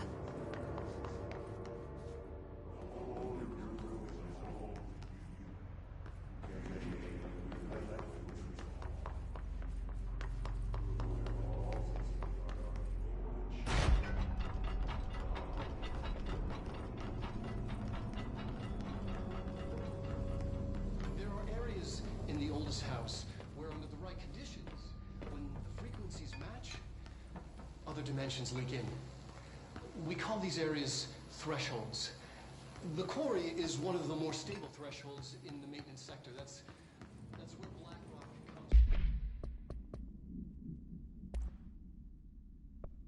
comes. There are areas in the oldest house where, under the right conditions, when the frequencies match, other dimensions leak in. We call these areas thresholds. The quarry is one of the more stable thresholds in the maintenance sector. That's where Black Rock comes from. Extra-dimensional matter.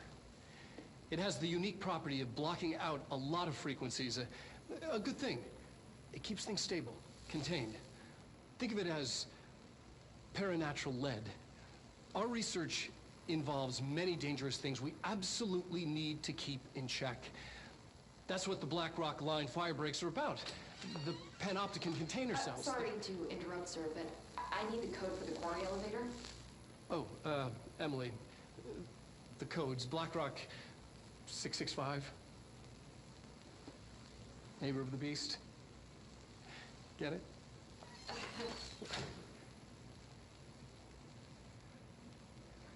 We can do that again if you... this is kind of a little bit of a spoiler for Alan Wake 2, but in Alan Wake 2, there's a door that you need to get through, and the password for it is 665. At least the initial password is. The other two times where you come across it, the number changes. Or rather, the combination of those three numbers changes.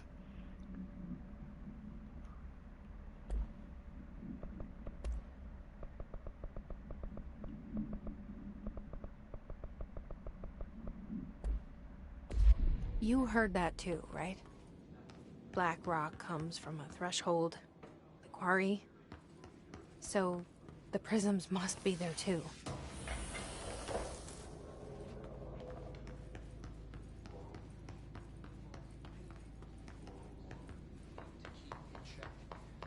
That's what the Black Rock Line fire breaks are about.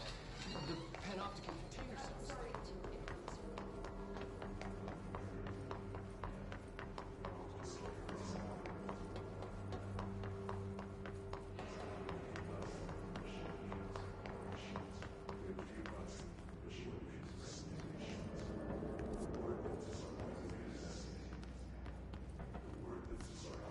Dr. Darling, at this rate, the hiss will be under control by tomorrow.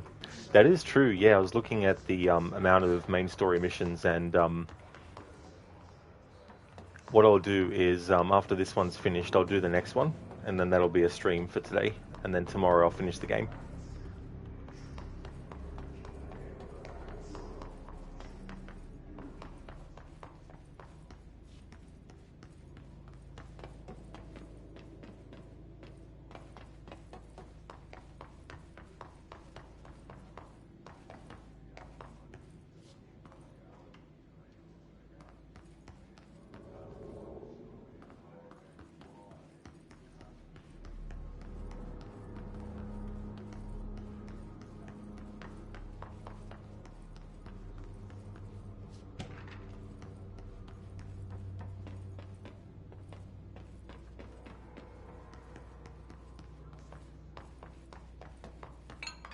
Darling's key.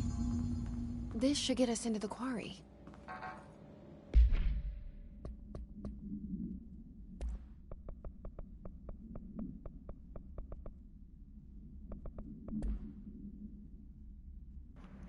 Hey there, Lucinda. Good morning to you. How is Control going with the challenge? It's going pretty well. Haven't hit a point yet where I've had multiple retries and spent 20 minutes or more on a section. But it's definitely been interesting having to not use launch to attack enemies with. Can't even do like the melee attack either. So have to sort of like override any instinct or reflexes I might have. But the other thing too is it's made me more mindful of taking cover. So in a way, it's made me start to play this more like a tactical cover shooter. So that's been an interesting sort of feeling. But yeah, it's been going pretty well so far. Haven't really hit like a big roadblock. It hasn't really felt like it's overly difficult, but you never know. That could change as we get to the later game. How's things going with you? Dr. Darling, and then a bonus playthrough of Call of Cthulhu because you haven't played that in a while. It's been a few months since I played that. The last time I did a playthrough which was a medicine focus.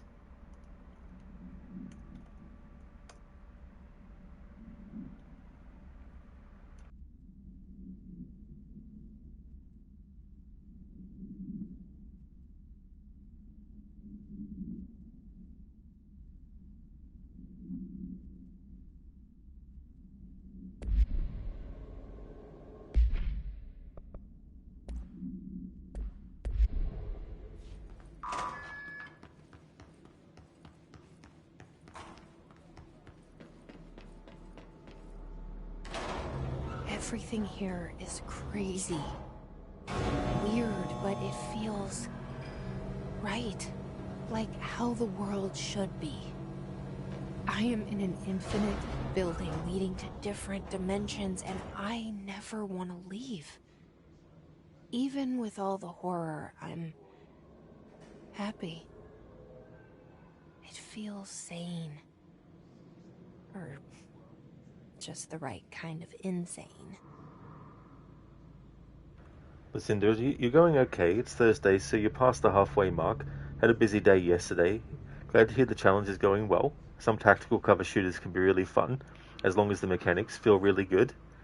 Well, that's good that you're going okay. Definitely closer to Friday as well.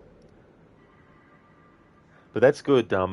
I saw the update that you did about your workout. So that was really good, Lucinda. That sounds like you've had a great start to that too. I feel like with this game, I mean, you can't really dawdle either, because you can have an enemy just surround you, and then next minute you got an enemy that's shooting explosives at you, or got a move that will actually, do a lot of damage. But so far, it's kind of felt like if you wanted to play it that way, you could play it that way as well. Because the way I normally play it is I tend to do a combo of shoot a bit and then grab a thing to throw and mix it up a bit like that. But in this playthrough, of course, can't do that. Not allowed.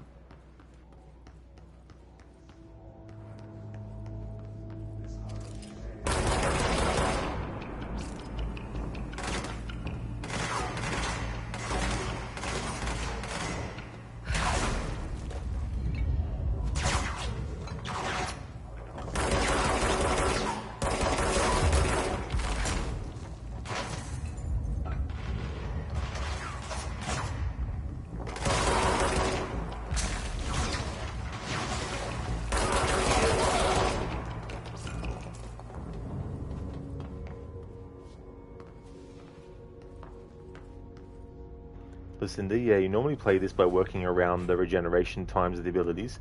Shoot while things are recharging and use abilities while the service weapon is reloading. Oh yeah, absolutely, that's a good way to do it too. And something I've started doing is using the shield while waiting for my weapon to reload.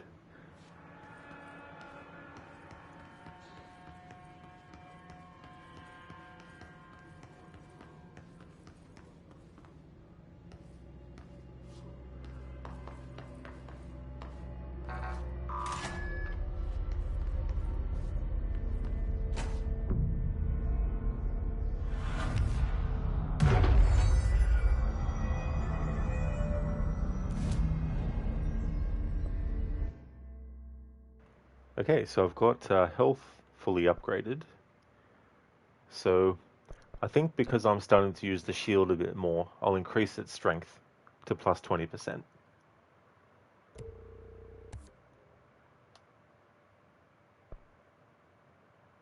And then another plus 20% as well. There we go. So these abilities here are what make the shield an offensive weapon, as well as a defensive one. But I can increase the shield strength though.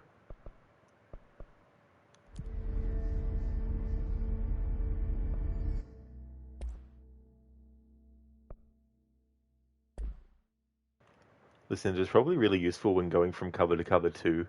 Oh, exactly, yeah, reposition yourself. And you've got those enemies that are kind of invisible, and then when they get close to you, they have a big schizo attack. So it seems that the shield can help me there a little bit as well.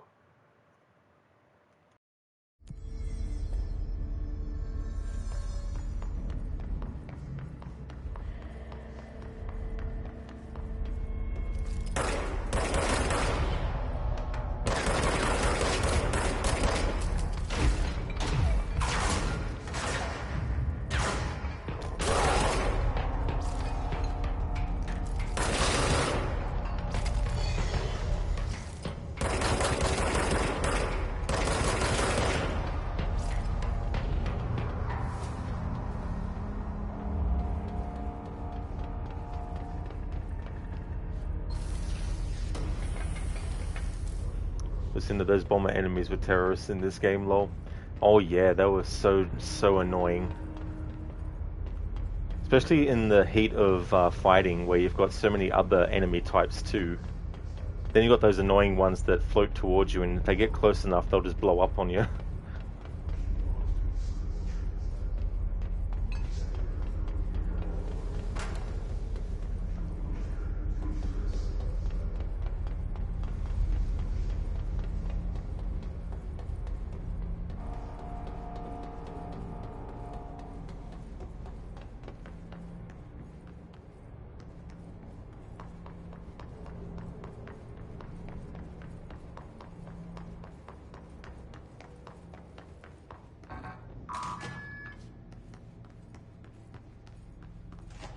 It was funny, Lucinda, earlier I was doing a puzzle, and the character of Marshall, even though I was interacting with the things and working through it, kept on saying, I think there's something to do with this that you need to do with that. That thing that you're collecting, I think you need to do that with this. It's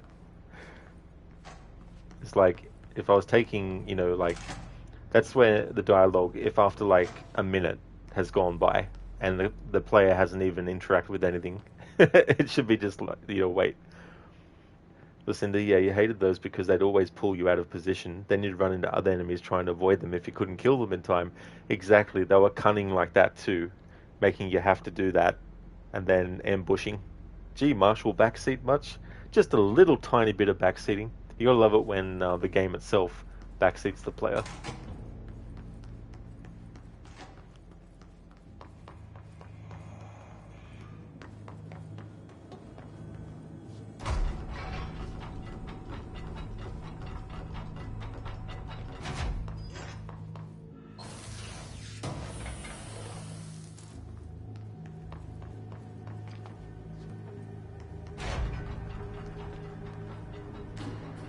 Elevator's broken. Gotta get down the old-fashioned way.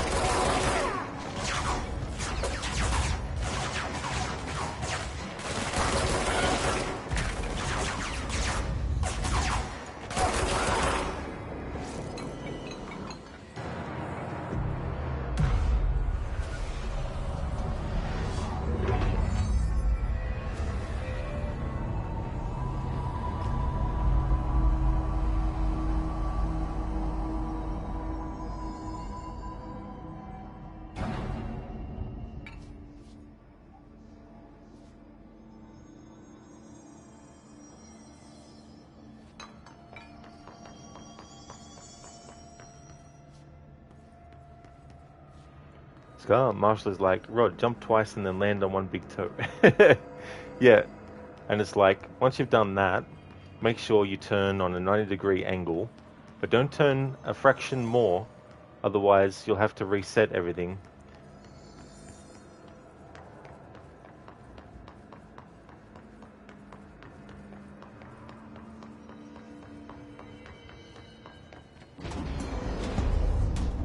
What?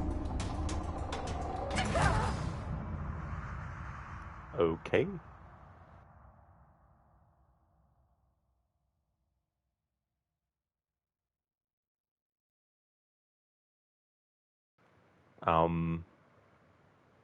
I see. Was it just me, or did I actually clip through the fucking floor? This should get us into the quarry.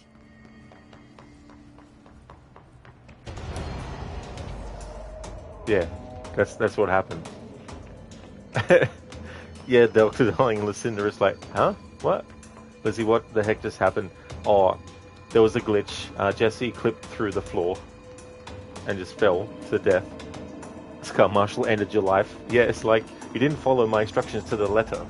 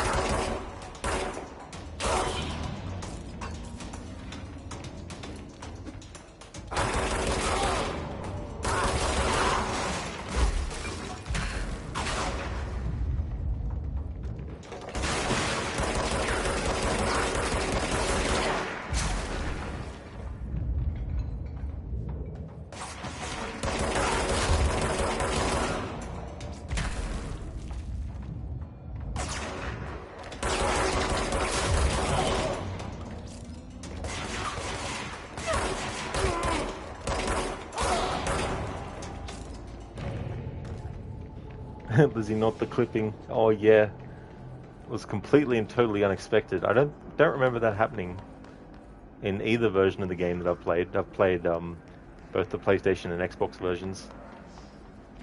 I'm guessing these people can't be saved. They can't be. Lizzie, yeah. Jesse tried to save them earlier, but it doesn't work the same way it does for her when she restores these control points.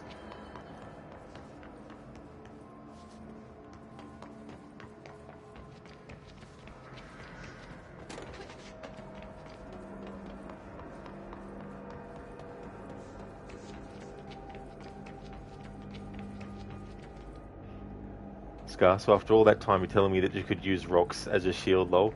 Oh yeah, absolutely. Yeah, you have to unlock it as an ability, and you can increase the strength of it, and then there's also upgrades for it that will make it do damage to enemies. So I can't do those upgrades though, but I can definitely use it to protect. Lizzie, well that's sad. Yeah, it really is, you know, like... But then again, as well, you can't save everyone.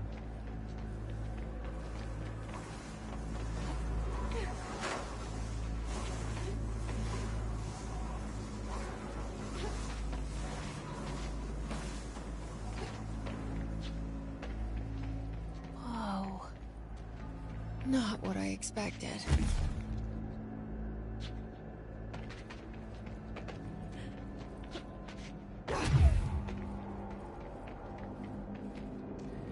Scar, could be useful to protect your hair when you were fighting those things. Oh, that's right, Scar. I actually forgot you played this, didn't you? Yeah. Yeah, it definitely comes in handy. I think it's not a main mission. It's actually a side mission.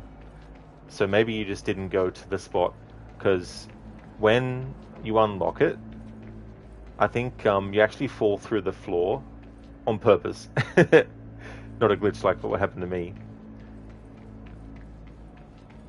Lizzie, the rocks falling like Lego bricks. Oh yeah. Someone should mod this game so it's just Lego bricks.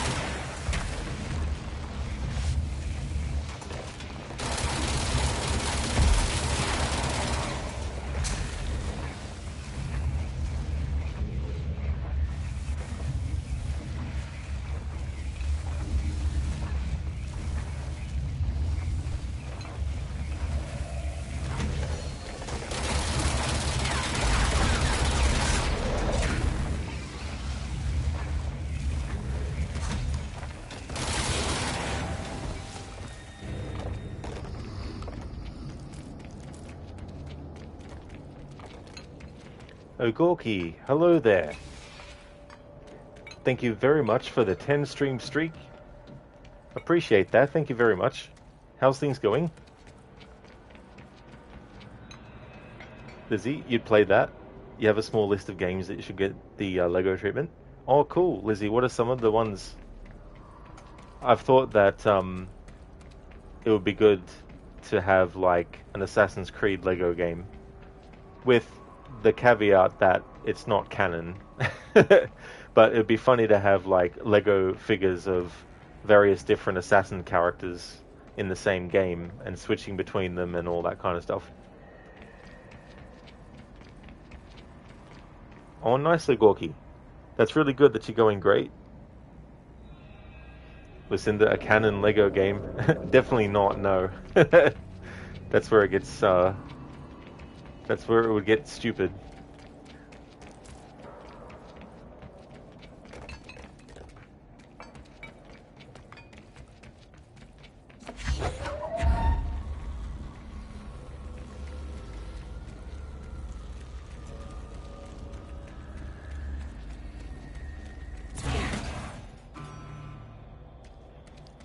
Lizzie, Skyrim and a Fallout would be amazing. Oh, that would be interesting, actually, yeah. I mean, for me, it would be the Skyrim, because I haven't really had a good history yet with Fallout. I mean, the only one I've tried is Fallout 3. But still, didn't actually get into it even the second time around.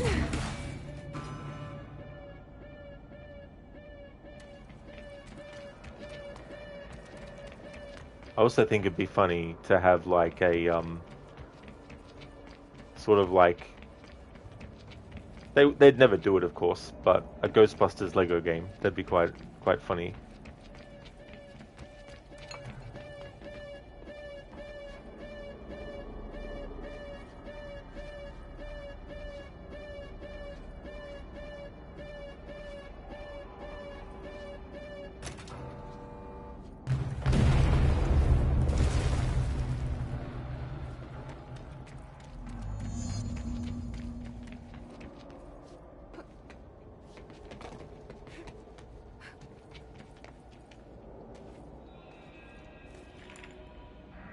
And there it is, right where you led me. The HRAs, the prisms, they mean something to you. I need to get this prism to Marshall before it's too late. HRAs, then Dylan.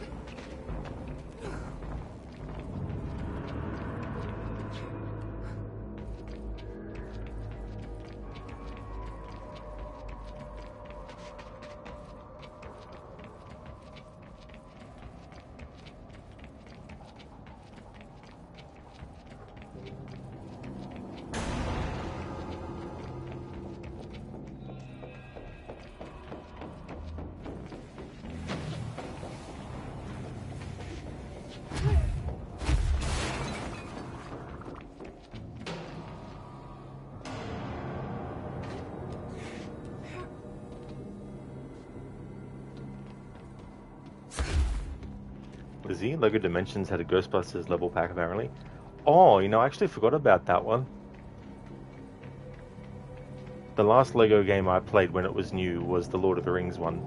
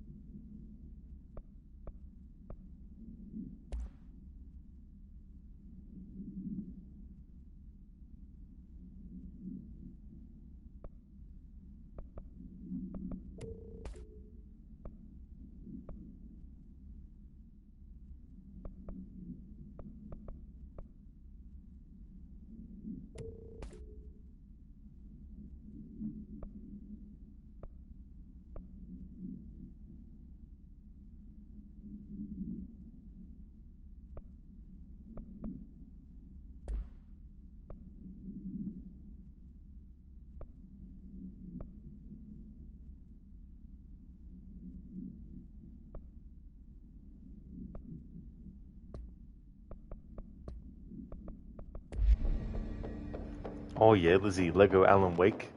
Yeah. I mean, you could also have like to make the scope of it wider. You could also have it just be the Remedy universe. Although that might be a bit of a mouthful as a title.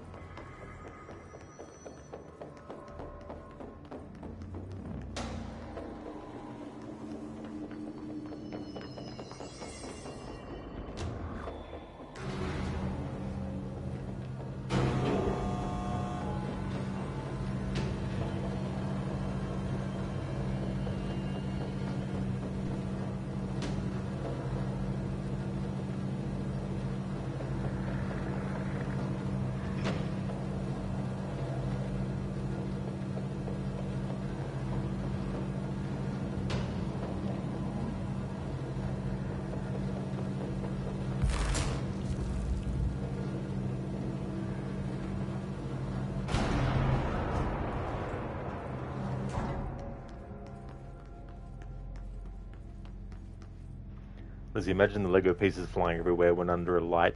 Oh yeah. Yeah.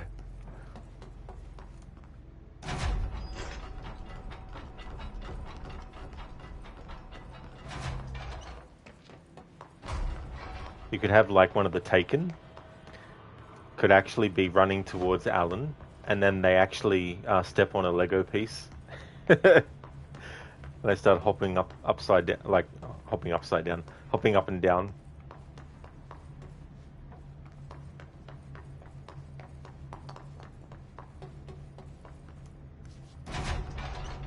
Oh, I already opened that.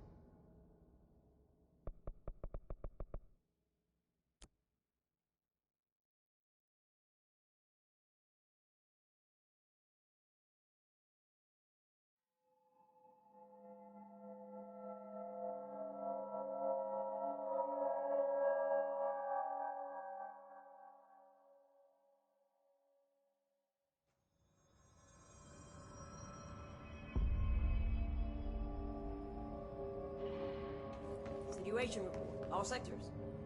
Executive is in the process of being fortified, as per your orders. Maintenance is relatively stable. A security employee named Arish has apparently prevented multiple key locations from being taken by the Hiss. Research is overrun, with a small team currently holding the HRA lab. Containment is, well, it's gone dark. No one's heard anything from them since the attack. Let's hope no news is good news. Let's hope.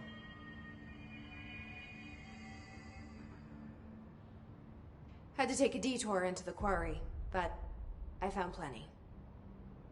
Here. We will start HRA production immediately.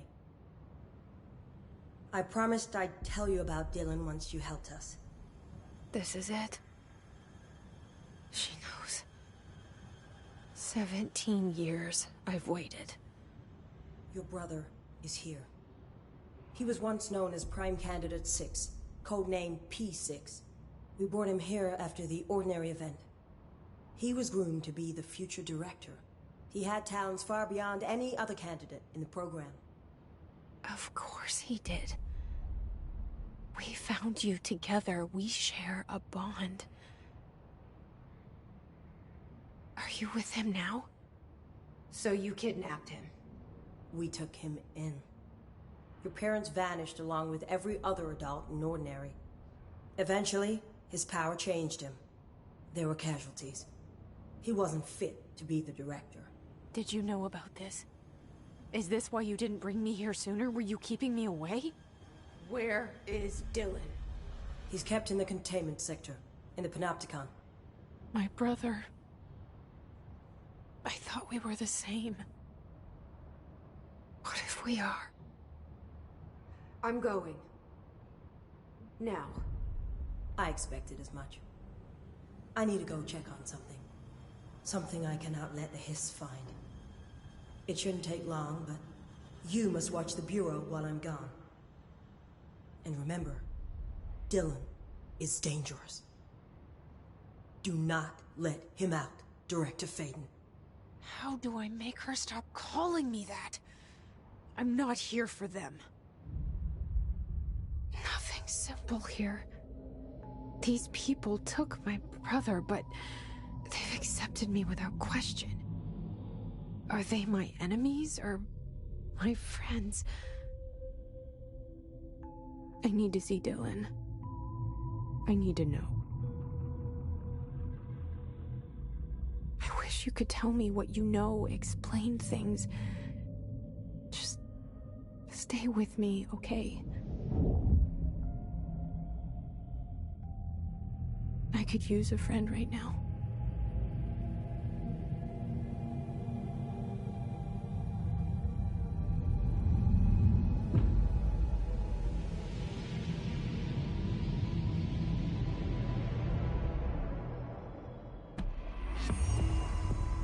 Dylan, you son of a bitch. Collins, any word on survivors? We've located numerous safe rooms with survivors inside. We're waiting on HRAs before we open them. Once we can safely bring them out, the survivors will be escorted here straight away. Wonderful. Keep me updated.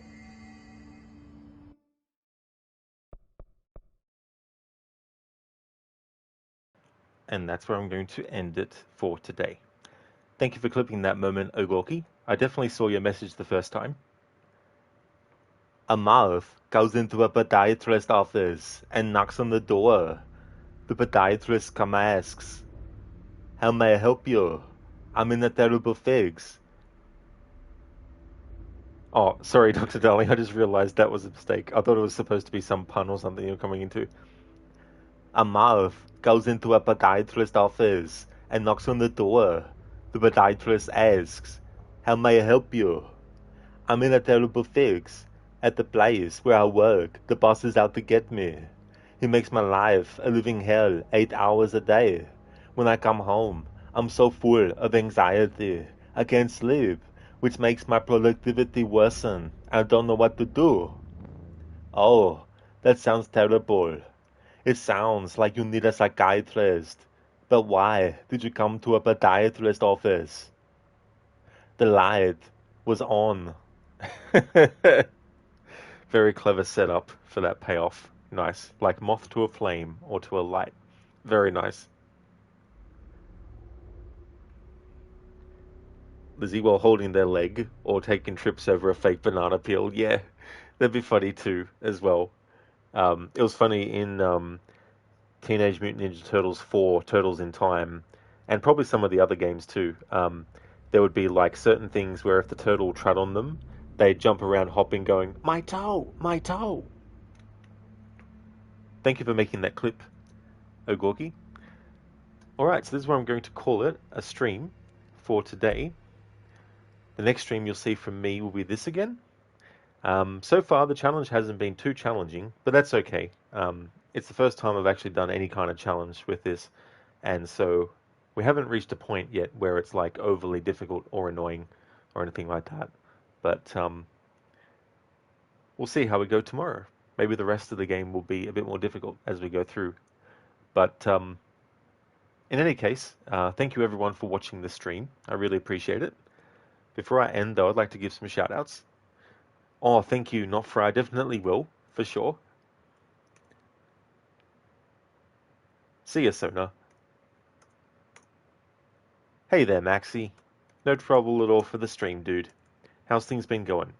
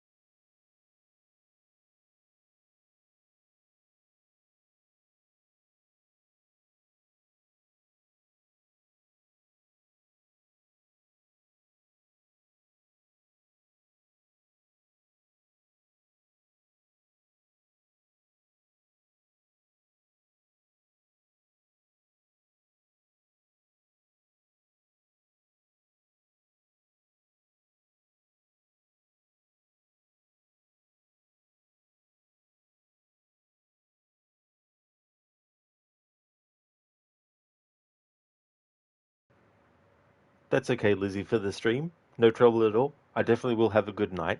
I hope that you end up having a great day. No problem at all, Ogorki, for the stream. Hope that you have a good one.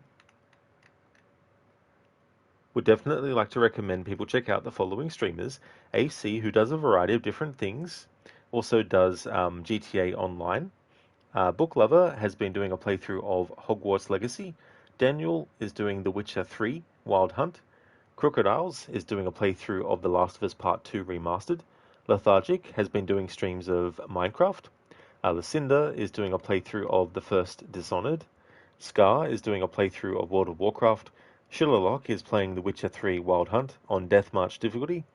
Shaky has been doing Far Cry 6, Shin the Ninja Penguin, Starfield, and Zamaxi is doing Uncharted The Lost Legacy. Great streamers, so definitely recommend. Lizzie, believe you actually own a copy of Dishonored. Oh, cool. Have you played any of the other ones? That's actually a series that I would like to play as well. Oh, that's okay, Maxi. No need to apologize. Thank you very much for the lurking. I appreciate it. Your day is okay, thanks. Just busy with projects. How's Control? Oh, that's definitely fair enough, dude. I really hope that it's not like the too stressful kind of busy, but that's good that it's going okay. Control was really good. It was fun to get back to this game. I really like it a lot, and so doing a challenge with it was something I wanted to do for a while now, because I've never actually done a challenge playthrough of this game before. So I was looking forward to that aspect too. And plus, there's just so many great things about this game. A lot of great sequences as well. And that's no trouble at all for the shout out, Maxi. No worries. Lizzie, nope, haven't showed you though. Oh yeah, because I wasn't sure, because there's a third game, but it's not called Dishonored 3. It's called Dishonored Death of the Outsider. So I thought you might have maybe played that one. But yeah, those three games look really interesting, the Dishonored series. I definitely would like to play them at some point myself.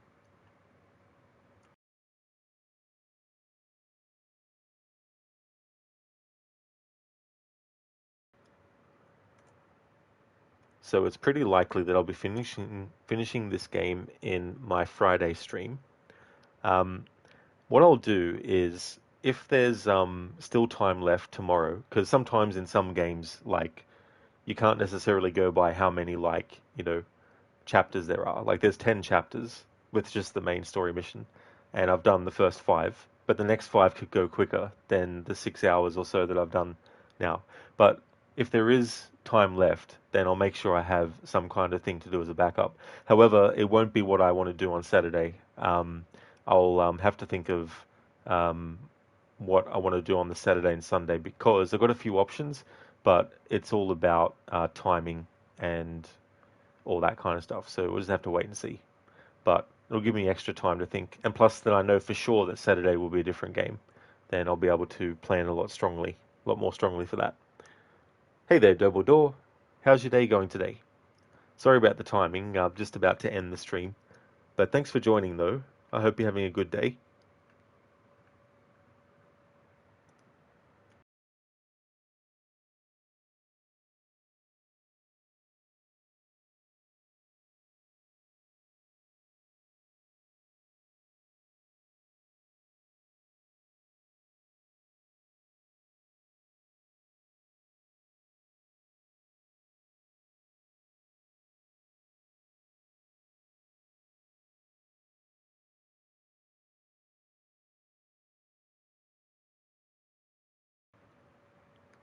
Dumbledore, okay. Oh, that's good.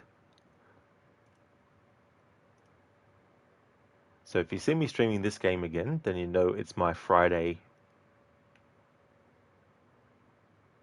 I can't even say what to look out for if I do finish Control.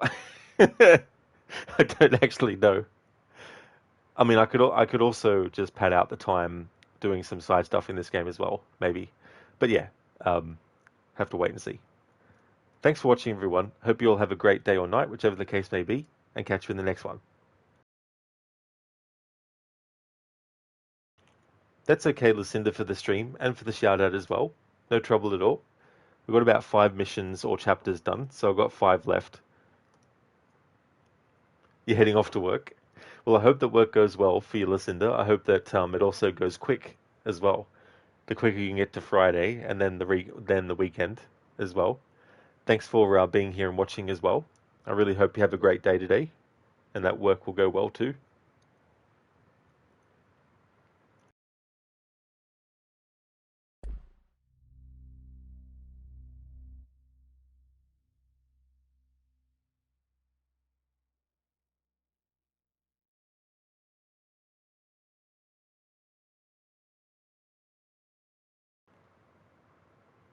Orange peel.